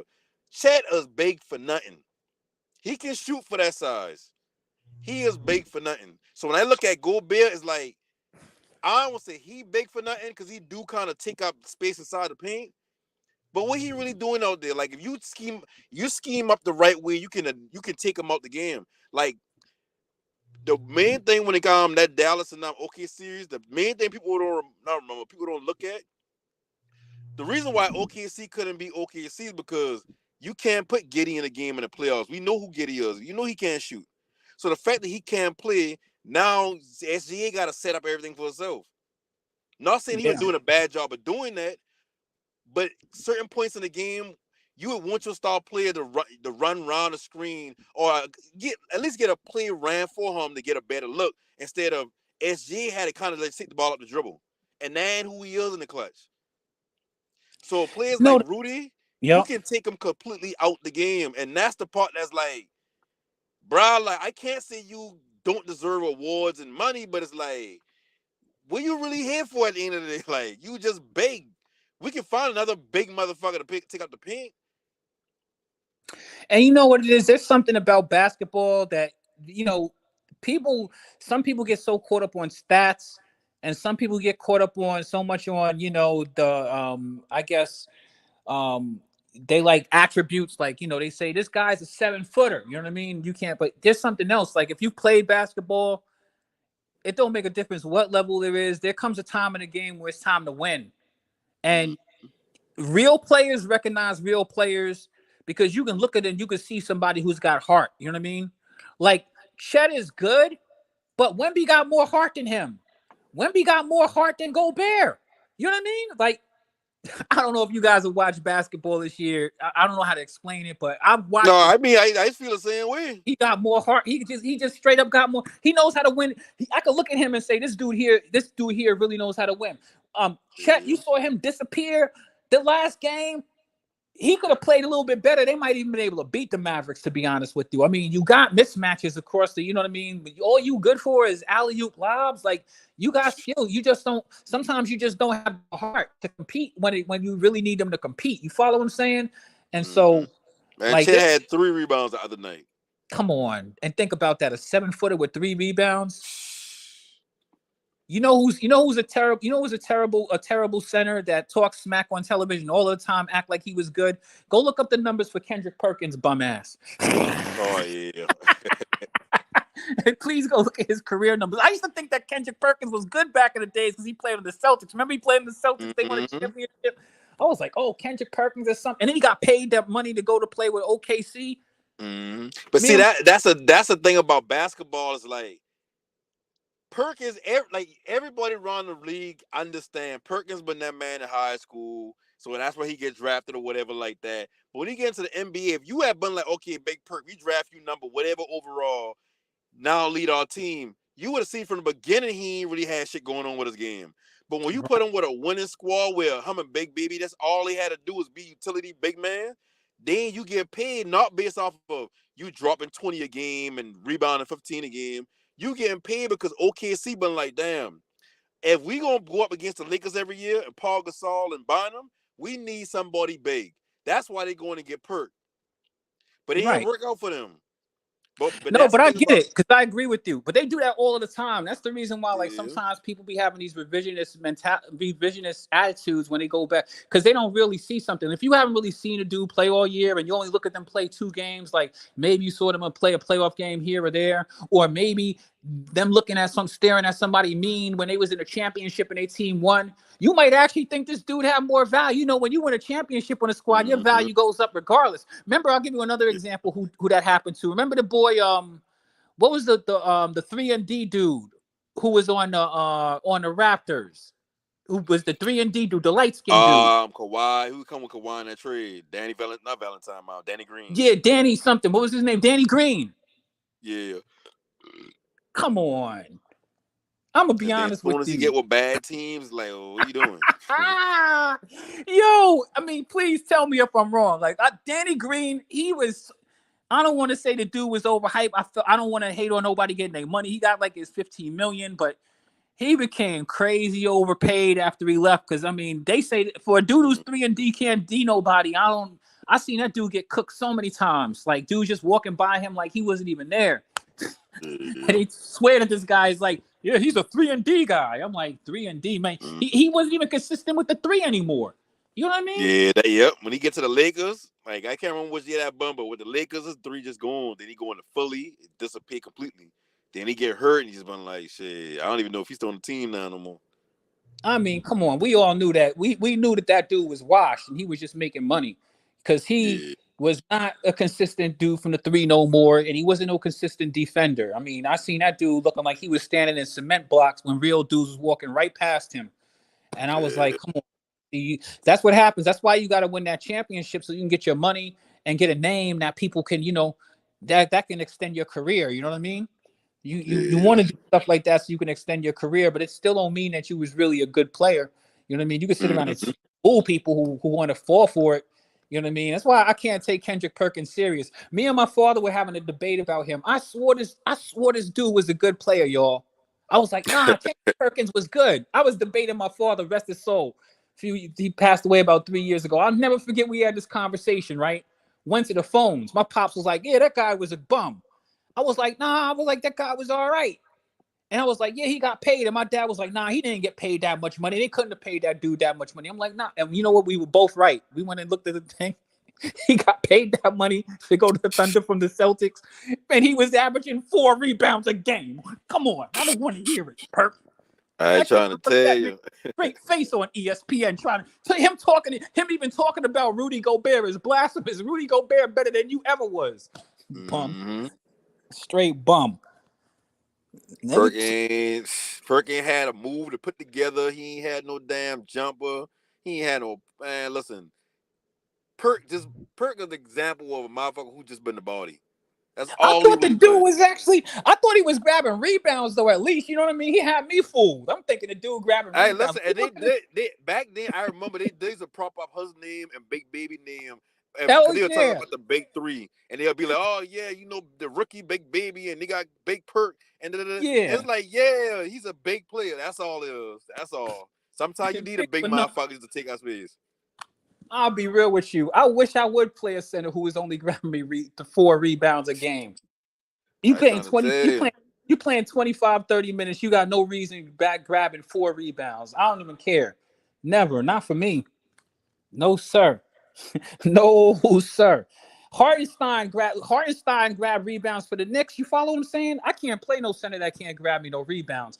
I'm sorry. There's no excuse for me ever seeing a dude Rudy Gobert size, a dude who's supposed to be defensive player of the year, and I look at the end of the game and you played the whole game and you got 4 rebounds. Nah. Yeah. And part of rebounding is effort. So if you mean to tell me Josh Hart at 6'5" can go outside and damn grab 10 rebounds most nights of the damn thing. Ain't no way you can at 7'8", 7'2", whatever tall you was, can't grab more than 4. Straight facts. You ain't no foul trouble, no nothing. You just ain't grabbing them. And you a defensive player of the year. Luka grabbing 10 rebounds. I'm trying to tell you. What you talking about? Come on, that's crazy to me. I don't get it. I don't get it. And rebounding is important too. So any dude out there who grabs rebounds, I don't care if you might not like certain players on the team, but if a dude's going out there and grabbing his 10 rebounds, that's why I don't disrespect dudes who get double doubles. Like people may have their issues with Julius Randle, but Julius Randle is a walking double double. Period. Like he gonna get you your 10 rebounds, even if you know what I mean. And now on the Knicks, he don't even got to do half the stuff he has to do. I respect dudes who can get you. If a dude can get you a double double as a big, then you gotta. That dude, you deserve because somebody got to grab rebounds. You know what I mean? Period. Without them second chances, you ain't gonna win a lot of games. So, perfect example. You seen the Mavericks play that last game against the Thunder. They only won that game by one point. Mm-hmm. Do you know my man Derek Lively with them 15 rebounds? 15 Do you know for them? You know how big Derek Lively came up in that last game? Mm-hmm. How many seconds? And like I said, the casual fan ain't gonna understand the impact these players make on their team. they hear Lively and they be like, oh well, he supposed to get 15 rebounds. But it's like I don't think people understand how good this rookie been all year, especially Right. in the playoffs. And Like when they they look need at Kyrie and see both. Kyrie only had 12 points one game. And in their mind, Kyrie had a bad game. But no, if you watch the game, Kyrie sucking the D and pause like a motherfucker. They're sending double teams and triple teams at him as soon as he touched the paint. So a lot of the times, all key players open. But he been getting been getting so much offensive rebound. Like he had like 3 offensive rebounds in the last 3 months that help us down, stay within that little range so we can strike to be out by 1. Like them some you important bring it. ass rebounds. Even you bringing up Kyrie, I agree with you because Kyrie isn't the player that I think that people really think he is sometimes, but then sometimes he really is that dude. But Kyrie always been a really, really dope second piece. Like he really is a great second piece because Kyrie, like you said, he deserves a lot of attention offensively because Kyrie can really get cooking at any given moment. But what I like what he was doing with the Mavericks is even when he wasn't scoring, even those games he had like, what do you have, like 11 points? A couple of games. He had 2 games with like 11 points or something like that, right? So even in those games, it was 9. 11 was when he was playing with the 11 was when he got swept with the Nets.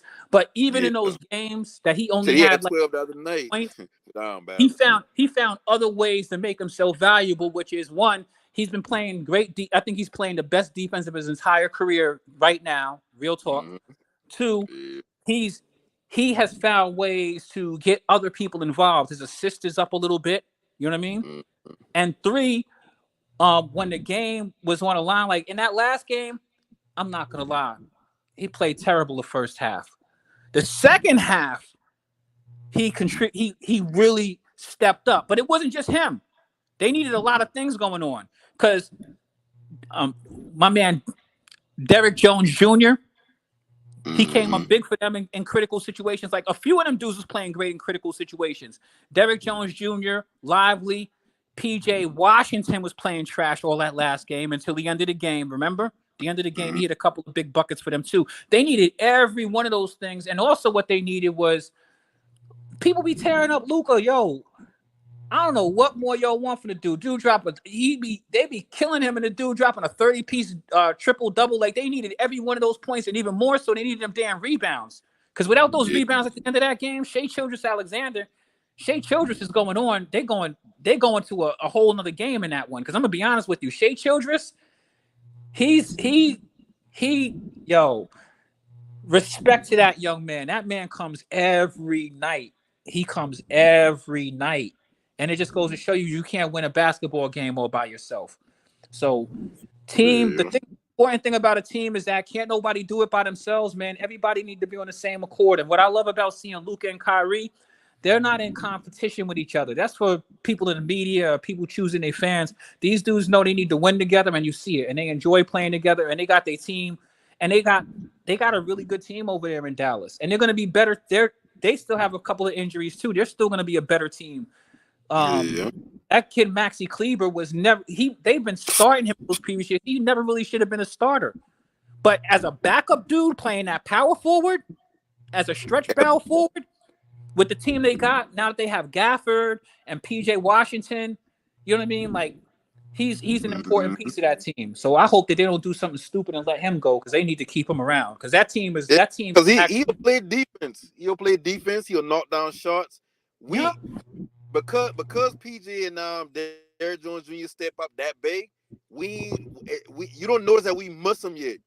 But in this next round, if we go against Minnesota, they're like, damn, Cleveland would have been good in this position right here because he could have kind of take Cat out the bucket or take Rudy out the bucket at given time. Because like I said, we don't run Lively and Gafford at the same time to have a twin tower. They just alternate back and forth. So all 4 always either a rotation of PG or Derrick Jones, or we'll have like a small ball lineup with just Gafford in.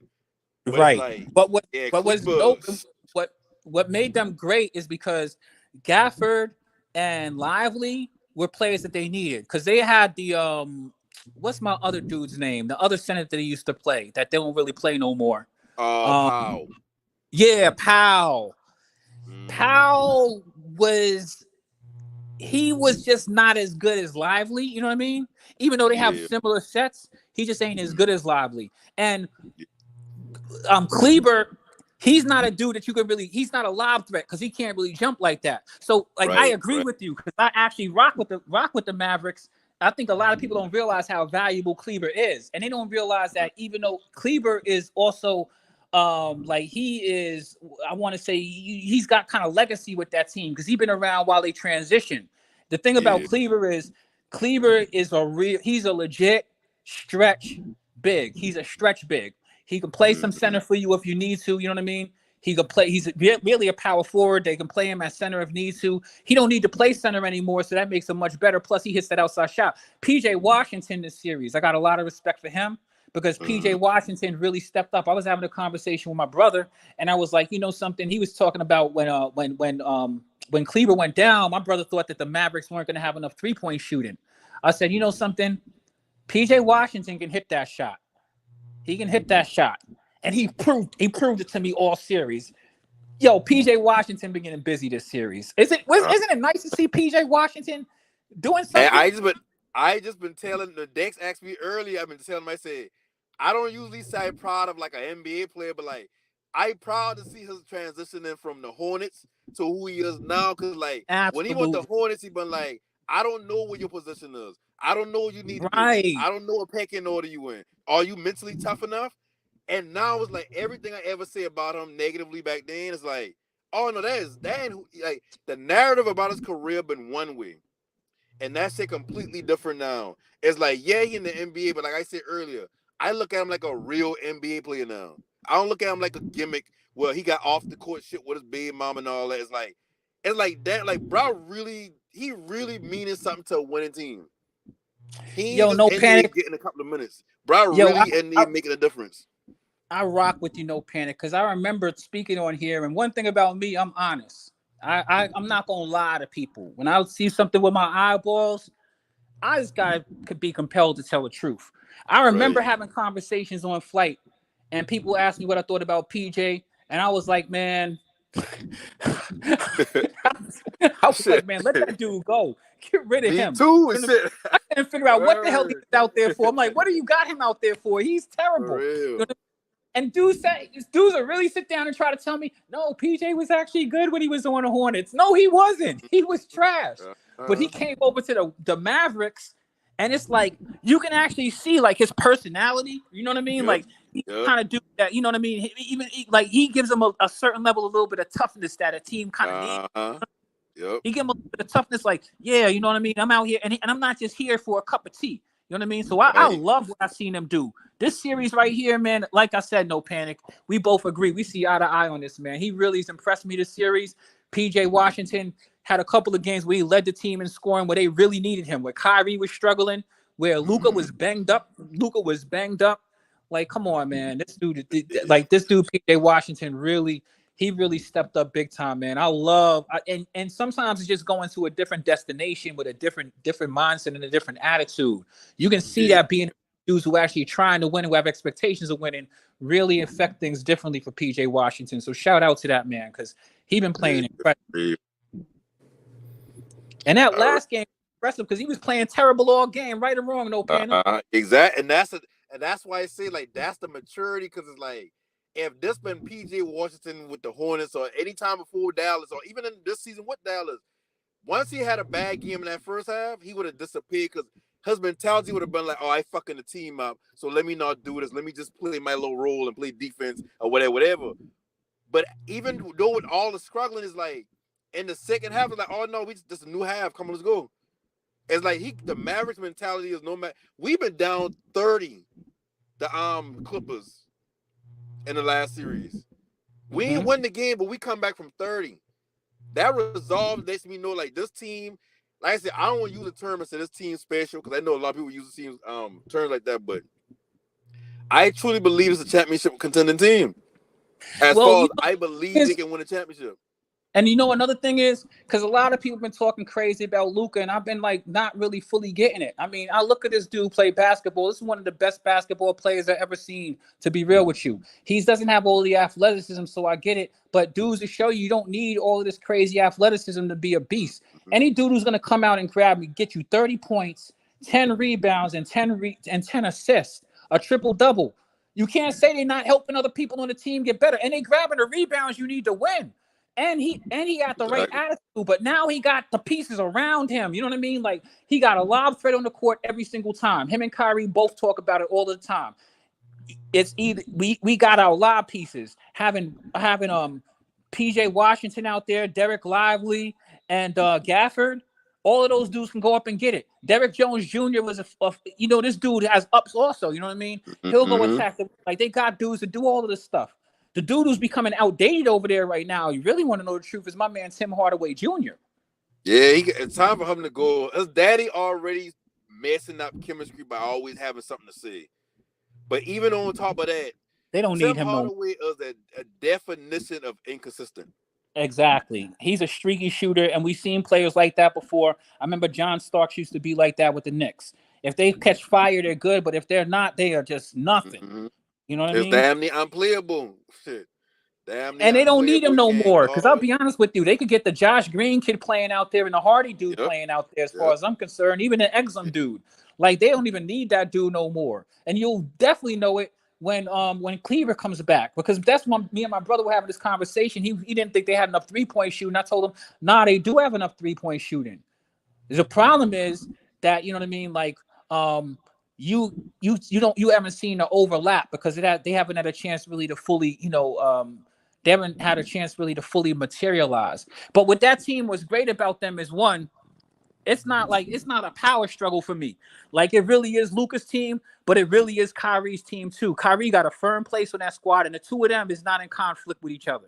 Because at the end of the day, this dude Luka has gone out there and shown in the postseason. Look at his postseason numbers since he's been in this league. It's outstanding, his postseason numbers. He is consistent. You know what Luka can do. Kyrie, help me out. We don't have anybody else on this team who can really create baskets like this. Me and you will create the baskets. Now, let's pass the ball, get these other dudes in position to win. We got these lob threats. They're a problem. These dudes have the best backcourt I've seen in basketball. Come on, let's be serious. Their backcourt is crazy, bro. Yeah, and mine now, Luka hurt, so it's like you ain't getting 100% Luka. Right, like and that's my thing. Is because Kyrie. The one thing I could definitely tell you, even with that game Kyrie played last game, you and I both know Kyrie can play better than that too, right or wrong. Yeah, he could definitely play. Kyrie been playing relatively mid. He gonna have to step up a little bit in his next series, because really Kyrie's main thing now is just that second scorer, you know what I mean, and help us out playing defense and all of the things. And I also think another thing that I got to give Kyrie credit for this, because I think that Kyrie is very critical to that team for one thing that people don't talk about a lot. Luka respects Kyrie, and Kyrie's leadership on that team is important. When he speaks, people on that team listen. Don't you see things that way? No panic. Yeah. I've been noticing that every player you talk to on that team, one main thing they always say is trust in Kyrie, believe in Kyrie. Because Kyrie has a common voice. He's a common voice, and he doesn't like there's something about Kyrie I like so much better than some players. Not to shit on my man LeBron, but they pick Kyrie out to be this egomaniacal dude. I don't see Kyrie as that at all. I see Kyrie as very easy to get along with, easy to play with. I don't see him trying to get in the way. I see Kyrie as a dude who wants to win. You know what I mean? And you know what I mean? Like, when you play basketball enough, you know that you can't win by yourself. Kyrie seems to gel well with all of his teammates. You know what I mean? Even to be able to talk to Luka, telling Luka, man, you need to calm down, try not to be so emotional. It's an emotional game. Every now and then you are going to get into these things. But I see Kyrie having a positive effect on them. And I see Luka and Kyrie genuinely enjoying playing together, to be honest with you. When I see them in their press conferences, that doesn't look disingenuous to me at all. It looks like two dudes who really respect and enjoy playing together, because Kyrie takes a little bit of pressure off of Luka, and Luka takes a little bit of pressure off of Kyrie, so people ain't looking at him crazy when he's talking about the earth is flat and all of that stuff too. You know what I'm trying to say? You know what I mean? So I like that combination, and I think that them two, them two is a problem for any team in the West, really. But the Nuggets got the championship pedigree. The Wolves got Anthony Edwards, who looks like he's on a mission. I said it was going to be I thought it was going to be the Denver Nuggets and the Mavericks in the Western Conference Finals. I think if we get the Nuggets, I think we can take the Nuggets. I feel bad about beating the Nuggets than I feel about beating the Timberwolves just because of the matchup. You know the reason why? Because the Timberwolves are younger. You know what I'm saying? Like, be real. Yeah, like younger, say they bigger, or at least not bigger, but they can match up with all sides. Every other team in the playoffs is like with Denver, they got Jokic, Dan Wells. But you know what? Another thing, no panic. We have like that kid Coffee is a really good player. I don't think that the Wolves are that much better than y'all. I just think that the problem with the Wolves is that the Mavericks don't got a real good matchup for Anthony Edwards, right? Let's be serious. But then the Wolves don't really got a great matchup for either the Kyrie or Kyrie, especially if Kyrie is really playing with the right mindset. You know what I mean? But I think that the Lively, Coffee, and PJ Washington element, I think them dudes could get off because Gafford, we spoke a lot about PJ Washington. Gafford is one of them dudes too. Gafford is a hungry dude around the rim. I like Gafford a lot. He plays aggressive around the rim. He ain't no punk. You know what I mean? He ain't just the dude is just going to be a pushover, just sitting around, just, out there for the ride. And those dudes have that ability for them to lob.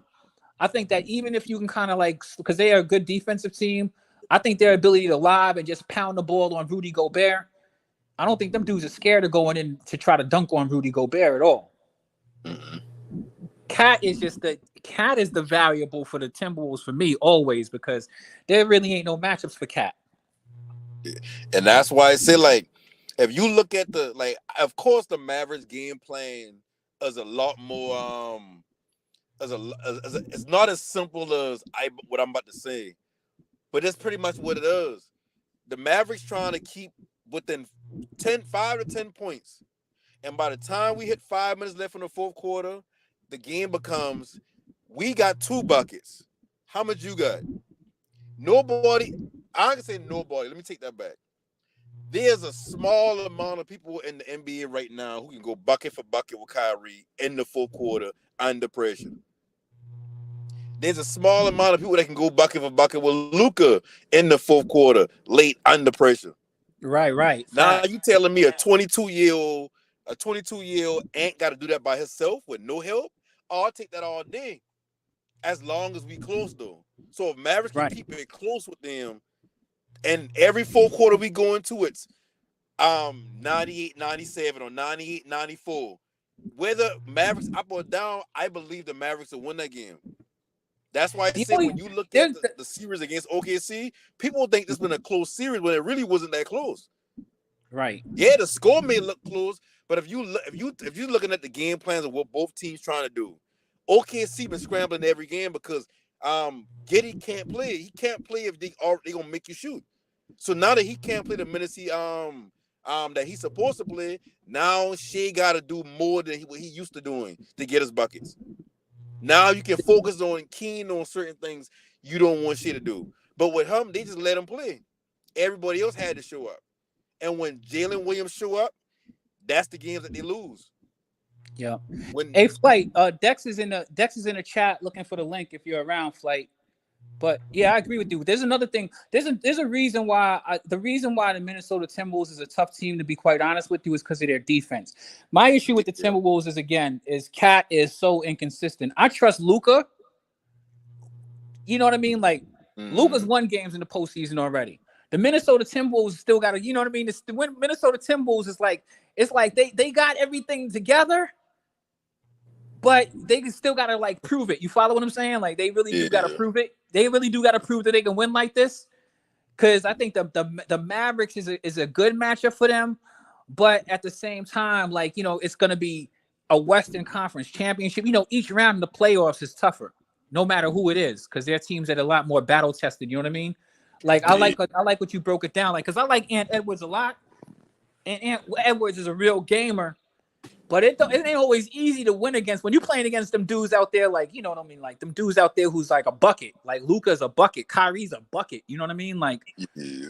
Shai Gilgeous-Alexander's a bucket. You know what I mean? But the thing about him is that he don't got that experience. Ant is getting it. Ant is getting it. Yeah. I don't know if he got enough experience because I know that the Mavericks been in the cycle a little bit longer.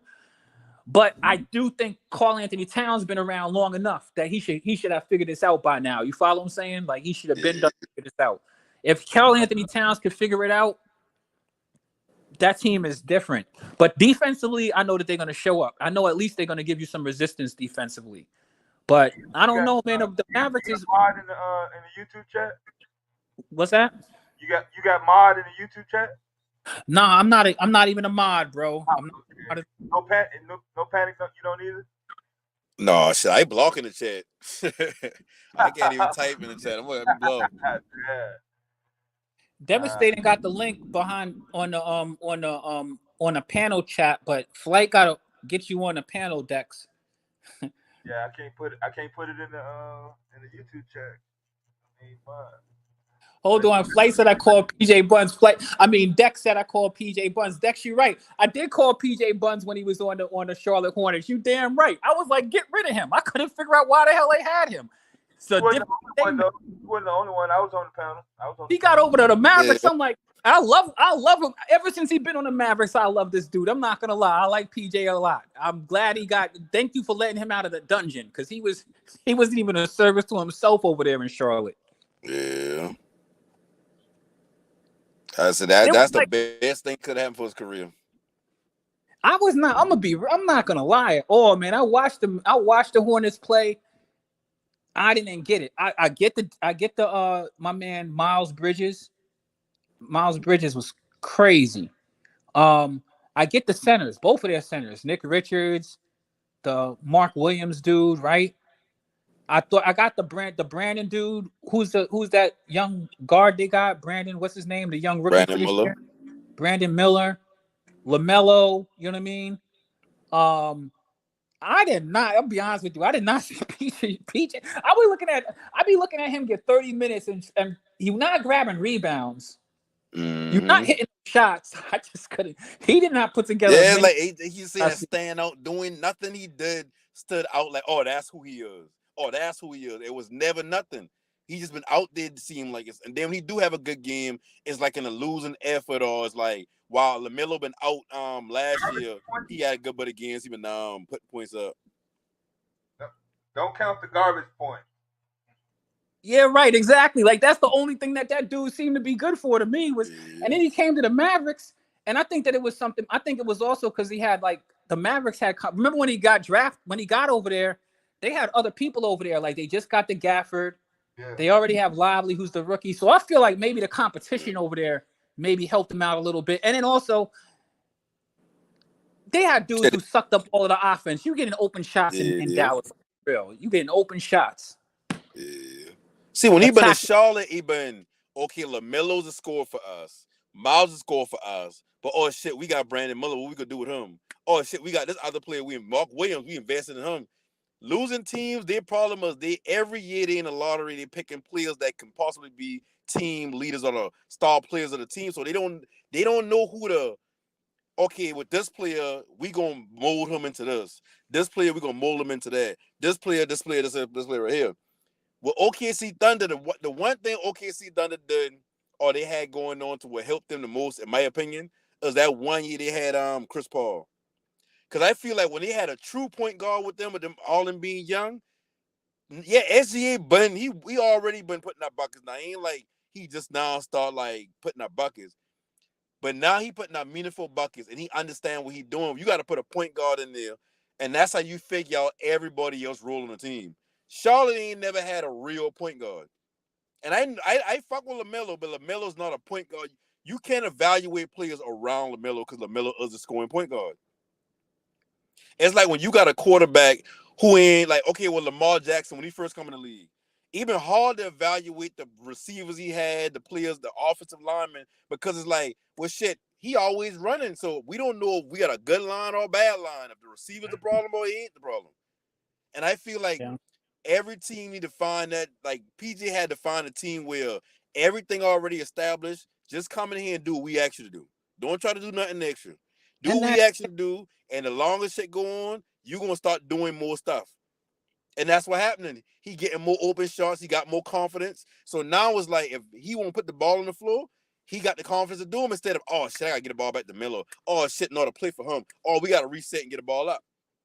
It's like he playing comfortable because he's in a comfortable environment, a winning environment at that. And you know another thing is because that the Hornets were a really young team. You know what I mean? Like he's one of the younger dudes on this team. Like somebody put in this my man Thunder talking about there's more structure. Exactly. There's more structure, more accountability, like the entire organization. So like he's not Lively's a rookie this year. So you know what I mean? Like Lively's got the young energy, but PJ is one of the younger players on that team also. Mm-hmm. Isn't Exum Exum, yeah, he's still there. He's still there. Shit, he young too. He damn like a first or second year player. Who Exum? No, Exum been get drafted. He's just saying that pan out with Utah, and he going overseas. How long Exum been in the league for?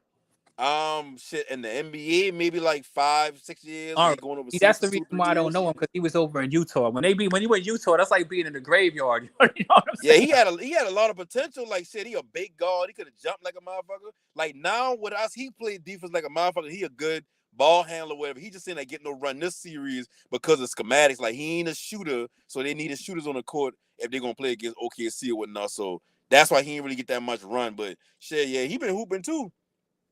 Yeah, I like him. And the Josh Green kid is young. He's like a third year player, right? Yeah, he active hands, athletic. So like I'm just saying, like real talk, like all of them other dudes is like you really one of the three youngest players who actually get minutes on that squad. You know what I mean? Like I see they got it's like Mavs damn they got a perfect roster build as far as types. Like they got the vets, they got the young players. They got the utility players. They got the dogs. It's like they got a piece of everything. So no matter how you want to play it, they can run it. If you want to, like, man, you don't watch them play. Alleys all game. Like, literally alleys all game. More than I see with the Lob City Clippers. Facts. And you know the thing that's dope is they got two guards out there who can throw them things. Kyrie and Luka. Even though Luka's a more consistent passer, or I would even say a better passer outright, Kyrie throws a lob also because Kyrie draws a lot of attention when he gets the ball. When Kyrie starts dribbling, defenses get broken down. You know what I mean? And Kyrie and them, and they both know look for the guys attacking. And I think that when you pass the ball, it makes dudes like a PJ Washington open their eyes. PJ Washington, I think part of the reason he's playing better is because he knows if I make a cut, I might actually exactly. I mean? I said PJ to me this how I look at PJ transition. It's like hanging with the homeboys that ain't really mature, like they just goofy, they just don't want to go party and all that. And then now you got homeboys who focus on the rest of their life, trying to boast some shit. It's like you go from being around kids, you kind of act like kids. Then now you with adults and it's like, oh well shit, time for me to be an adult. That's how I look at him with the Mavericks. It's like I don't care what nobody say. When I look at PG, it's like I looking at two different players from him before Mavericks and him now. It's like that's unbelievable to see how I look at him differently now. And like I said, just like how you say, like I used to trash him because I've been like he been a tweener. Like what is he? What is his thing? What is his niche or how I pronounce it? It's like what is he? Now we know. What does he do? Conjunction, junction, what's your motherfucking function? Hey, and don't he look like he a lot bigger with the Mavs? Like he a taller player? He do, but he plays with more confidence. I mean, and this is for a multitude of reasons. We're seeing PJ, like, come on, no panic. Let's keep it a bean.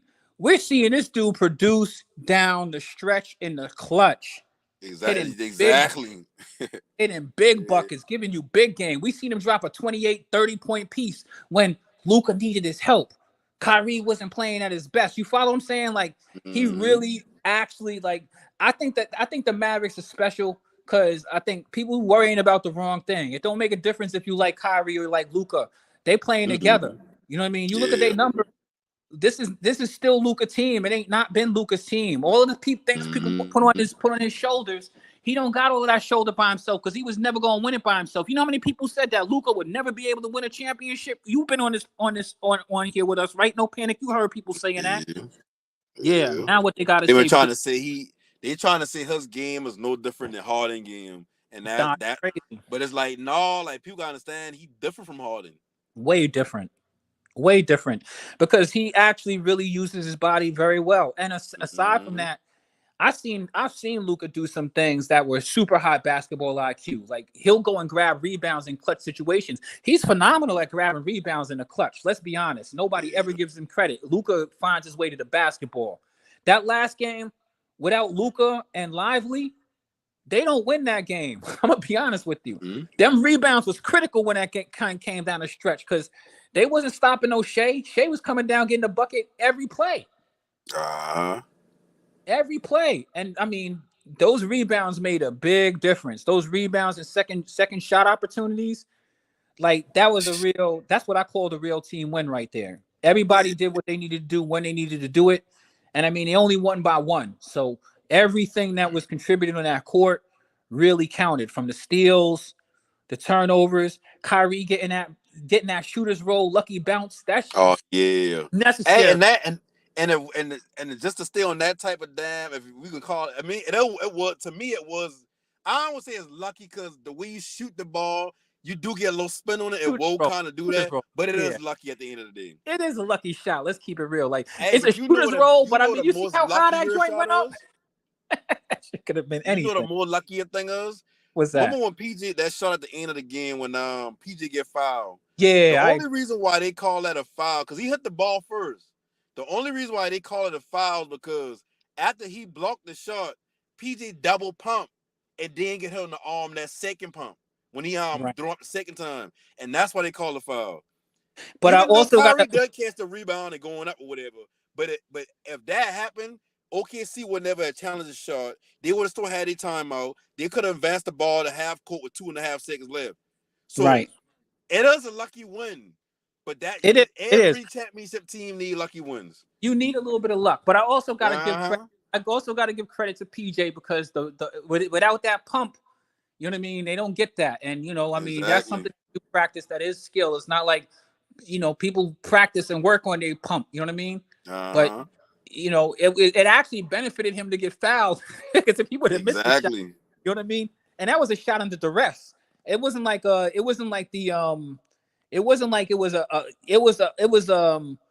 a last option pass.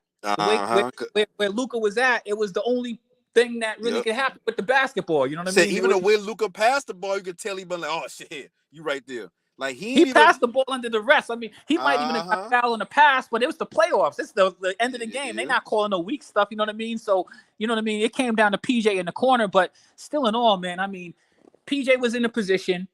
And you know the funny thing is, that is we've been watching the Mavericks play for years. You know the Mavericks got somebody on the corner. They always got somebody in that corner that can shoot, right or wrong, no panic. Yeah. The dude who's in that spot always is a dude who can hit it. So it is what it is. That was a good game. But you know what? I'm gonna be honest with you, man. The NBA is in good hands. Yeah. All these young players is out here doing their thing. John Morant coming back next year. I forget all about damn John Morant. Yeah, I'm gonna be real with you. Shea Childress, Ant Edwards, Zion Williamson. Yo, we got some nice young talent. Yeah, think about it. Listen, this right here is a change into the guard. I don't give a fuck what Sun's trying to do as far as trying to get a coach in there, whatever. That KD era over, that LeBron era over, that AD over. This the new guard. Like, look at the playoffs right now. Right. This how the playoffs gonna look for the next 10 years. And the Nuggets. Don't forget them. The Nuggets ain't super old either. Joker's still relatively young his damn self. I mean, to be honest with you, Joker keep on moving the way he's going. I mean, the Nuggets, you can't take them light. Like this team is really built for, these dudes is really built for that fourth quarter close game playoff situation. You know what I mean? Like, you can't count them out of no game. You ain't playing no games with Jamal Murray and Joker. Those dudes is ballers. You know what I mean? Michael Porter Jr.'s finally living up to his. I don't even think that Michael Porter Jr. has reached his peak yet. I don't even think that he's as good as he's going to be. I think he can still get a little bit better. Aaron Gordon, they got him for a pack of Franks running around dominating the boards. Yeah. Yo, that Nuggets team is a serious team, and they're gonna be around for a minute. And I also think a real good pickup for them is them getting Reggie Jackson for the backup, because they don't really need him to do that much, but Reggie Jackson could actually play. So I don't know, man. That team is gonna be a problem with the size with Joker. And remember in the West they even got Wemby. Oh yeah, I forget. Yeah, listen. If Wemby can stay healthy, and I know I saying can stay healthy, like acting like he just play a whole season now, but it's like when we were talking about the draft, right? When he had Wemby, Scoot, Brandon Miller, it's like I had Wemby. I always know he was gonna be a good defender. Like I know he gonna be game changing. Like his size alone would have been game changing. But when I watched him throughout the years, like I don't even want to call it just him having that dog in him, but it's like he carry himself like he gonna win some championships. It's just certain players you look at when they young that's like I can't picture him going his whole career out of championship. No panic. I'm gonna tell you something. There's something like when you watch basketball, especially when you watch it and you're like really passionate about it. I'll never forget. Remember, I'm gonna go way back. I'm gonna go back to the Tracy McGrady era. Remember, Tracy McGrady was on the Raptors, and he played with his cousin Vince Carter. Yeah. And the playoffs came around, and Vince was going to walk. He was doing the graduation walk or something like that. And yeah. He played against the Knicks, right? When I saw him play against the Knicks, I was like, yo, T-Mac got game, because T-Mac had this consistent mid-range shot. He was a good 15-point-a-game scorer, right? You remember that? When he was he was a good for a consistent 15 points a game, but he wasn't doing all of this other stuff. Now, when T-Mac went to the freaking Orlando, was he on the Magic? Was the Magic he was on when he was playing against the Bucks in the playoffs? Yeah. I'll never forget, the Bucks had the big three. They had Glenn Robinson, They had Glenn Robinson, they had Ray Allen, and they had Sam Cassell. Remember that team? Yeah, shit. Then they have what his name was Vin Baker. No, Thomas ain't been there yet. I don't know, but I know that they had Glenn Robinson, who they called the big dog. They had Ray Allen. People sleep. They think that Ray Allen, all he did was shoot threes his whole career. Ray Allen, that real dude. He would bang it on you and all of that too. Ray Allen his game was nice. That's why I always say, like, not to get off subject, but yeah, that's why when I look at Clay, it's like I respect Clay again. I ain't taking nothing away from Clay. But Clay was not in the same conversation as a Ray Allen. I agree with you. Not in the same conversation as a John Reggie Miller. It's like these players wasn't Klay Thompson. Those players was carrying teams. Yeah, like people don't remember. You ain't never carry a team. At all. Don't remember that shit, bro. Listen, I'll be honest with you. I'm glad you mentioned that. Like, people think because Ray Allen got the most threes, they don't realize that Ray sacrificed a lot of his game. Ray, when he was in Seattle, Ray was doing it all. He was doing. He was putting up that 34 was sweet, just sitting around shooting open threes. Ray Allen was off the dribble. Ray Allen was to the paint. Ray Allen was with the mid range. Ray Allen was with the long range. You know what I mean? I mean, Ray Allen was really the whole team over there. And when he was with the Milwaukee Bucks, he still had game. He didn't become that sitting around and just shoot threes dude until he got over to Boston and Miami. That's all he did on those teams. But he had a whole career where he was carrying teams before that. And I'm not going to say that he had a whole bunch of success in the postseason. I'm not trying to make him out like somebody he ain't. But I'm going to be honest with you. He was one of the best players in the NBA himself single-handedly. Yeah. He was one of the best players in the league himself single-handedly. Klay Thompson ain't never been in that conversation.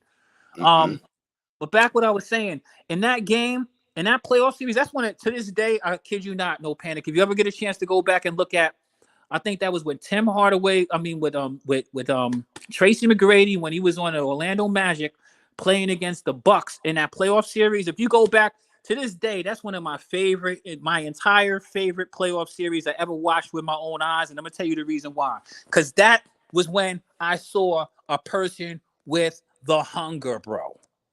Right. with the vein bulging out of his neck. Because remember, T-Mac used to have those wet 3-pointers because he was like a 6'10" dude who could actually point guard. You know, he had handles. Yeah. But he was going down in the post. He was giving dudes post work with that 6'10" frame. He was giving the over the shoulder, the back over the shoulder, the rebound, the yam. Like T-Mac wanted to win. I feel so bad that man had a back issues. I'm telling you, T-Mac is one of the best players in the NBA. I'm not going to cap. That man T-Mac was an animal. In that series, that series was just so crazy.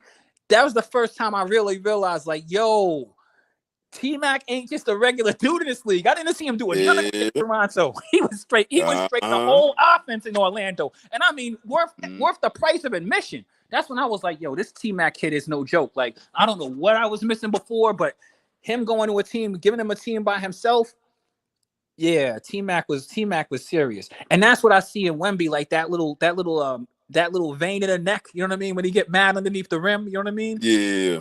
Because he got all of these moves and all of this sauce, but he's not no punk. He ain't a dude that you could just punk out. Like, you know how thin he is? People like, yeah, body him up. I ain't seen nobody really bodying Wemby up because he ain't no punk. He ain't just going to let you body him up. Uh-huh. He's recovering. Even if you do get past him, he's recovering. You know what I mean? He's got great recovery time. He'll challenge you out on the wings. I'm gonna be honest with you. Wemby is. I like Wemby a lot, bro. I like him a lot, man. I like him a lot. He's not just a dude who's just a tall dude. He's a dude who really got a bunch of skills. We done seen him dribble between the legs on it. Yo, some of the stuff I seen Wemby do this year. Come on, man. We seen him doing T-Mac moves out there. I said that boy pull out from 3, catch and shoot from 3, mid range. Like Wemby just need more time as far as like getting his body together, and he need players around him, and not no damn Trae Young. I hope they don't fucking bring him over there. He need players that fit what he want around him. Like, I don't think they're gonna bring Trae Young over there because Trae Young is gonna monopolize things. I don't think they need somebody. They need somebody who can get it like a Trae Young, but somebody who also is going to play within the structure. Because I'm gonna tell you right now. You know the thing about Wemby this season, what was great? The season started, and he got better as the season went along. Right or wrong, no Pen. Yeah. As the season went along, he got better and better and better. Like, he grew a lot in just 1 year. He played pretty much every game. He missed a couple of games near the end, but not that many. Only like maybe 2 or 3 games. Yeah, he played pretty much the whole year. He was in the fight, and even though they lost, I think they lost for a few reasons. Like, they in the beginning of the season, they didn't know to get him the ball. Later in the season, I think they started being able to trust him a little bit more. I think we both know they get him a point guard. Sochan played good. I mean, I like Sochan, but Vassell played good too. But Vassell did not know when to pass Wemby the ball. Sochan ain't no point guard. So I think that him doing the facilitating and stuff that he did was really good for a dude who's really a forward. You know what I mean? So we can clearly see what they need. Get some outside shooting over there and get a real guard. They really don't got a point guard over there to make the difference. And I wouldn't be surprised they try to bring in Chris Paul next year. I mean, because I think that Chris Paul can do it, but I think they need to bring also a young player. Oh yeah. See, I would start Chris Paul with him, but at the same time, I can still see him coming off the bench because I feel like Chris Paul like I said, when he going to OKC for that 1 year, that did so much for OKC as far as SGA and Dort and who been over there with them too. Even if there's another player that they still got over there. It's like you've been able to evaluate everybody around SGA at that point. So you can understand what he needs to survive.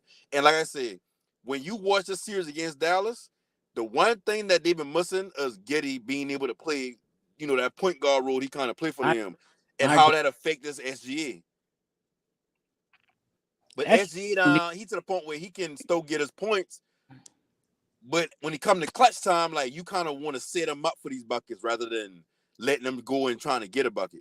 Because he also still got to come down and play defense. Chuck Morris, you're right. People did think that Wemby was going to be pushed around, but they were wrong.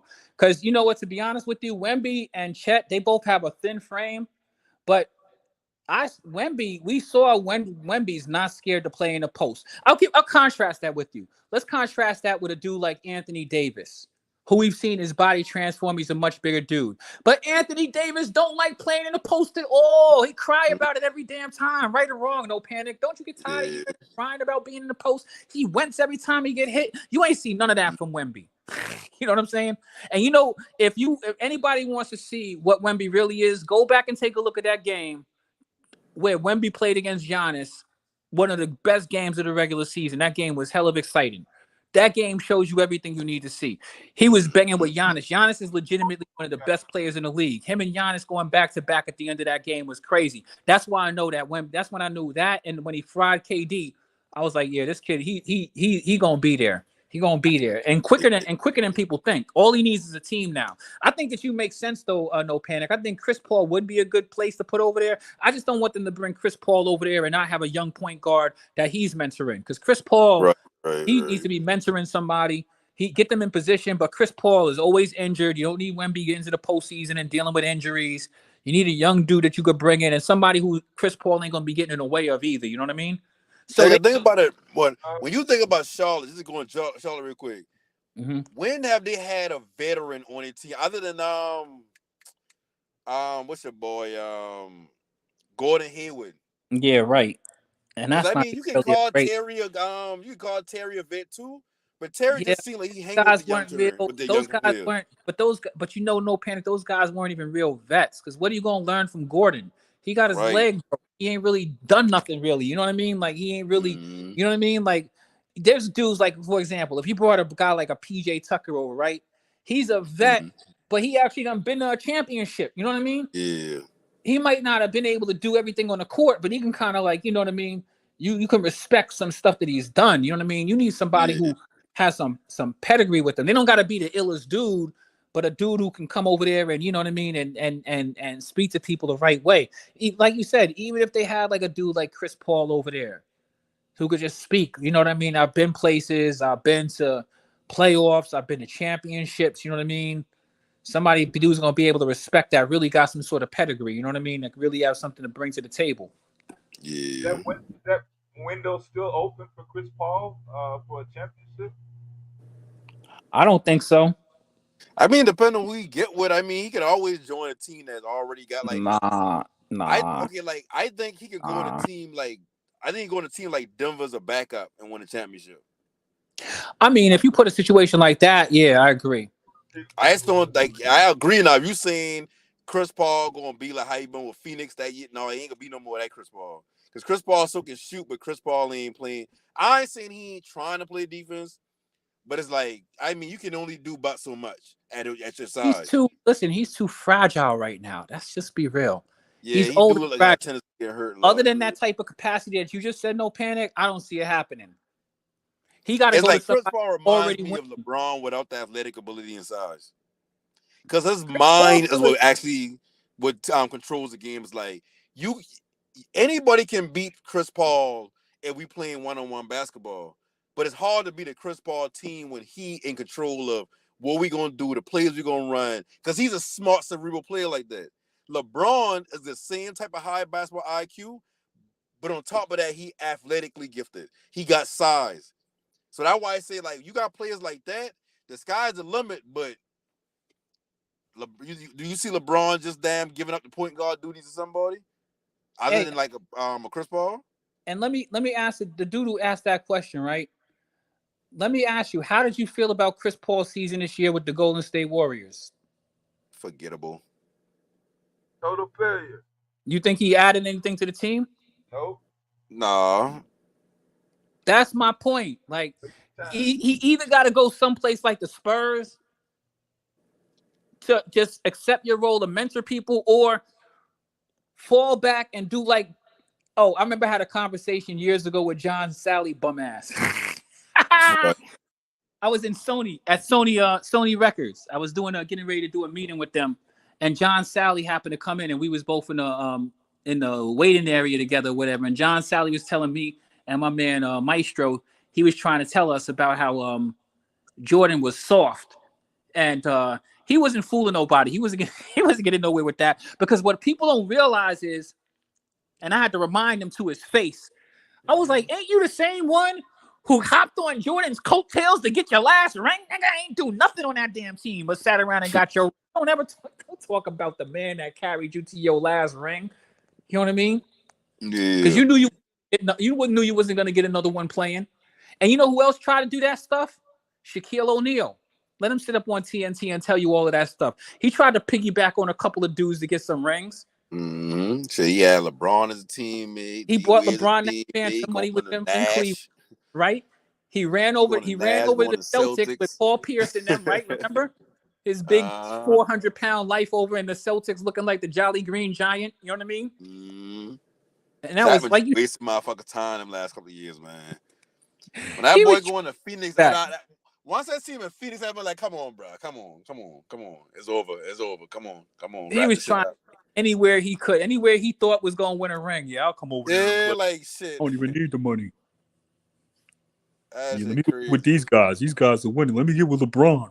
Here, Bron. Mm-hmm. Put me in because you wasn't contributing towards winning.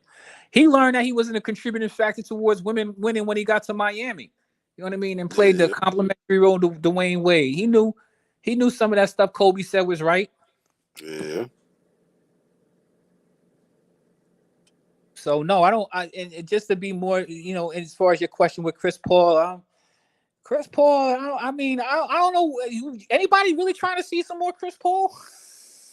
I mean, it's not so much of trying to see him as it is like I understand from a point guard point of view how your fingerprints can be all over the game.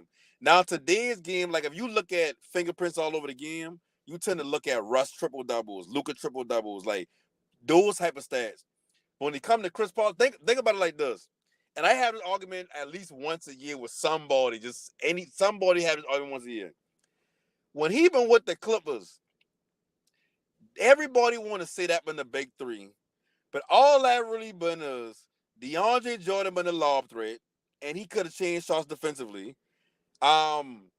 Griffin been a lob threat. He ain't had no moves to put together. He ain't had no jumper. He's been athletic.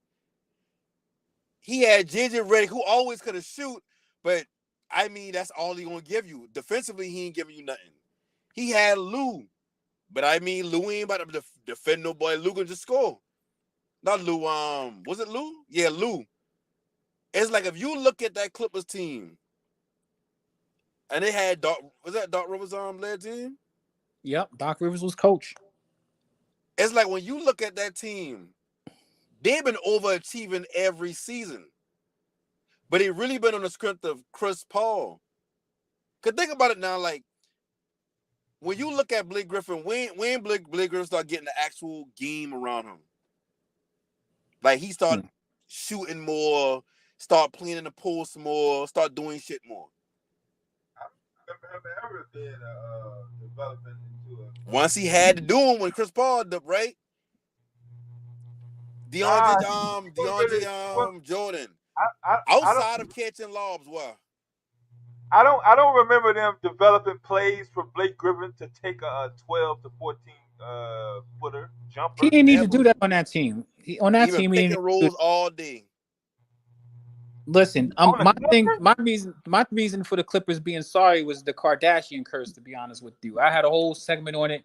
I'm not going to go deep into it right now, but and that's the reason why Chris Paul lost when he was with the Suns. Remember when he lost to the Celtics? Yeah. And he who did they lose to? It wasn't the Celtics they lost to. They lost to the Bucks. No, Bucks, yeah. The Bucks, where he turned the ball over. The most short-handed ball handler turned the ball over at the end of the game. Yeah. Everybody missed the big key though. When Kanye West went on Twitter and says that Chris Paul was boning his wife. Oh yeah, I remember he said some shit like that. I'm trying to tell you, if you mess with the Kardashians, it ain't going to end well with you. Remember that it was a double whammy because your boy Devin Booker was also messing with that other Kardashian too. Wasn't he messing with which one? But see, Devin Booker is exactly who I always say he been. He is no different than Zach LaVine. They just empty stats. They don't contribute to real winning. That's why Booker's never going to win an NBA championship as long as he the main player. he gonna have to join I some think boys that like the Devin. third star. I'm not gonna say Devin. I'm not gonna say Devin Booker really couldn't do it, but these dudes are finesse players. That's what. Yeah. And to be honest with you, when it's time to win a championship, you need dudes who ain't scared to get a little bit dirty. And but Booker saying he been having to run some NBA runs or whatever. He been like, we don't double team and runs. We don't double team. It's like that forever turned me off from having high hopes and high beliefs in Devin Booker. And I understand, yeah, you trying to work on your game, so it's like whatever, but it's like I measure every ball, like like with you might measure everybody ball to Jordan's mentality. Like, okay, he may not be, he might not be Jordan type of damn competitive, but he close. That's good enough. Like with Kobe, you might can't say Kobe been as competitive as Jordan, but even damn near close. When I look at Booker and he said that shit there where he don't get double team, it's like, bruh, that's what's gonna happen in the game. Why wouldn't you want that to happen now? Yeah, no, Kobe was competitive. The only issue with Kobe was Kobe was really was a chucker, and he used to hit he used to take some terrible shots and really hit them joints. But see and I'm glad you say that because like when people say, like Kobe's my goat, I look at Kobe's Jordan was more disciplined than Kobe. I'll give him that, but when people be saying Kobe's a chucker, I don't really argue with that because it's like I can see why somebody would say that, but at the same time, it's like if he knocking him down, it's like, I mean, is he a chucker or he a tough shot maker? He's a tough shot maker, but he used to take. Come on, you see. Here's the funny thing, right? I'm not gonna lie to you. I wasn't a Kobe fan, right? But there was this one year. Remember the year he was averaging 50 points against the Suns? Yeah, I know you're talking, but he been like the whole month he been averaging like 30, 40 points a game. He averaged. Listen, I want y'all to understand something. I've never seen something like this before. He averaged 50 points against the Suns that season, and he ended up seeing him in the playoffs. And that was. Ain't that been the year he been dealing with the little trial back and forth? I thought so. I'm mistaken. So, but I don't know. Dex one day told me something. It may or may not be the same season, but I'm just gonna be honest with you. It was that year he was averaging 50 points against the Suns. And remember, Steve Nash had won the MVP, so he had a little grudge on his shoulder. And that was a team where it was Steve Nash with Sean Marion. And remember that Lakers team was Kobe Bryant, where it was exclusively his team. It was only him and what they have, like Smush Parker, and I think maybe they had Lamar Odom. I don't remember, right? But their team, it wasn't like their greatest team. But I remember having an argument with my brother because my brother he really couldn't stand Kobe. He was not a big fan of Kobe because Kobe was a chucker. And it was a fact. Kobe was a chucker. I don't think that there's any real dispute about Kobe. Kobe was a dude who was going to shoot 30, 40 points, 40 times a game. Like that's who he was. He was going to take every shot if he could, right? I mean, yeah, but we got to add context into teammates now. Like, wait, Kobe got played on some bullshit ass team before you get paused. I'm not trying to say that to be disrespectful to Kobe. No. I know you ain't talking about like a lot of people do call him a chucker. I just making the argument that like, well, I mean, we gonna like. I just feel like I don't look at it as chucking if like you got a good like ain't like he was like okay like let me give you. I'm gonna let you get back what you were saying or whatever. But like if you look at Iverson, right? You know how much Iverson was shooting field goal percentage. Mm-hmm. But and nobody called him a chucker. Iverson he had one of the worst shooting percentage for a player who been in the MVP conversation. But the only thing with Iverson was he was 6 feet. So I mean, I felt like he was always undersized. But I think you're gonna be surprised about what I'm gonna say next though. Because I was actually getting ready to say something. Because I'm glad you brought up Allen Iverson. Because something dawned on me that year. And I argued for Kobe against my brother. Right. I said, you know something, bro? I was like, you know something? Yeah, Kobe is a chucker, but take a look at his team around him.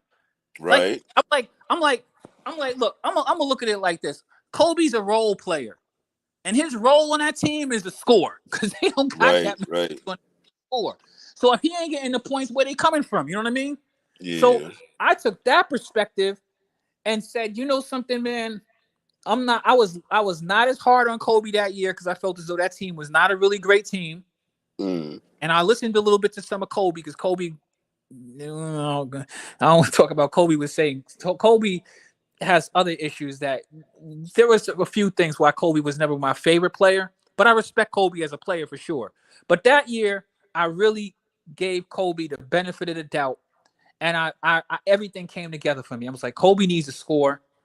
Allen Iverson needed to score on that. We both saw what that team was that he was playing with the Pistons, right? I mean, with the Sixers, right? I mean, he was there scoring. You know what I mean? Right. He was the only offensive player on the whole team. Let's be real, right? So, you know what I mean? I felt as though it was sort of that situation again. And at the end of the day, I said, you know what? Kobe don't got nobody else here. It really is his team. And I mean, this dude is going out there. He really is scoring. I mean, to me, I was really respecting the fact that he was really putting those buckets on the board on a nightly basis. And that year, I picked him on my fantasy basketball team too. But when he played in that, I think it was a game 6. You remember because you was a Kobe fan. You remember that game, right? Yeah. And you remember what happened in that second half, right? He stopped shooting. I didn't. And see, that's why I said earlier. I was after that. I was like, Kobe, come on, like Kobe. I was rooting for my man, like for real. I was like, y'all are losing, but Kobe, come on, man, because there was no you literally he had to go out of it. He just literally just said, yo, you know something? Like I just felt like he waited. It was the wrong time to try proving a point. You weren't switched and stuff like that was just corny. Hey, listen, everything you say about I feel the same way. That's why earlier I said Jordan mentality is up here. Kobe damn close. And that one thing right there is the one thing that I always take away from Kobe and be like, damn, you can't be that competitive if you because we never seen that before. Like he was averaging 50 against them. We knew they couldn't stop him. He knew they couldn't stop him. Exactly. They didn't have no defense for Kobe, and he just said, I'm not going to shoot. I don't care what nobody say. You ain't about to make me have to prove a point in a game that I trying to win. I'd rather win than to get my point across or whatever on certain things especially when it comes to sports. I don't care about the media telling me I shooting too much. I need to do this. I'm not about to use a game and be like, oh yeah, okay, well, yeah, now y'all gotta see how life was without me. Bruh, come on. That was so in the regular season. That was so corny. And it was only the time for real. There was only and my brother actually switched his perspective on that. He stood up for Kobe. He was like, yeah, well, they were down by 25. I'm like, he's averaging 50 against those dudes. Right. You know, if I knew he was gonna play the second half, I would just turn the damn game off. You know what I mean? Be honest with you. I knew Kobe was coming back. I ain't never seen Kobe. I really was vouching for Kobe being a competitor. I thought he was who he said that he was to us. You know what I mean? Now, there was one other time, and I give him a little bit of pass. Remember that championship where he passed the ball to Ron Artest at the end of that game? Yeah. See, and that was very smart of him. But in that game, him and everybody was cold in that game. And I saw Phil Jackson bench him, which I never thought. Phil benched him at the end of that game. And when Kobe came back in, he made the play because he was shooting terrible, but he wouldn't stop shooting. And Phil Jackson coached them to that W to get that championship because when Kobe came back in and hit Ron Artest, he was surprised. Even he was like, Kobe passed me the ball. He never does. See, and that's when, and even though that moment, I will say was kind of an L for Kobe, but it was also a maturity thing for me. I gave Kobe credit for that because Kobe, I feel as though, even though Phil Jackson benched him, he did bring him back in because he was his best player. And I think that Kobe got the memo. You are not shooting good, dude. Get your teammates involved. Paul Gasol was having a good game. He was literally shooting him out of the game. That's why Phil Jackson benched his behind. He brought him back in the game when it was critical. Fortunately, the Celtics was falling apart because them dudes couldn't hit the edge of the board either. Remember that game? That was a funny ending to a championship. That's how that championship ended. And then Ron Artest hit that 3 from the corner, you know what I mean, to win the game for them. And I was like, Kobe passed him the ball. That's exactly right. So that's when I could say, that was a moment that reminded me of when Michael Jordan passed the ball to he had a time where he passed the ball to Craig Hodges to hit the game-winning 3.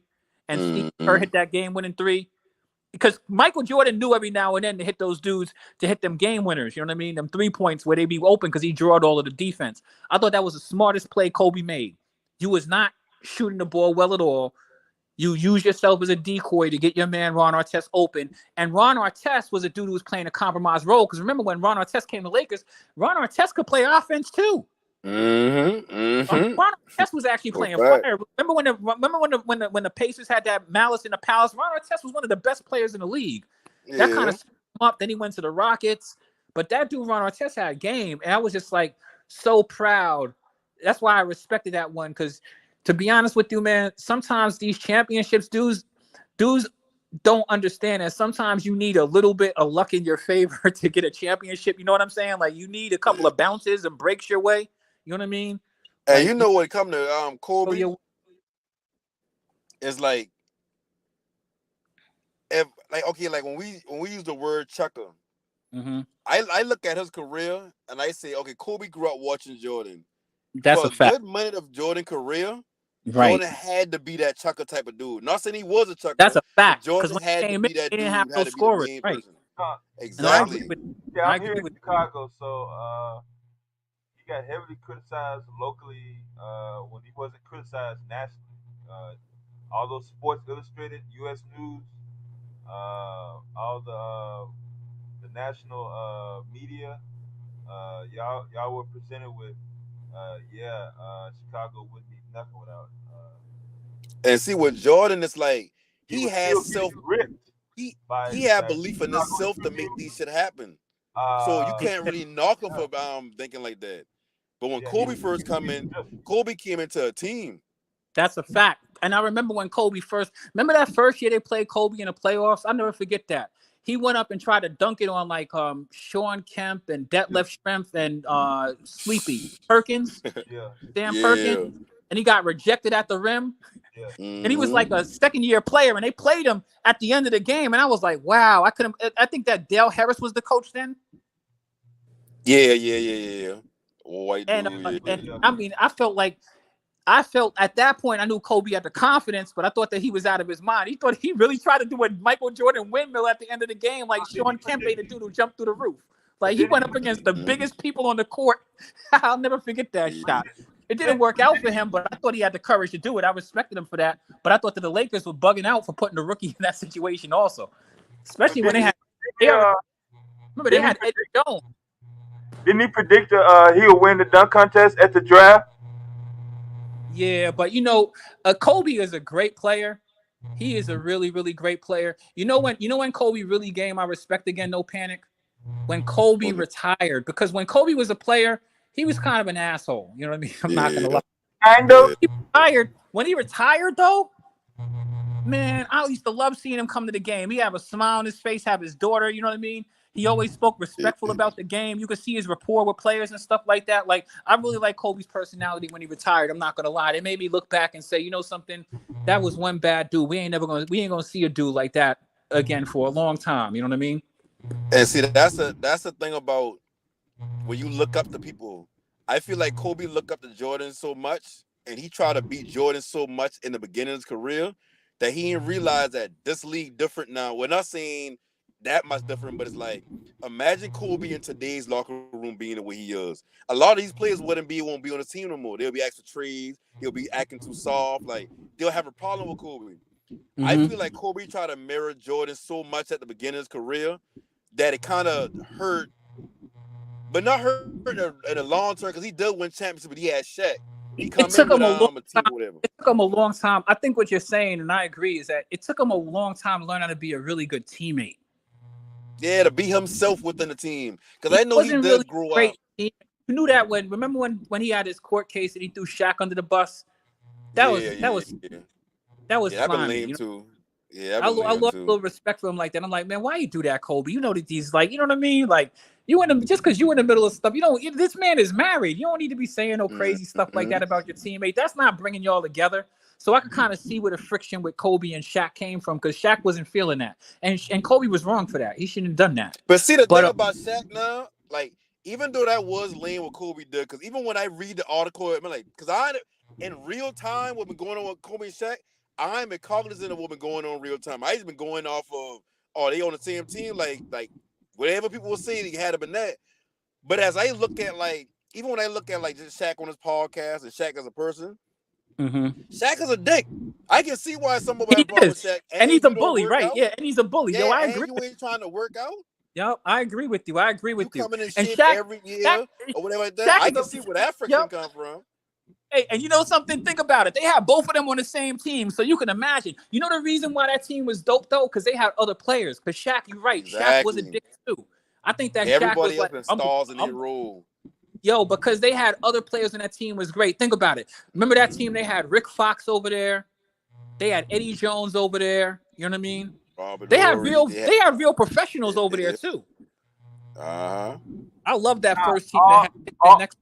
all time biggest asshole of the NBA league, Michael Jordan.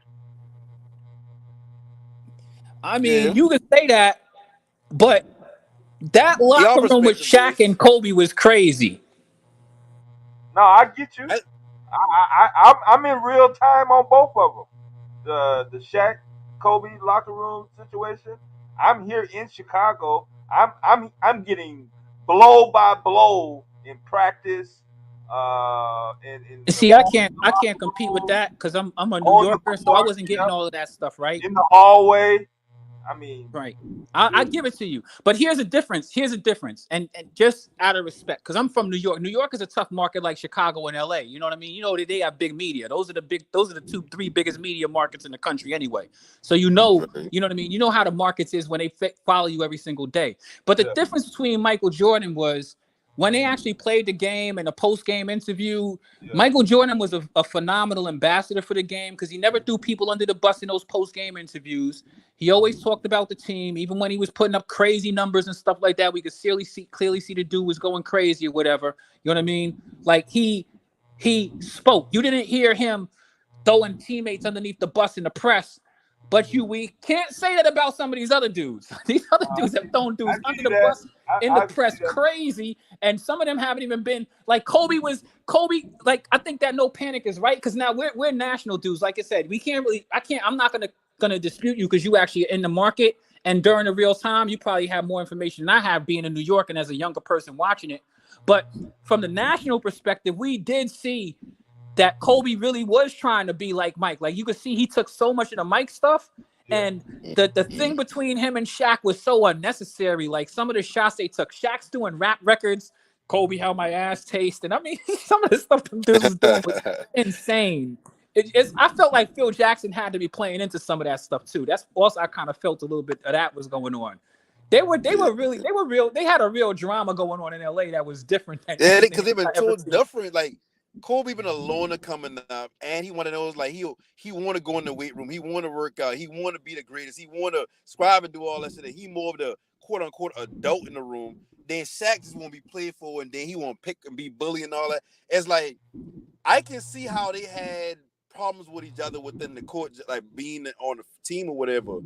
I just feel like when Kobe said the thing about Shaq be paying off women, I feel like that been like the last straw. And that's why when Shaq dipped, he been like, I don't see even bittersweet, but it been like, I know it's like, because I know Kobe been saying he would go to a different team. He couldn't play with Shaq. It was either one or the other. We knew it. It seemed like that's what it was, at least in the national media. It seemed like it was going to be one or the other. Uh-huh. It was like that. I agree with you as far as like whatever Kobe said about Shaq and other women, that shit been lame. But they had problems before that. And I feel like the problems he had on the court as far as like work ethic, as far as like how you do things, Kobe just ain't been going. And Shaq say herself, he like to pick on people to see where they at. If you stand up to him, he respect you. If you don't, he gonna keep going. Typical bully. No panic. I really respect the conversation we just had because I never looked at that like you were right. Shaq has an asshole personality for real, and he'll punch you. You know what I mean? Exactly. But he played that Superman kid-friendly role because of him being in the movies or how he act towards kids or whatever's like. Shaq is a dick. Like, I don't care what nobody says. Shaq is an asshole. I feel like Josh Hart is an asshole. But you don't look at him like that because it's like, I don't know. It's like, if you watch any I'll give you something to watch if you got time. Hum and Brunson got a podcast. They've been I've talking. seen, You watch them. I've seen it They've been before. talking Yeah, about somebody, and they've been talking about a player in the league. And Josh Hart wouldn't just for the life of him just give the man his fucking props. Even like, oh, okay. It's like, damn, bro, like, why? Like, you could tell Brunson been on some trying to be political shit, and Josh Hart just been like, yeah, you know, you know the you funny said it, thing not is me. no panic. You see that a lot. Have you watched the the Gil podcast, Gilbert Arenas? Yeah, I be watching that shit. Oh my goodness, those dudes are so ridiculous sometimes. Sometimes it's like they take round robin turns of just like I'll be trying to feel one of them sometimes, and then they just go and just jump off the cliff like Gilbert Arenas. Sometimes they say some of the ridiculous ass takes, and then sometimes Gilbert be on point, and then sometimes Gilbert with Arenas, he just said some dickhead shit just the other day. Do you know he just got finished shitting on Inside the NBA? Yeah, man, listen. I'm like, I Gil, don't know you're what done. Gil I don't know what problem world is, you come from. but Gil, I don't call Gil no hater, but Gil don't like certain like what him He and do Rashad be a McGinnis. hater though sometimes. I'm not saying that like I like Gil because Gil has a funny personality, but you can't act like this nigga don't be hating sometimes. Yeah, like remember when they was talking about piece out. Remember when they was talking about the Hakeem Olajuwon? Oh yeah, but going to training with him. Come on, he was straight hating on that man. There ain't no other way to put it. Man, that's that. They having nothing but hate. That was pure hate. I've been watching this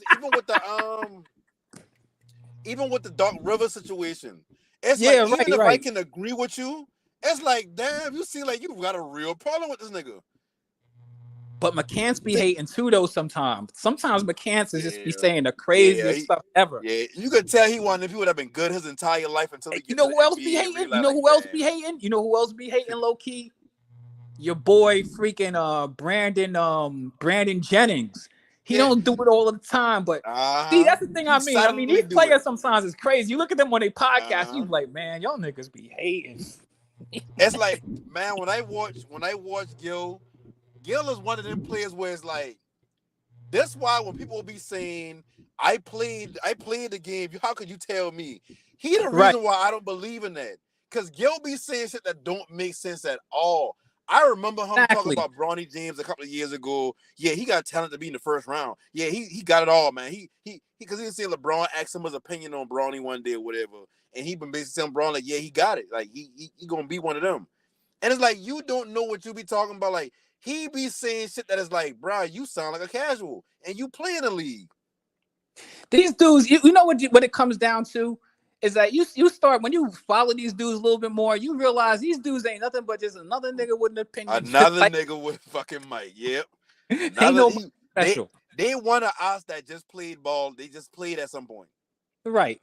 And let's be honest. We're all people.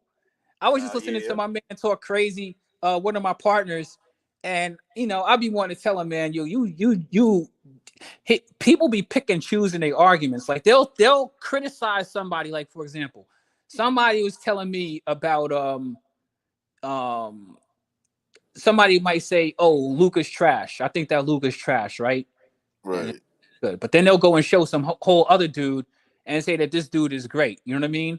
Now, the reason this came to my mind is because we just got finished watching Luka in this series he just played. Like, one of them games, that dude got really banged up, like in multiple places. Like, you could see the dude was really physically injured. You know what I mean? And he still came out of shit, bleeding from the knees and all. Yeah, but his other man, the man he been sucking off all year long, pause. This dude, he get banged up and is playing terrible. You know what I mean? Yeah, this guy's got a lot of heart. You know what I mean? Like, I'm like, bro, man, you be picking and choosing. But people do that a lot. That's all I'm saying. So, I got nothing against it. We're only human. You know what I mean? People have their, some people have their heroes. Like, remember Nico Savage? Can't tell him nothing about Klay Thompson. Klay Thompson played like, man, listen, trash this when year. Klay, man, even one, because I've been on here like probably like a year. Even one point while I'm watching the Warriors, man, I've been praying flight that jump on that night. I say a flight jump on the night. I need Nico to hear the fuck I got to say about Klay Thompson. washed. Like he is fucking washed. He been Listen, washed and like homie, single washed. for the other homie on our panel right now, I need you to understand something. Yeah. You know what you just got finished? You said you seen Jordan, right? One thing Yeah. we can say whatever we say about Jordan. You seen Jordan. I don't need to explain to you who Jordan was. Jordan was something different. Yeah. This is a dude that'll tell you straight face that Michael Jordan was trash. You know what I mean? And Klay Thompson is the think I greatest heard in him the a couple world. times. Right or wrong? Am I right or wrong? No panic. No, He I ain't think lying. I heard him a couple times. I heard him. I remember. No matter what you say about Clay, It makes sense. in his mind, that don't matter because it's Clay. It's crazy. So people have their own flaws and their own biases. You know what I mean? I could live with it. Sometimes all you could do is laugh at some dudes. They be talking crazy sometimes. But like I you know, what your boy name was Jeff Teague. Jeff Teague is the reason why I trust my own gut when I come to like. You know how I said earlier when I've been like Wemby don't look like a player that just gonna go his whole career and not win a championship. It's like certain players you look at on TV and through their game and through their press conferences, you believe what they're saying. So you gotta. It's like with Kyrie if somebody be like, "Oh yeah, 3 minutes left in the game and it's a tie game," Kyrie, I got belief in Kyrie that he gonna come through. Like no matter, I don't care if they get down by 10. I believe until the clock strikes 0-0-0 that Kyrie gonna come through, that Kobe gonna come through, that Jordan gonna come through, that Tim Duncan gonna come through. That's how I look at a lot of players. But there also other players in this league that I be like, man, this motherfucker don't be caring about the game. Jeff Teague lets you understand the mindset of a lot of players that don't take the game serious. That's a fact. So when I be trashing certain players, I think that Kyrie's in good shape because I really think that him. I mean, there's not many teams. They really do have two dudes. Luka and Kyrie are both like. I think those dudes are both dudes those are clutch dudes. Those are dudes who want to win, and in the clutch, like with them with the ball in their hand, you at their mercy basically. You know what I mean? You see, they got Luka playing defense, and I ain't talking about no help defense. They got Luka playing on-ball defense to the best of his ability, and he's doing a damn good job at it. I mean, and the thing about Luka is this is a dude who's already giving you a triple-double. So, I mean, like, even when people talk crazy about him, I'd be like, because you know something? There are people who say, like, all right, I'll give you a perfect example right now, right? How many people have you heard say that the Joker is the best player in the league, right? Yeah. All right. They say that without question, right? Right? A lot of people say that without question. They say it over and over again. Now, let me ask you a question. Did Joker play defense? See, this is what I mean about people picking and choosing. Because Luka give you that same triple-double, and he ain't playing no defense, but y'all criticize him, but they'll say that Joker the best player in the league. Now, I get it, because there's a difference, you know what I mean? But at the same time, like, let's be serious. Like, when you take a dude who you will criticize a dude and say that he don't play winning basketball, you don't see them winning, but then somebody else out there is winning doing the exact same thing. You know what I mean? You give him a pass, but you're not giving this person a pass. I like the fact that you brought it up because you know what the funny thing is? No panic. That was one of the knocks I had when the Mavericks got Kyrie. I was like, well, what Kyrie gonna do? He don't play defense neither. And you know something? They both playing the best defense we see. Exactly. Right or wrong. They both out there playing D. I'm with it. Even when they said Allen Iverson ain't played defense, Allen Iverson was leading the league in steals. He just ain't played good man-on-man defense. It's not exactly. And that's he was like when you look at like LaMelo. A lot of people say LaMelo don't play defense. On-ball defense, he is a little slow-footed or whatever the case may be. But he actually do get a lot of damn passing lane steals. So when somebody says somebody don't play defense, it's like people need to specify what they mean by don't play defense. And you know what it is? You got players people pick and choose. No, you gotta be honest. People pick and Go ahead. No, but let's be serious. People pick and choose. When I say a dude don't play no defense, remember James Harden on the Houston Rockets? That dude was no defense. All right, he wasn't even trying. He was giving up on play like blatantly. I ain't never seen nobody play worse defense than that. Luke ain't never played defense as bad as James Harden used to play defense. And even James Harden played better defense now than he did before. But people be picking and choosing because I be like, sometimes I be confused. I'm like, if a dude's getting steals, that's a defensive stat. If a dude's getting blocks, that's a defensive stat. And there's a lot of dudes walking around people like they standing in concrete and he's standing in concrete. But then dudes would tell me that. Remember, I talked about. I'm gonna go back to my man Danny Green after he won his championship. They said this dude was a 3-and-D dude. I remember watching him on the Lakers, and I'm like, who is he defending? He wasn't even. Some plays the dude wasn't even trying. He was getting baked even if he was trying. I'm like, you're telling me that this is the dude? We're gonna give him the gold standard for being a defensive player? Sometimes people be only seeing what they want to see. We got to keep it real. Yeah, I said like if you like how you say with Iverson. Iverson's a perfect example. Iverson actually did try to play defense. The problem was Iverson was only 6 feet. Right. You know what I mean? Like, and he been playing around a time where those big guards been up and coming in the league where you start seeing a lot more bigger players like a Kobe or a T-Mac. You know them guards that just been 6'4", 6'5" out the box. You know, and something that dawned on me. I wanted to speak about this. I haven't had a chance to speak on this, but this is a problem I have with what's going on right now with Bronny James. Because I'm gonna tell you something. These people are trying to say Bronny is this great defender. He just did the compound. We know this dude is only 6'1". 6'1". Let's take a look at the small dudes in the NBA. Show me a dude in the NBA. This dude, he couldn't even slow down dudes in college. He couldn't even slow down dudes in college. Can you imagine? I mean, he's 6'1", so he's gonna have to be playing against guards, right? Let's keep it real. Yeah. Who do you see that kid being able to stop any professional guard in the NBA? A small dude, because you're saying that he's 6'1", but he's really not a shooting guard, and he's not a point guard. Well, he definitely ain't gonna be no small forward in the NBA. You know what I mean? Nope. And the dude, it would have helped him if he actually was 6'4". Shit. If he actually been 6'4" this whole time, that would actually help his case in getting drafted. But not at no 6'1", and you ain't no dynamic scorer. You ain't no overbearing defender. You ain't no point guard that can run the floor. Like, you ain't got no one thing that we can say, oh, you a leader. Even with the shooting thing, like, yeah, he can shoot the 3-ball, but, like, is it a consistent 3? You know what I mean? No, like, it's not. Don't know that. And we know it's not, because even D'Angelo Ball would have been in the NBA.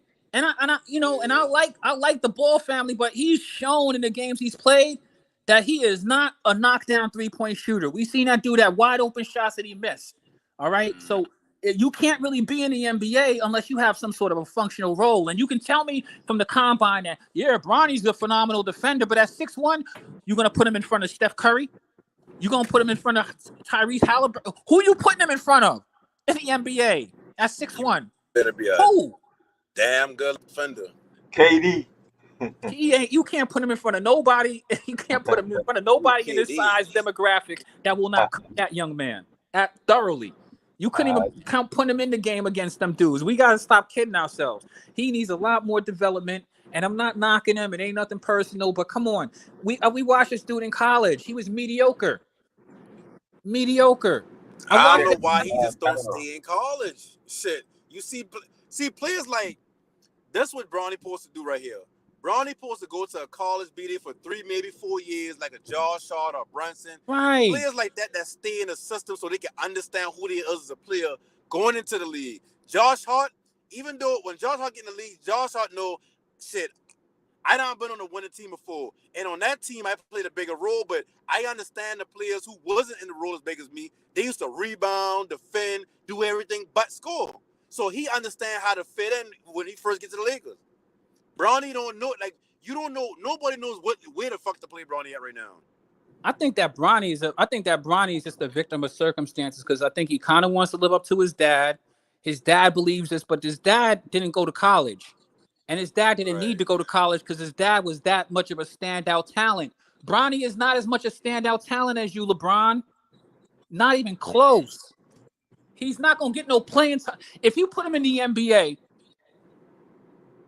somebody say, LeBron's over here trying to sell him with these little cryptic BS tweets of his that, oh, yeah, I'm looking at these guys in the NBA League Pass. These guys are trash. You can't tell me that Bronny can't be in the league.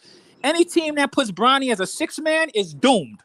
Yep. He ain't ready to be no 6-man. He'd be lucky to be like the 15th man on the bench. That's where he really fits in as far as where he is, because he's too small. He's not a good enough shooter. And to be quite honest with you, he ain't gonna get that many minutes outside of his father manipulating the system to try to force somebody to actually really play the dude. So my thing is like, what are you coming to the NBA for? Just a cup of tea? If you really trying to play in this league, you got to go out there and earn your stripes like everybody else. And dudes don't respect them. So when they do see them bring him in the game, they're gonna be looking at him and licking their chops. Any professional point guard, which you're gonna have to put him up against a point guard because you can't put him against a small forward. You can't put him up against a power forward. You can't put him up against a center. Most of the shooting guards are too big for him. So he's gonna have to be playing defense on point guards. Am I wrong on that? Am I leaning if a dude is 6'1", who else you gonna play him against?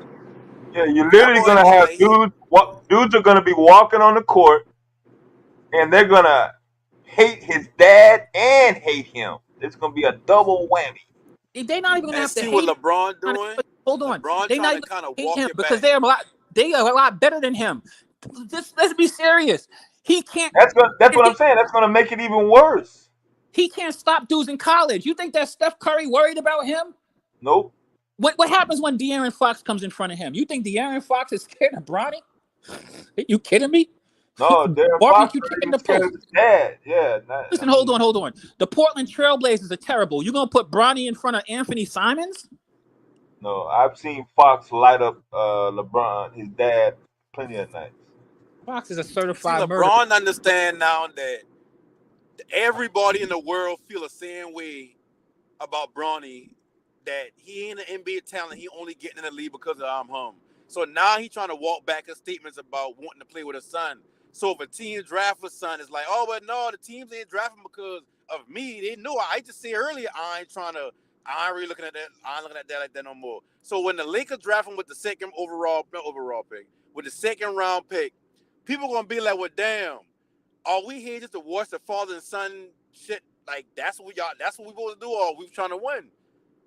LeBron winning days over. LeBron understand that. Yeah. That's why LeBron talking about wanting to play with his son. You But know now what he the start most realizing like nepotism don't look the same. Like when it come to Giannis and his brother, what you can say is, okay, well, his brother don't get no play time. His brother just on the bench as long as Giannis on the team.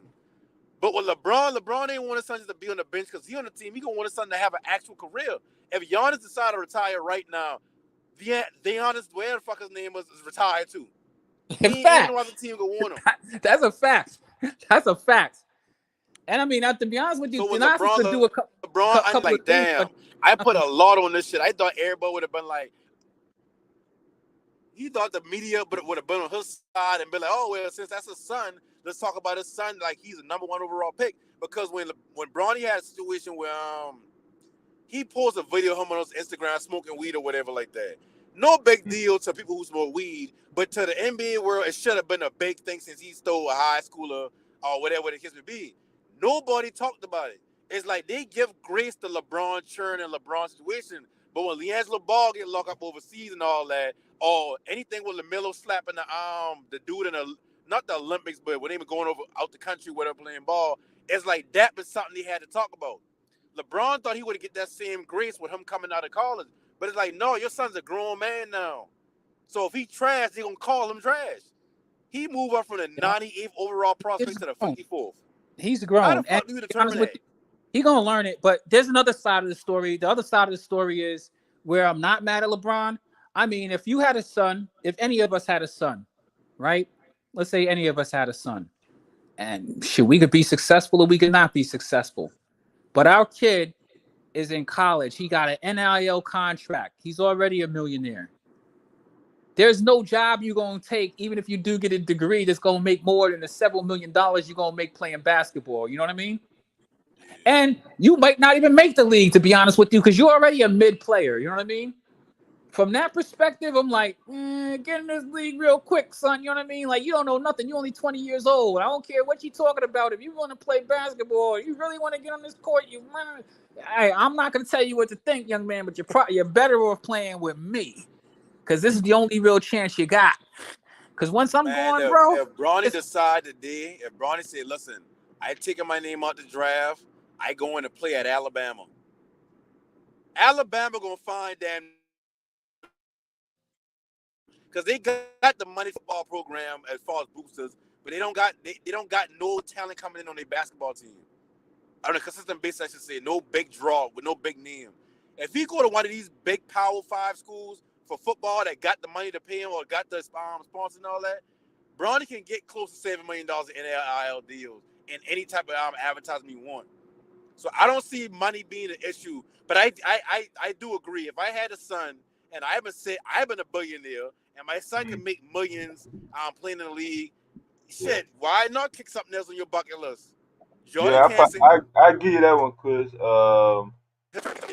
Yeah, it's that window's gonna close, and yeah.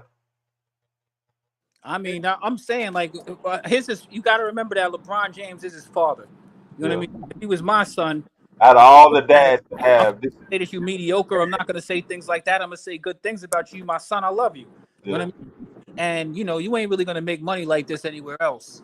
So you know what I mean. And you're trying to be a professional basketball player anyway, but it just ain't gonna be that easy. But I'm gonna tell you, I think that Bryce is actually gonna be a much better basketball player. He already has the size. Yeah. And he doesn't have as much pressure on him. Yep. Plus, he's the second son. He's the second son, so he doesn't, you know what I mean? He's the second son, so he gets a chance to learn from some of the mistakes and all of that stuff too, you know what I mean? Second kids usually have just a different perspective anyway, you know what I mean? So I think that Bryce might be all right. Yeah. Shit, not even just being second, like shit, the youngest one. Cause look at shit with Lonzo. Lonzo make it to the league or whatever like that we did with not. And LaMelo shit, he had more of a he had his eyes wide open to everything, so he ain't going into the shit having to shoe deal with his daddy. He ain't not saying even a mistake, but like he ain't make the same decisions. He take the money, even like I have my own shoe, cool. But Puma trying to give me a bag at a jet. Yeah, and to be quite honest with you, if I were, it was only his father who influenced him. If you ask me, he should have just gone with Nike if he was going to do that. But you know what I mean? I'm not mad because he don't got nobody to compete with over there at Puma. You know what I mean? So he's kicking out 90 shoes over there at Puma. You know what I'm trying to say? Like, he's kicking out 90 shoes over there. Hey, but listen, he got his shoes popular with the churn. So I know, but he was popular anyway. Like, his shoes was going to be popular anyway. It's just that Nike is a lot more popular than Puma. But I mean, he said being popular alone don't help you sell product. LeBron popular is a motherfucker, but nobody really wears shoes. You right, and LeBron shoes. The most popular LeBron NBA shoes shoes was hard now back was like Kyrie's, Paul George. Yo, I'm gonna be honest with you. The LeBron, I can say it. The 2007, 2008 LeBrons was hard. I thought that he was going somewhere with them, but it ain't really work out. You're right. You never really can tell. You know, Joker is coming out. Joker just came out with a new kick. He's got a SpongeBob shoe. 2, 3, 4, 5. Do y'all know that Joker got a SpongeBob sneaker? Jokic? Yeah, Jokic. He got a SpongeBob sneaker.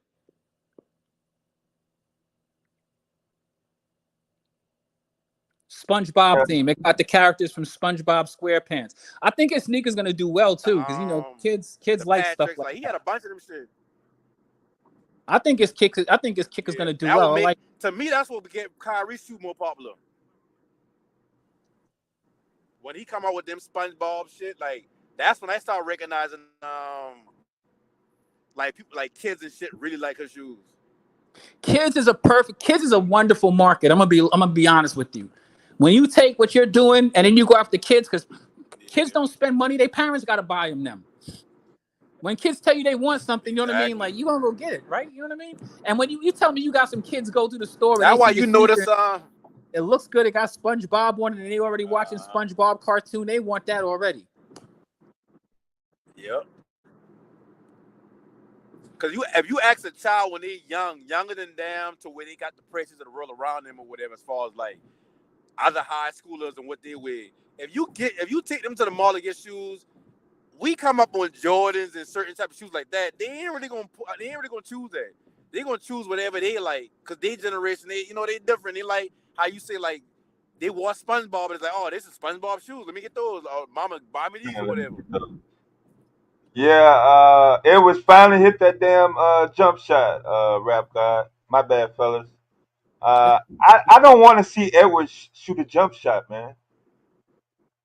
Not in game. You know what? This game is going. The thing with Edwards. I don't want to see jump shots. About the game. You got Murray. I mean, you got Conley. got other players that can shoot the ball, man.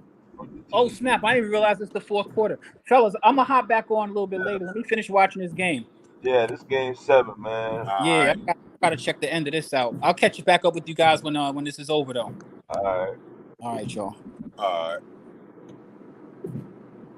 Yeah, we want to see a poster. He finally got a breakaway dunk, but it wasn't the best. So As of what the scores?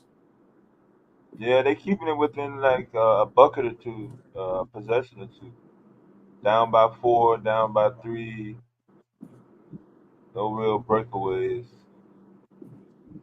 I think. And see, that's how the Mavericks play. Yeah. The Mavericks love shit like this. To be down by 3 or 4 going into the Yeah. Keep damn it last couple of minutes of the within a game. bucket or two. Yeah. Hanging around. The teams that hang around. Yeah. If you got a closer, Yeah. that I would say like I know, like I said, them boys take Denver to the edge, but like I said, they got a better matchup on Denver than any other team. Like Denver can out rebound. Not say out rebound, but Denver can outbay Minnesota because the entire lineup bay. You got damn Jaden McDaniels long. They guard Anthony Edwards he about 6'5", if I'm mistaken 6'5", 6'4". The smallest player on the court is the point guard Conley what 6'2", if that.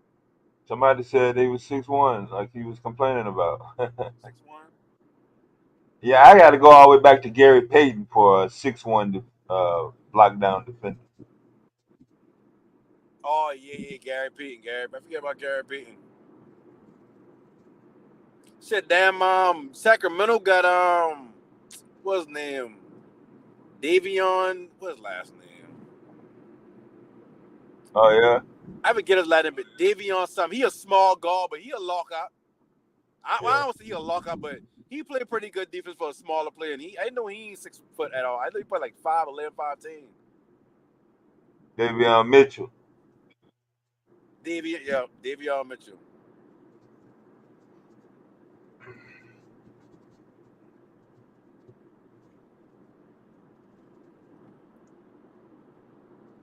But like I said, like that's few and far between. Like that's only 2 players so far: Gary Payton and Yeah, look how far I had to go back. Davion Mitchell ain't established, but Yeah. Yeah, look out. And hard to find a how small far I player had that to can go. do that for real. Yeah, I had to go all the way back to yeah. Yeah, because if you do see a small player, Yeah. shit, they usually getting buckets. They usually be elite at getting a bucket, or they pretty good at getting a bucket. Other than that, like Yeah, shit, you don't know too much for a being small good player that defenders. taught me how to play defense actually. A lockdown style. Right. Most of the taller dudes that I See, the was thing I around, get, they didn't teach me how to block a shot or get him before he gets the ball up or interrupt his dribble. They didn't teach me that. Those are mostly taught by short you know, guys. small little nuances you gotta. Yeah, If you yeah, if yeah, you if you gonna be a small player, you yeah. gotta know you gotta just be nuanced with all type of shit. Like with James Harden understand he ain't no quick ass player, so he had to realize like, damn, I gotta get space somehow. So the way he gets space is he start doing that little double step back shit, Yeah. and that's when he. Not saying he couldn't score before, but that unlock us going to a different level because you got to do that step back is one thing, but you got to knock the shot down.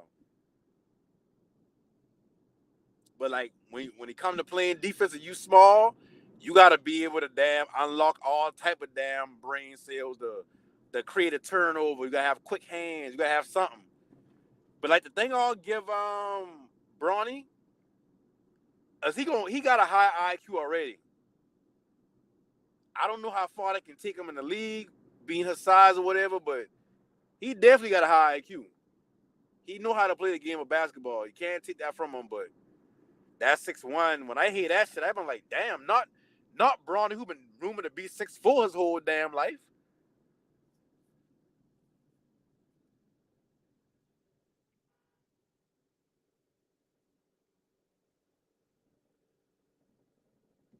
Yeah, 6'1", crazy. I thought he been at least damn 6'5", 6'4".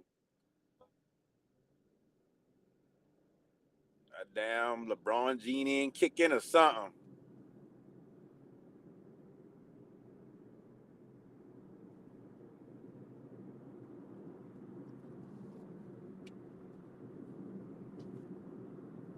I know Denver better not let Minnesota beat them.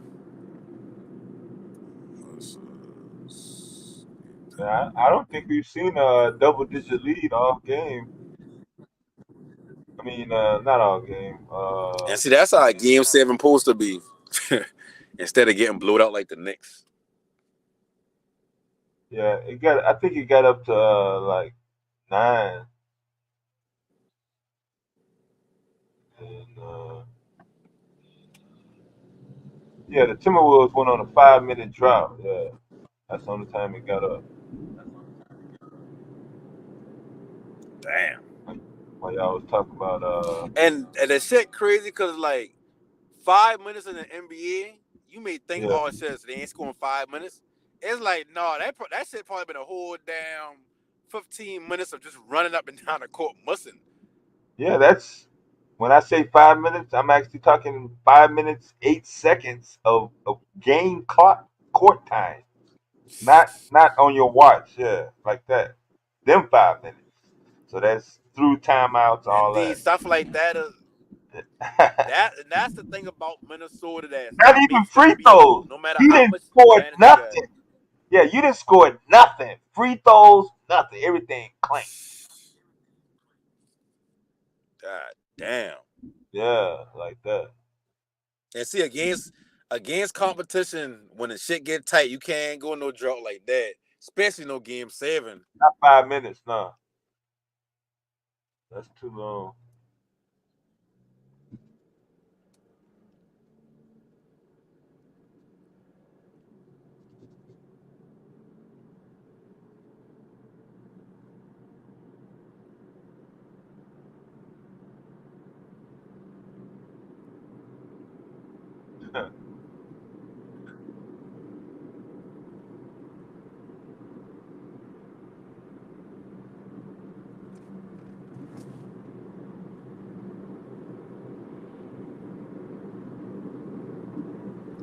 God damn, turn that game on in a low money.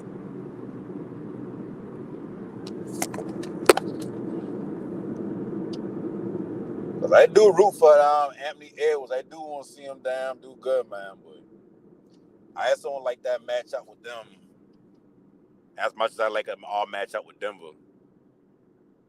Yeah, they got some sort of Edwards rule. They're not letting them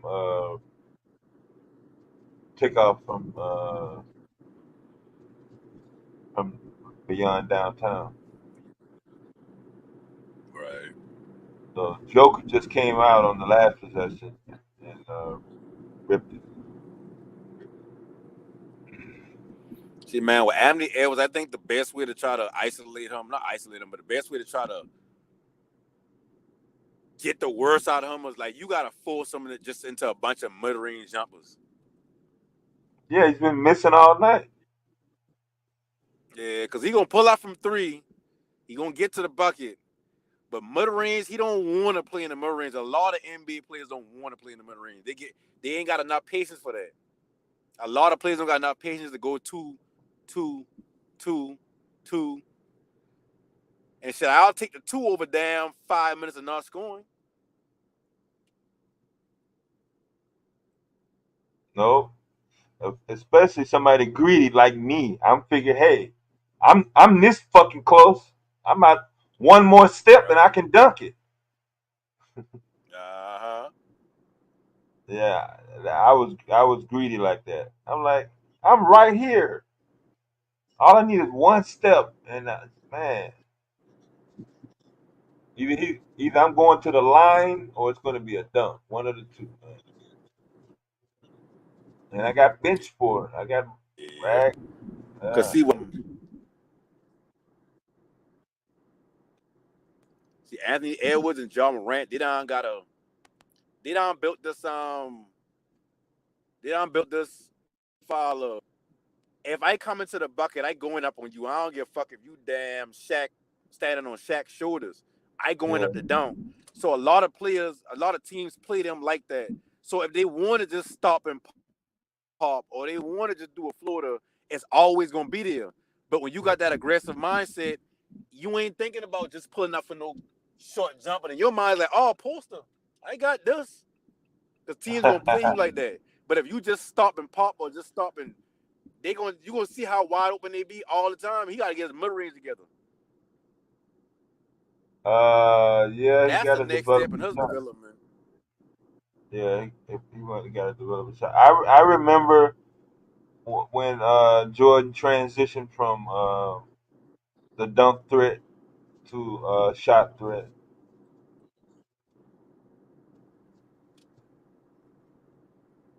But that's it. That be the main thing is like once you establish who you are in the NBA, it's Yeah, like the more you establish certain things, the more people will look at that and say, okay, that's how we gotta defend them. Because they're looking at every single thing on film before they play. Like, okay, well, he got a tendency of doing this. Or when he get here, he going out with the shot. He don't pass when he get in this position. So when he do this, we gonna do that because we know he ain't gonna pass. And then when he do start to pass, it's like damn really your game to do that. So you second hand passing the ball out rather than okay, I creating for others.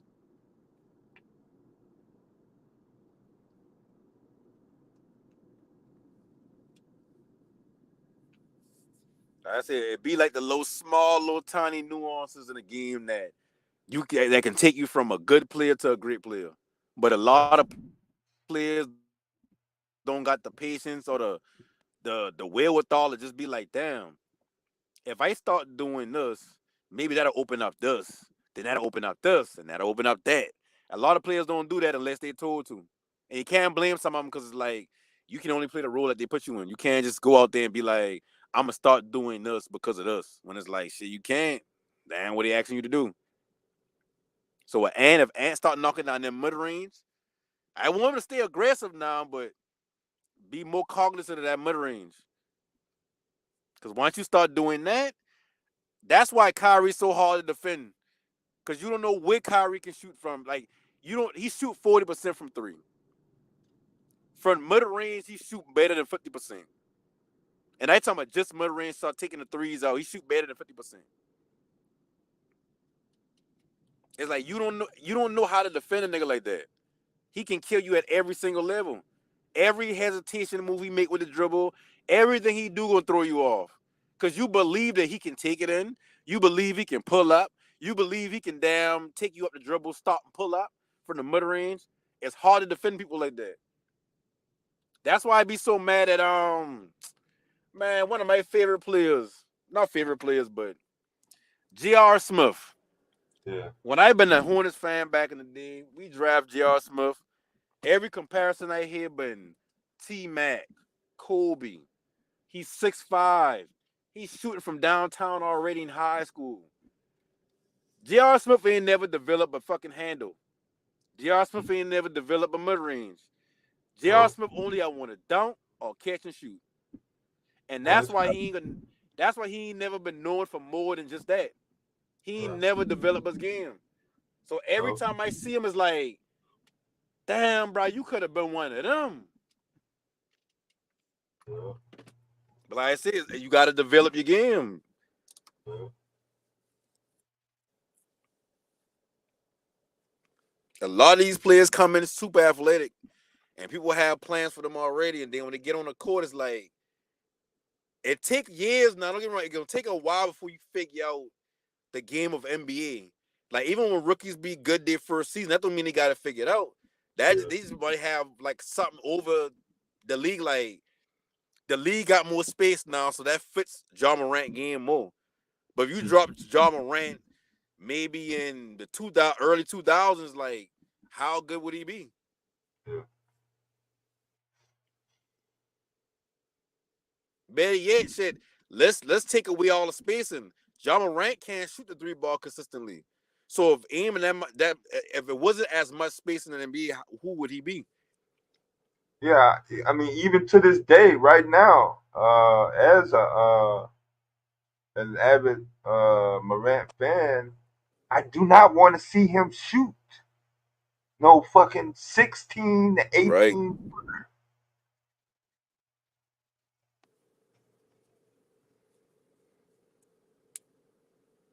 That's why they got I all don't them shooters even around want y'all, to because shoot it's like, threes. I don't even want to shoot threes. yeah. And that's it. It's so messed up nowadays, because like basketball used to be about man on man. You know what I Yeah. mean? And now it's like it's about strategy more than anything, which is so good because you gotta put strategy in whatever you do. But it's like no matter how good, like okay, like DeRozan, you dropped DeRozan in early 2000s, late Yeah. 90s. Yeah. DeRozan damn near Jordan. Not saying he as good as Jordan, but his Yeah. game fits that era to where he would have been one of the best players in history. That little But in turnaround. today's league, Yeah. it's like, damn, bro. Like, I understand the tough ass 2-pointer you hit, but shit, them boys come down with a three just now. What you gonna do? Yeah. That little That's the thing 14. about basketball. That's like, it's hard to say Jokic is the best player in the league because it's like, okay, Jokic don't play defense. Jokic don't put the ball on the floor to beat hand. Like, it's hard to measure who the best in the league when the league's just so different now. Like, it's like you shoot or not. Shit, you shoot or not.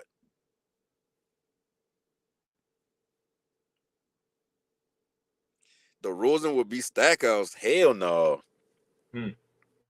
I feel like Stackhouse, he underachieved as far as what he could have been. Y'all see Edwards taking all them jump shots, right? Well, most of them are clanking off the rim, and they're not even getting the offensive rebound. So I don't know if you're gonna be able to And see, tell your. last year in the playoffs, Mhm. when I look at Edwards, I would keep saying, as good as he is, he just ain't got it in him yet as far as closing down the stretch. This year, it's like he improved upon that. But now Yeah. it's like, okay, game 7. Yeah. We need a bucket. Prime time. Can't let you Everybody get to looking. the basket. Yeah. You gotta hit the mid range. You gotta hit them shots. You can't just rely on getting the big dunk. You can't rely on being hot from 3. You gotta be able to get a bucket even if you've been 0 for 8 the entire game. Yeah, drive to the rim first before you try to develop some sort of shot. You gotta see the ball go in. Yeah, because So all you doing is sailing for jumpers at this point. and they're clanking bad. They're not even close. I can see if you was like almost, or you almost got it. No, all of your misses tonight, Edwards, have been like, boing. See, he had the point right now where he pressing, but he's supposed to have help. It ain't supposed to be just him clanking shots. It's supposed to be everybody in conjunction. It's supposed to be the second star, Cat, putting out buckets. Because when you watch any other team, shit, they up 5 points right now.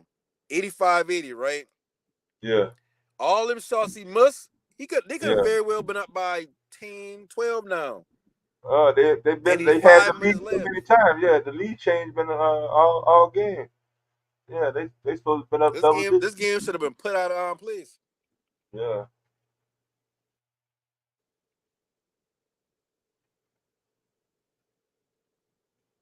You get a fucking fadeaway jumper from Rudy Gobert. Shit, Mhm. y'all supposed to damn be up. Yeah, nobody wants to see that.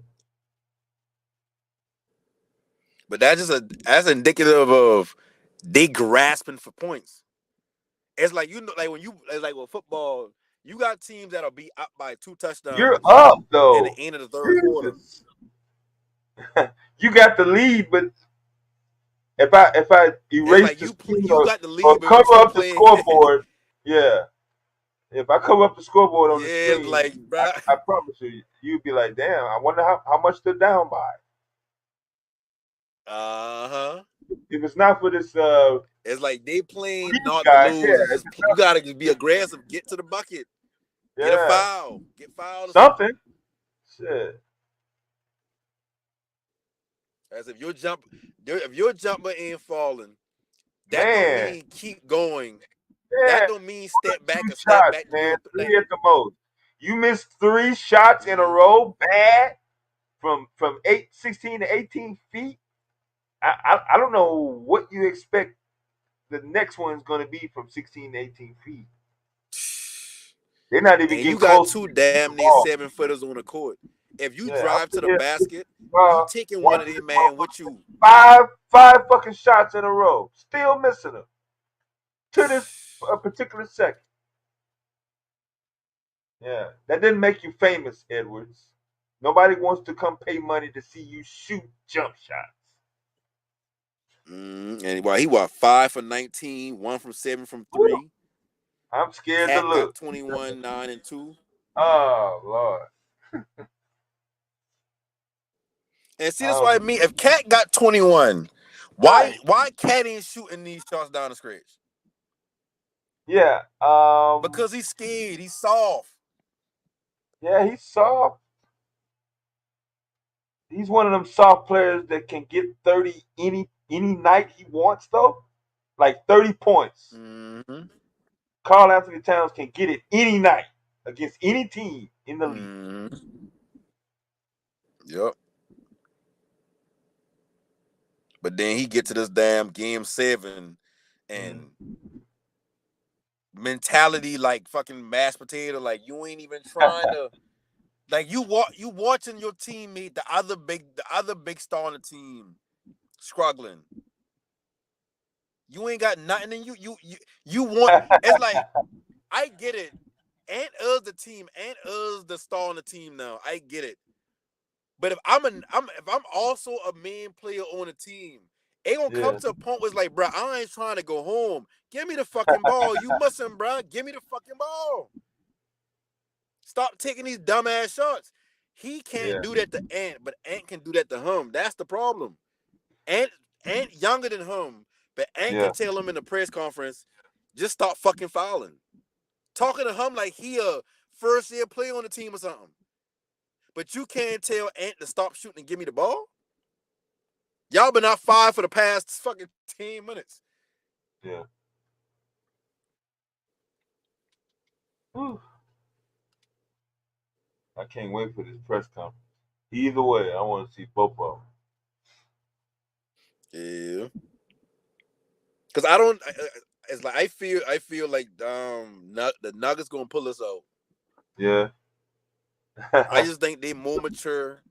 You think They so? they they probably more comfortable. Ant-Man them gonna do just enough to to f this up? I mean, they basically got the series. I'm talking about Ant-Man. Uh, I mean, literally at this second, they got it. They did everything in their power to keep them from blowing this game wide open early. They're sitting with 5 minutes to go in the game with a 5 point lead, and it's been like that pretty much the entire half. So I mean, there's really no pressure. I still am kind of puzzled on these uh wild shots. But all the pressure is on Joker and the Nuggets now. You're at home and you have been down most of this game. yeah. But see that. But that's what I've been saying earlier about the good teams. They just want to be around at the end of the game. Cause like I said, this is how 95% of Mavericks games is, whether it's the regular season or the playoffs. Yeah, It's like as long as the game close with that 5 minute mark, it's yeah, like that you 5 minute kind of almost mark. feel like, damn, if you ain't up 20 with 5 minutes left, Kyrie and Luka gonna find a way. So you gotta be up big. Yeah. Oh shit.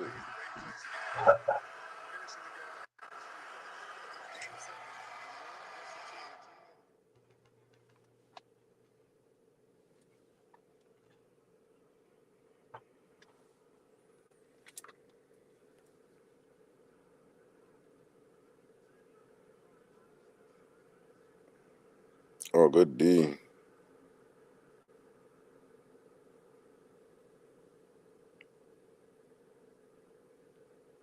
Like they dead ass goddamn Jokic looking kind of normal.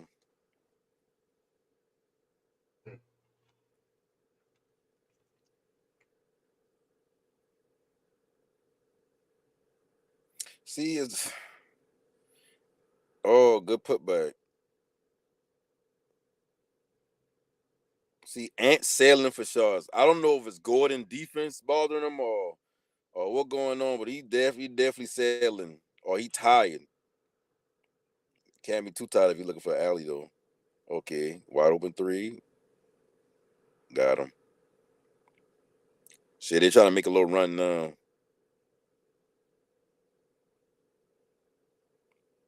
See, Ant, you can't be talking shit if you gonna be clanking them down mid range now. Hit the little three, chill out.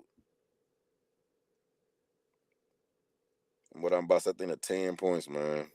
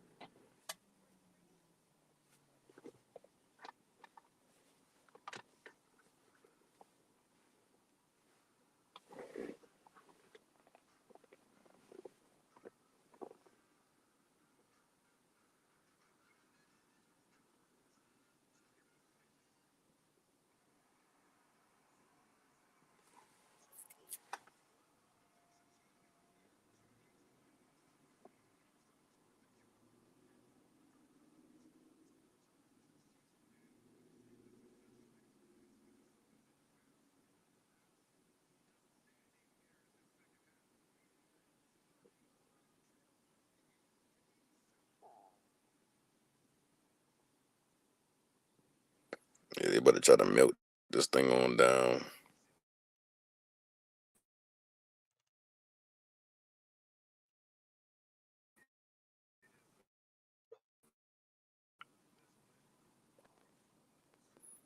But I know they about talking all type of shit. Is that what they had in Minnesota? If the Wolves win, they get free chicken nuggets at Culver's. I think it was.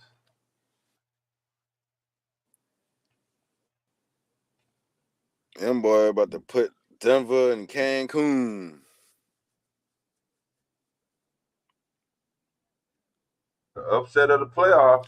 Thunder, you trying to say the Nuggets is a one season wonder or Minnesota?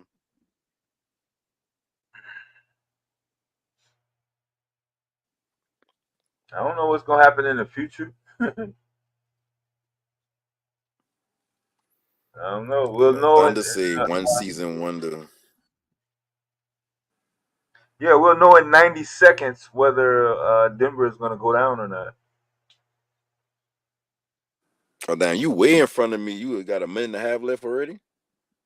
No, I'm still at 3 minutes, but I don't think it's gonna go down Oh, to you're the basically wire. saying like at that mark, right? Yeah, I don't think it's gonna go down to the last shot, yo. Yeah, if they get down to a minute and a half and they still down by 8 to 10 points, they ain't coming back from that. Because all they're gonna do, they're gonna take Rudy off the floor and they're gonna put a free throw shooter in there. Yeah. Boy, listen, I can tell you one thing. Ain't lucky they out by a damn 10 because all this fucking firing up these threes and missing. He hit that one wide open one, but he tried to shoot two. Hell no.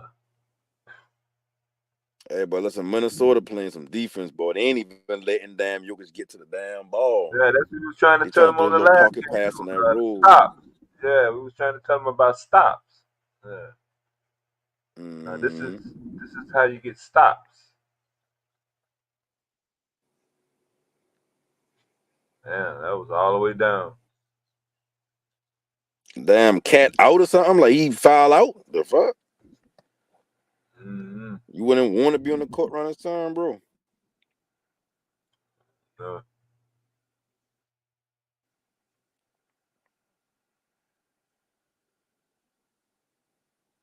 And see, Rudy got that size, man. He big for nothing sometimes, but he is a long player.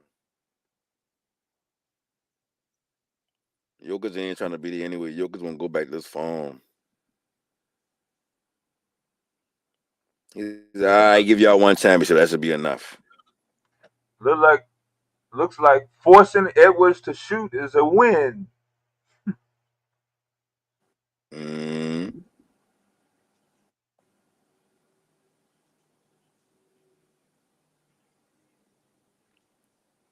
Okay, cat back in. But see that boys, that's what they're doing now. They basically taking Rudy out, a bunch of free throw shooters on the court. Cause you gonna have to foul now. Well not you maybe having to start this quick, but around that minute some change mark, you're gonna have to start fouling unless you damn got it within 5, but I doubt they're getting it within 5.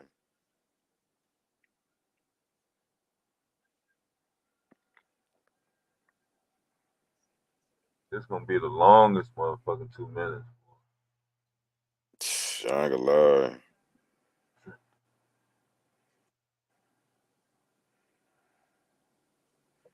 Yeah, it's hard to repeat in the NBA.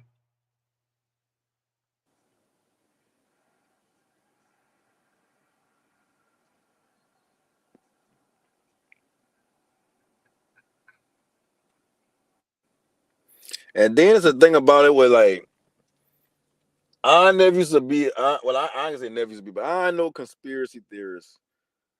But it's like when I be watching the NBA games, like you can almost predict what's gonna happen within the next couple of games based off of like the players. It's like the NBA won't see and Edwards take that next step to be the face of the league. But I ain't gonna go all the way and say the refs gonna cheat for them or no shit like that. But it's like I know it's like whenever I look at certain things when it comes to basketball, it's like the foul disparity different. Like the difference between fouls for this team and the fouls for the other team, even if they got the same amount of fouls, like when they call the fouls, like last night in the Mavericks game, it's like if it's 2-3 minutes left in the game, I don't think you need to be calling a offensive foul on a set. Somebody said a screen call offensive foul on them unless it's some outrageous ass foul. But I feel like when they do call shit like that, it's like yeah, cause we kind of want another game 7 because it's good for ratings. But we do want Luka in the finals now. We gonna get y'all, but we just don't. We want y'all to get to 7 and do this in 7. It's like they try to control the game as much as they can, but if it's like a blowout, it's like they keep their hands tied on certain shit. And the reason I say that is because the league says before every game, the league send out a memo to the refs or whatever to look for certain things specifically in this game. So if you send a memo and say look for Kyrie hooking when he go right, you gonna specifically be looking for him hooking. Even if he do him a tiny bit and stick his arm out, you gonna call it. Because in your mind, the NBA said we need to look for this, and I kind of see a little bit of it, so I'm gonna call it. But you know that if they're sending a memo out, it's like, okay, well, Jokic usually do this, and y'all calling for that, but lay off that this game. Jokic gonna have a good game. It's like it's kind of like you gotta damn near beat the refs and the other team if you ain't got some player that everybody want to see in the finals or everybody want to see in the next round or everyone want to keep saying. Because at the end of the day, basketball is entertainment. So what's more entertaining to see damn Denver and Dallas or Minnesota and Dallas? That's how I feel they look at certain shit. Not saying that those two games would be any different. I just saying like that's how I feel they look at certain shit. They ain't gonna let the faces of the league or stars just go down without at least a fight. So if Anthony Edwards if he's supposed to be the next face of the league, and he somehow can't get past Denver, we gonna at least make it go 7. If they close in 7, shit, we gonna give them the win. Not saying that happened this game. I just saying like I be Nah, noticing that shit a lot. It's like the games that I be like, in the '90s, the referees used to give out statements on blown calls after the game. They said, "Yeah, we blew that call." The league would put out a message, everything, official, everything. Yeah, we blew it. It should have been called a foul. It should have been called. Um, Man, that was they stopped that, cut that out early, man. They was getting death threats. Oh man, yeah, they because want I ain't gonna lie, boy. If you lose on a bad call, like ain't nobody want to hear that shit. If I lose because you miss a call out, I'm gonna be so shitting. yeah, Especially people betting money and shit like that on the outside of it. yeah. Okay, you're down 5, less than a minute. You're Yeah. trying to hold the ball, play keep away. Conley for the drive. All of the cat. The put back down 95, 88, 37 seconds. Pull up. Nope. Cat rebound. And it was with the ball. I think Denver giving up. I don't think they're gonna foul no more. Was they? Nah, that's over. This nigga try to do a bounce the ball off the ground, alley to herself. Jada McDaniels call a foul.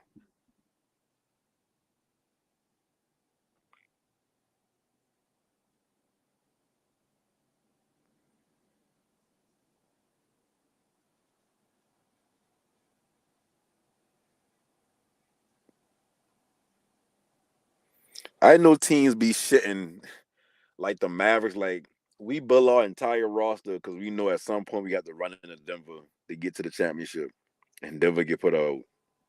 Now we gotta play a team that we ain't built for. Not saying that we gonna lose. I just saying Yeah, it's so that's crazy. they're finna lose this one. They finna get this one, y'all.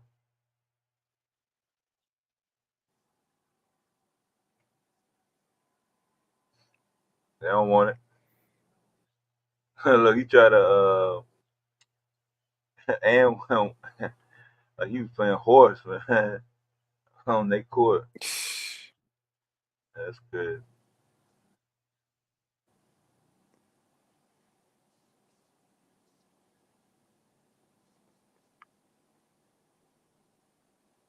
I know. Hopefully, damn, the youth start kicking in next round. Joker bad.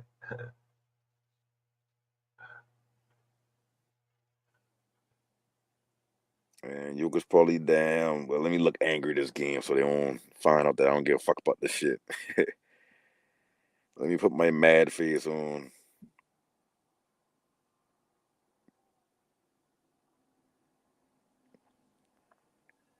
Man, boy, went in there and stole it. Game 7. And I just realized they've been in Denver. Yeah.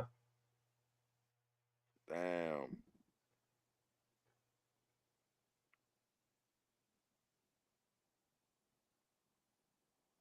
Shout out to Mike Malone though, man. Defending world champs. Yeah, got to get them boy they props. Yeah. Cause I ain't gonna lie, like shit. Before they won that shit last year, I definitely didn't see Denver winning the championship. I thought they always gonna be that team that just Yeah. The doormat. constantly have good records and they can put out. Go out there and Yeah. work out. Mm-hmm. Maybe get in the dunk contest or all star selection.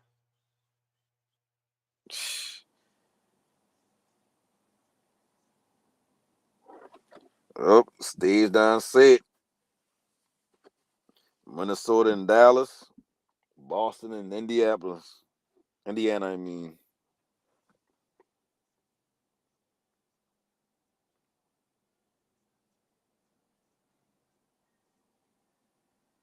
Yeah, they should have had 100 points, Minnesota. Shit, I can tell you one thing, boy. That's gonna be a good finals because whether it's Luke and Kyrie versus Boston or damn and Edwards versus Boston. Yeah. They're gonna try to profile. They're gonna make this shit go 6. Yeah. No sweeps. No sweeps in At the least conference. 6. Mm-mm. No They sweeps. don't like that in the finals. Cause see, the NBA they trying to milk as much money as possible. So in their mind is like, shit, let the shit go 7. If we feel like, yeah, this one team probably but getting shafted the whole series, like, okay, get again, give them series of them, but still make it a series. Vince Carter, you been talking about earlier.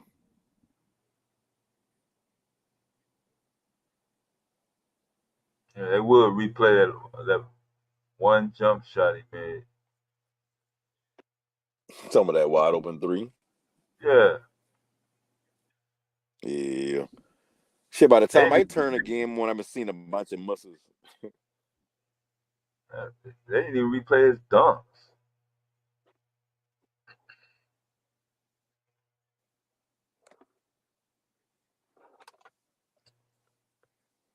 Mavs in 6.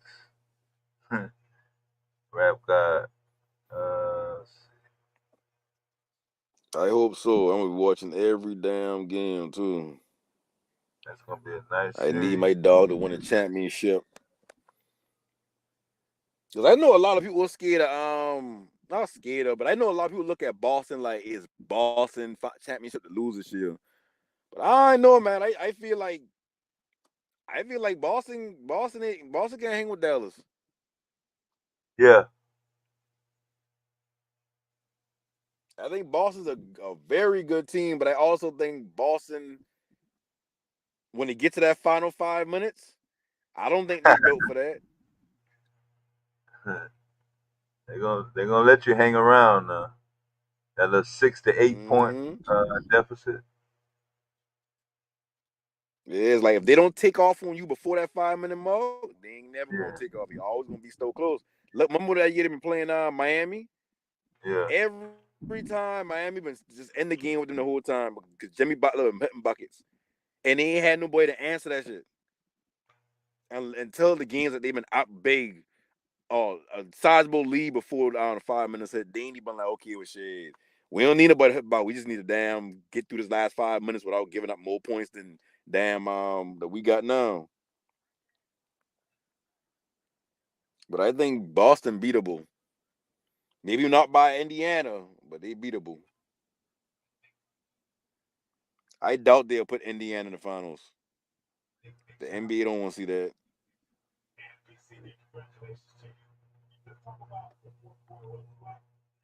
But like I said, this is a good. This playoff right here is a good playoff to build up these young stars, like to be the future faces though. Cause you got Halliburton in this motherfucker. You got damn Jason Tatum. You got Anthony Edwards, Luca. Shit. If you want to talk about face of the NBA top 5, like shit, that's 4 of the top 5 right there. Or at least 3 of the top 5. SGA just get put out. You would have been in the 5. Yeah. McDaniels had a nice series actually.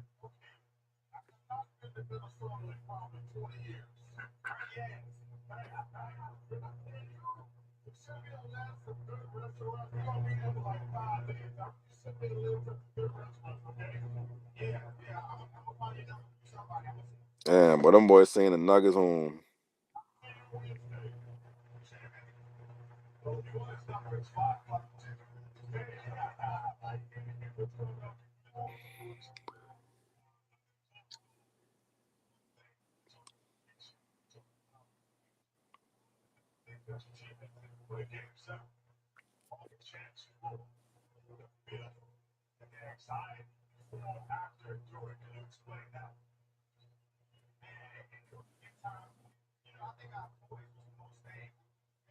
But shit, like I said, boy, every playoff, every year gonna be a Jimmy Butler. I guess it's Ant year to beat Jimmy Butler.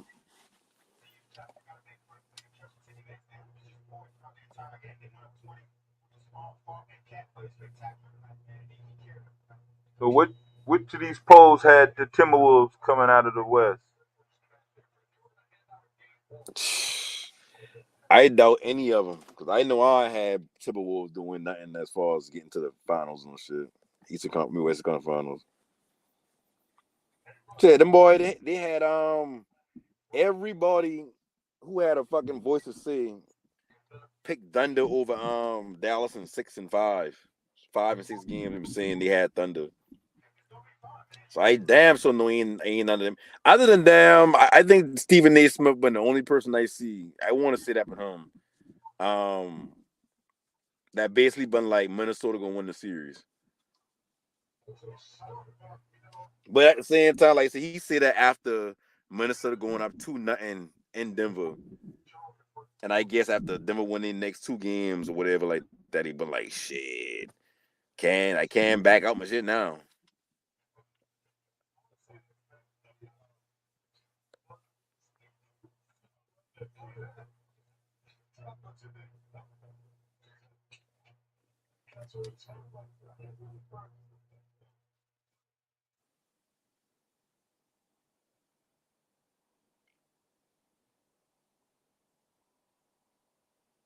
And man, just thinking about damn what's his name? Jason Tatum.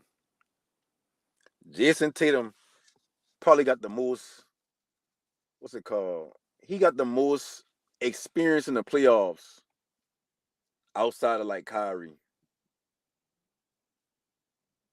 Like Jason Tatum been in the fucking playoffs and Eastern Conference Finals and shit like that. Since he get in the league, damn near feel like. Cause when he first come like I mean like Kyrie years, them boy going to back Eastern Conference Finals. Listen, I got the Dallas Mavericks in the next series, but I'll tell you this, no panic. I'm not. You can't rule nothing out with Minnesota. You can't rule nothing out with Anthony Edwards at this point. This guy is spectacular. To watching this game, I ain't gonna lie, it felt kind of rigged. It felt like the shit was rigged, man. I don't mean to be like this hard for me because I ain't gonna. I was listening to I was listening to Jeff Teague's podcast, man, and he insisted that the WNBA need to act like the WWE and allow Caitlin Clark go hard against her, but let her kill. I wonder is that happening in the NBA? Did the Nuggets just go hard tonight and allow Anthony Edwards to kill at the end? I mean, I don't know what's going on. Is it the changing of a guard? But at the end of the day, man, Rule, make no mistake about it. They balled out. This motherfucker's a problem. He got 2 7-footers behind him. You understand that? That's a big issue. These dudes came to play. But in the next series, he's finally gonna meet a guy who got the nuts. You understand? Pause. To go shot for shot with him. You understand? And a guy like Kyrie Irving, he's like, okay, let's go. He hasn't played against a dude like that yet. I think in the last series with the Suns, they laid down. This series, I don't know. The perimeter players with his, he just dogged them. He shitted on all of them. So give him credit. But going up against the Mavs, I think that he finally gonna meet somebody. He gonna meet his maker. You understand me? Or I don't know if they may beat the Mavs. I don't know, but they do have now. I want to tell you about the Mavericks. They got guys. They might not be the names like a Cat and a Gobert, but they got dudes like Lively. They got Gafford. These dudes, they balling. You understand? Gafford ain't no pushover. You understand? PJ Washington and these dudes, they ain't no hoes. So. They got some guys over there. Let's see if they can hold up. That series is going to be completely different from what they faced against Oklahoma City. But both two teams have a chance to get into the finals, so the finals is going to be a little fresh this year. So I'm excited about that. I just wanted to add my 2 cents. Yeah, shout out to a brand new definitely champion gonna be a this good year. right. I see y'all. I always believe, not always believe. I feel like the refs try their best to steer the game one way, but if that team that they trying to stay to ain't living up to their point, it's like, what else can you do? Because I knew even man, I've been watching games and I just been feeling like, damn. So why with 2 minutes left you make that call? You know what I mean? Like, why do you? I feel like when it comes to late game situation, the game close, ticky-tack fouls, offensive screens, unless it's like this dude put his whole leg out to try to block somebody. Unless he's some egregious shit, don't call I none of seen these jumps. I seen Murray in the clutch. This nigga, he was trying to throw it past the Jokic. He threw it so sloppy. And they was down, and it's like, come on. Like, I'm like, what kind of pass was that? Mm-hmm. They both had 34 and 35. It remind me of when Steph Curry tried to do a behind the back pass in the finals. Like, that just looked rigged to me. Like, they just throwing this game. Are they throwing this game? Yeah, when LeBron won in the Cavs, I couldn't even celebrate because the shit just felt so rigged. It just was sad. I said, man, I can't even celebrate. I can't even be happy about this. I said, this shit don't even feel like it was supposed to happen. That's crazy. Yeah. Joker and Murray both had 34 and 35 points. They had a 20-point lead, man. This is defending champs. How the hell did they just surrender this lead? They want you to believe that all this just happened. They was in cruise control. Mm-hmm. I'm telling you, man. This is sports and entertainment.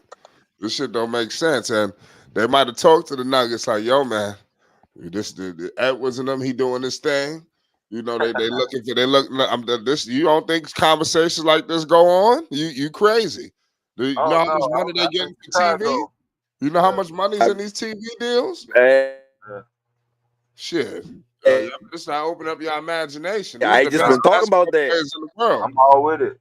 If they want to make a shot, they want to make a shot. If they want to miss the shot, they want the ball to hit all this way, they can do it. These are professionals. I want y'all never to forget that. But go ahead. Yeah, I'm all with it. It's kind of obvious now. It should be obvious now with all the technology, but yeah, I've been seeing that. I just think it comes down to them refs, man. I think like I've been saying earlier, all them refs, they get a memo before the game saying, watch out for this, look out for that, don't call us too much, let them play out on this. It's like you ever watch a game and be like, damn, like these motherfuckers, they playing WWE the whole game, wrestling and kicking each other and pushing each other and following each other, and there don't be no calls like that. But as soon as it gets to the last 2-3 minutes, like something simple. All the action start happening. Motherfucker hitting threes, all like kind of shit. shit. They want the shit to be a certain way until they end. Basketball. Got how to play together. I said, man. And for anybody that be betting, bro, like this, if betting is the thing that really make you think it, because it's like, let's say you got the over under, like, okay, well, both teams, is it gonna score over under 200 points? It's like always certain things where it's like, oh yeah, well, they call a foul on this person. This person ain't really good at free throws, so they ain't about to hit the next 2 free throws, so they'll keep them at this. It's like it's so much things that happen through a course of a game, and then when you betting on that said game, that is like, bro, ain't no way Kyrie I only need him to score one more bucket. But it's like they foul Kyrie in the last couple of minutes of the game. We know they're doing the fouling and try to get them to the line or whatever. And it's like when the ball get to Kyrie, it's like, oh, they foul Kyrie. He about to get these 2 free throws. But it's like they don't call the foul until Kyrie pass the ball up. They ain't call the foul on the next person. So it's like Kyrie don't get the 2 points that you need on the parlay. It be little bullshit like that make me start to believe the refs really working in tandem with the league, or the league telling certain things with refs like, hey, don't look out for this or look out for that, so it'll be a better or worse advantage for a certain player. Because ain't no motherfucking way. I'll need one more motherfucking rebound with a player and just something else to happen. Well, hopefully, it'll be a better matchup, because if they put Minnesota in this motherfucker, and Minnesota ain't really deserve to be here, they don't get exposed. No, I think they deserve to be there. I think they're a good team. Edwards is a hell of a player. But I do think that, the NBA got their darlings in. I told you before the game ended, listen, I've been saying this shit before it happened, that the NBA is conspiring to get Edwards and Halliburton in the conference finals. I just want to see how far they're going to go with this. Are they going to knock off the Mavs? Are they going to knock off the Celtics to get what they want? I mean, I don't know. Clearly, you see what's happening. Number one, Halliburton should have never made the USA team over fucking Jalen Brunson. I don't give a shit what Kyrie. I don't give a shit about anything. You know, Kyrie, come on, man, this is ridiculous. You know, I mean, seriously. Yeah. Holiday. Yeah, I definitely believe Brunson. If he come down to Brunson and him, Brunson should have been in there. Brunson should have made. He did everything better than him. But them dudes are problems. So Anthony Edwards, Nas, this is did it for the culture. No, give him props. Nas went in. I like Nas Reed. They're a big team, man. And like I said, the Nuggets. I can't believe they beat the Nuggets like that. It was just something. I don't know. That last game didn't sit right with me. This has been a wild games this weekend, man. Man, if Luca, if Mavericks ain't had Luca, I would have been like, yeah, I know that, but they about to fucking hand in hand walk Anthony Edwards to the finals now. But see, Luca's another person that could be the face of the NBA. The reason why with Joker They're gonna don't have care enough about the NBA for him to be the face. What's his name? Conley, Luca, or Kyrie? Let me break the news now. You know, he gonna have a hard time. He already hurt. He already kind of banged up. Now he got to chase these dudes around. You know, they're gonna make Edwards play some defense. He gonna have to pick somebody up. You know, I know they're gonna try to have him and the other dude, McDaniels or whoever. They're gonna put them two on. I'm telling you, whoever's Conley is on is gonna have a hard time. You know, I'm just like, you know, right now they're gonna make dude guard somebody. I just think, and see they're gonna attack those dudes. You know, Kyrie, he's a good finisher. You know, so he's gonna go right at Cat. He's gonna go right at. You know, and look out for, like I told you, the people that don't got the big names like Gafford, guys like you know, Larry these Jones dudes Jr. They just don't have the big names, but they're gonna be a force, you know, down there. Gafford is not gonna be getting pushed And around. now Cat He's not. Yeah, now Cat got to run up to that three because Dallas gonna eat them corners up. So now, Yeah, that's what I'm saying. They're gonna even play a though little Cat different. ain't They'll play a little in the different. basket, he still got to come out. They got way better guard play, you know, than what they just faced. You know, Murray was cool, you know, but these guys are way more dynamic than Murray, you know, and then the other dudes, you know, and they hot right now. Dallas is just rolling in with momentum. Minnesota might be the better team from top to bottom, but Dallas just hot, you know. So I like how both teams rolling in hot. And Dallas got the veteran leadership. You know, I think Kyrie, he's gonna find a way. He get to his spots. Just like you see, look, this is just gonna be a showdown because Edwards is gonna be trying to show out, and you know what Kyrie and these niggas gonna be trying to do. So it's all about, you know, it's gonna be crazy though. Those clutch coming down the stretch gonna be crazy. Yeah, and see, that's a good thing about Luka and Kyrie being good finishers. Because the only thing Minnesota gonna be trying to focus on, well, not only thing, but one of the main things Minnesota gonna be trying to focus on is trying to shut down all them damn lobs that get thrown in Dallas all game. But if you do that, then I mean you ain't paying as much not attention, but you ain't giving that much devotion to the paint to block shots. And even if you was, you ain't getting a good contest. And this Kyrie we talking about, he down finish over plenty of players that are good rim protectors. So it's like, and now you got to play him and Luka coming to the basket, like, but you also got to worry about the lob. So that's what we can put them in jail at when it comes to that. But they are going to be maybe not difficult because I still see us beating them, but they're going to be matchup wise probably the most difficult we face in this playoff cycle. Because against the Clippers, Zubac been giving us problems. But at the same time, Zubac game different than a Rudy Gobert who don't look for the score, or a Cat who don't score on the inside or whatever. It's a really good series. You know, I just think it's gonna be a good series. People are gonna start watch tomorrow's narrative. It's the changing of the guard. It's Minnesota's the new beast of the West. Everybody gonna pick Minnesota in the next series, and they do that. They do that to fuck your money up, you know, because you know for you to put all your money on them to lose. You understand? So that's what they're gonna do. They and the media helps out with that. When they start putting their predictions out, the whole watch how the whole panel is saying, "Oh, I got him," and then the fucking other team mess around and win. That's just how they do. You got everybody. Shit, that's how they do with Just Dallas. start Everybody evaluating picked what's going Denver on. to Just win. start now. What I'm telling you now, watch. I'm pretty sure you know what I'm talking about. But go ahead.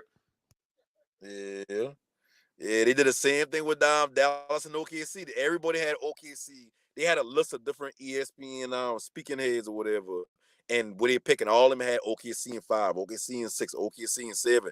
Nobody picked the Mavericks. Like, no prominent voice picked the Mavericks. And Mavericks ain't up beating them. Same with the first round. Nobody picked the Mavericks to beat the Clippers in that 7-game series. They win. So this probably about, oh yeah, Minnesota. As good as Dallas played, I got Minnesota in 6. And then when Dallas won, it's like, now they go against Boston. Oh, well, they definitely ain't about to beat Boston. It's like they They're know gonna be as much picking as what we Boston. know. They're gonna be saying it's Boston's title to win. Is Boston the pedigree of the Boston Celtics and the Mavericks gonna fuck around and beat them. Let me tell you something. They're not gonna beat Kyrie Irving. Tatum and Brown. They're not gonna beat Kyrie. That's Kyrie Irving gonna beat them. Just want to let y'all know that. And that's gonna be a good series because you know how they left each other and shit. When he used to be on the Celtics. So that's gonna be a good situation. I just think Kyrie. But they do have Holiday, so I don't know. They're gonna need Porzingis series. Definitely gonna need Porzingis from Minnesota. That's mandatory. They're not gonna beat Minnesota without. The problem with Minnesota is it's to the point now where their size is a factor. It's always been a factor, but it's about to come out now. They like I said, this dude is backed by 2 7-footers, man. That's good. That's crazy. I don't know.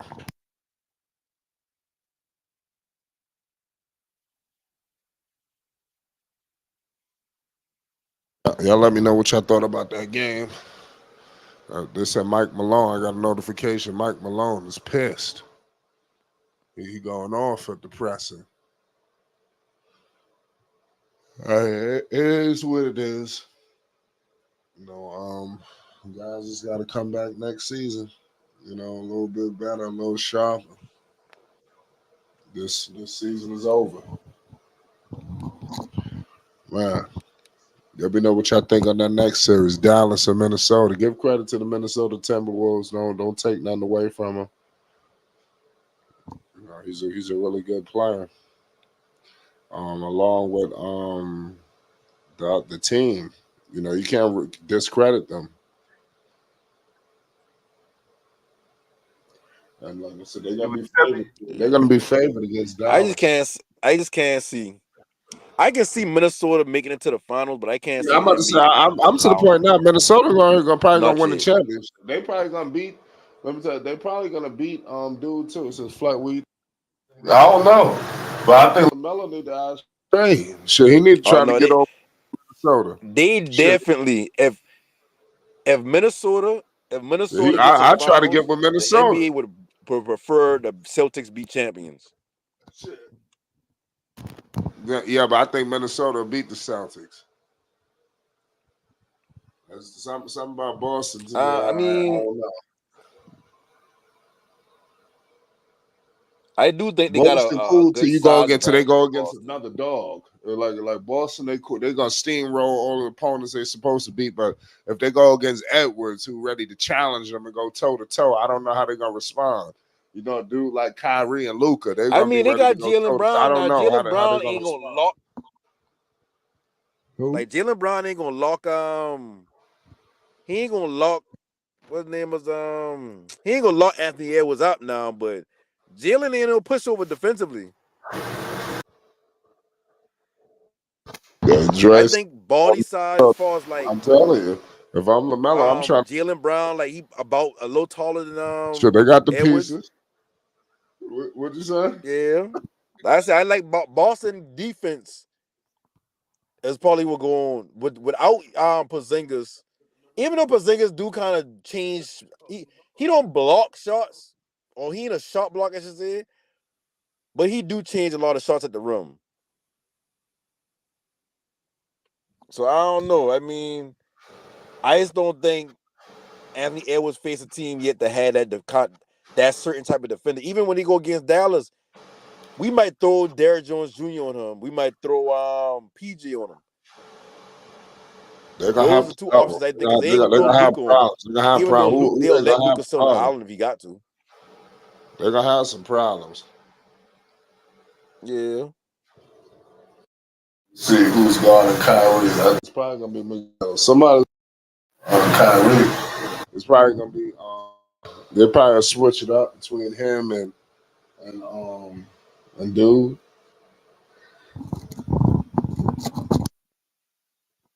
And that's what Mike Conley. So I think Mike Conley, like I said, I just think that he on one leg, he's not 100%. So I just think Dallas gonna test him. But this was a good game, nonetheless. Slim says Conley stands no chance. All right, I agree with that. But I ain't gonna rule out Minnesota, because every time you do, I don't know if people are ready to crown them yet, but they're getting to the point where if you look at all the teams remaining, can you find a more complete team than them? Just from top to bottom. They got it, man. I just gotta keep it real. Minnesota, if you look at this, just basketball intellect alone, no emotional. They got it all. They got Edwards, they got and they got them 2 7-footers. I think that's a lot to deal with if you're the opposition. If you're another team, man, that's a lot. You got Edwards, he can beat you from all angles, 3-point, mid-range, attack the basket. And then you got these dudes defending and Cat hitting threes, and it's just, man, that's going to be a problem for anybody to deal with, the versatility.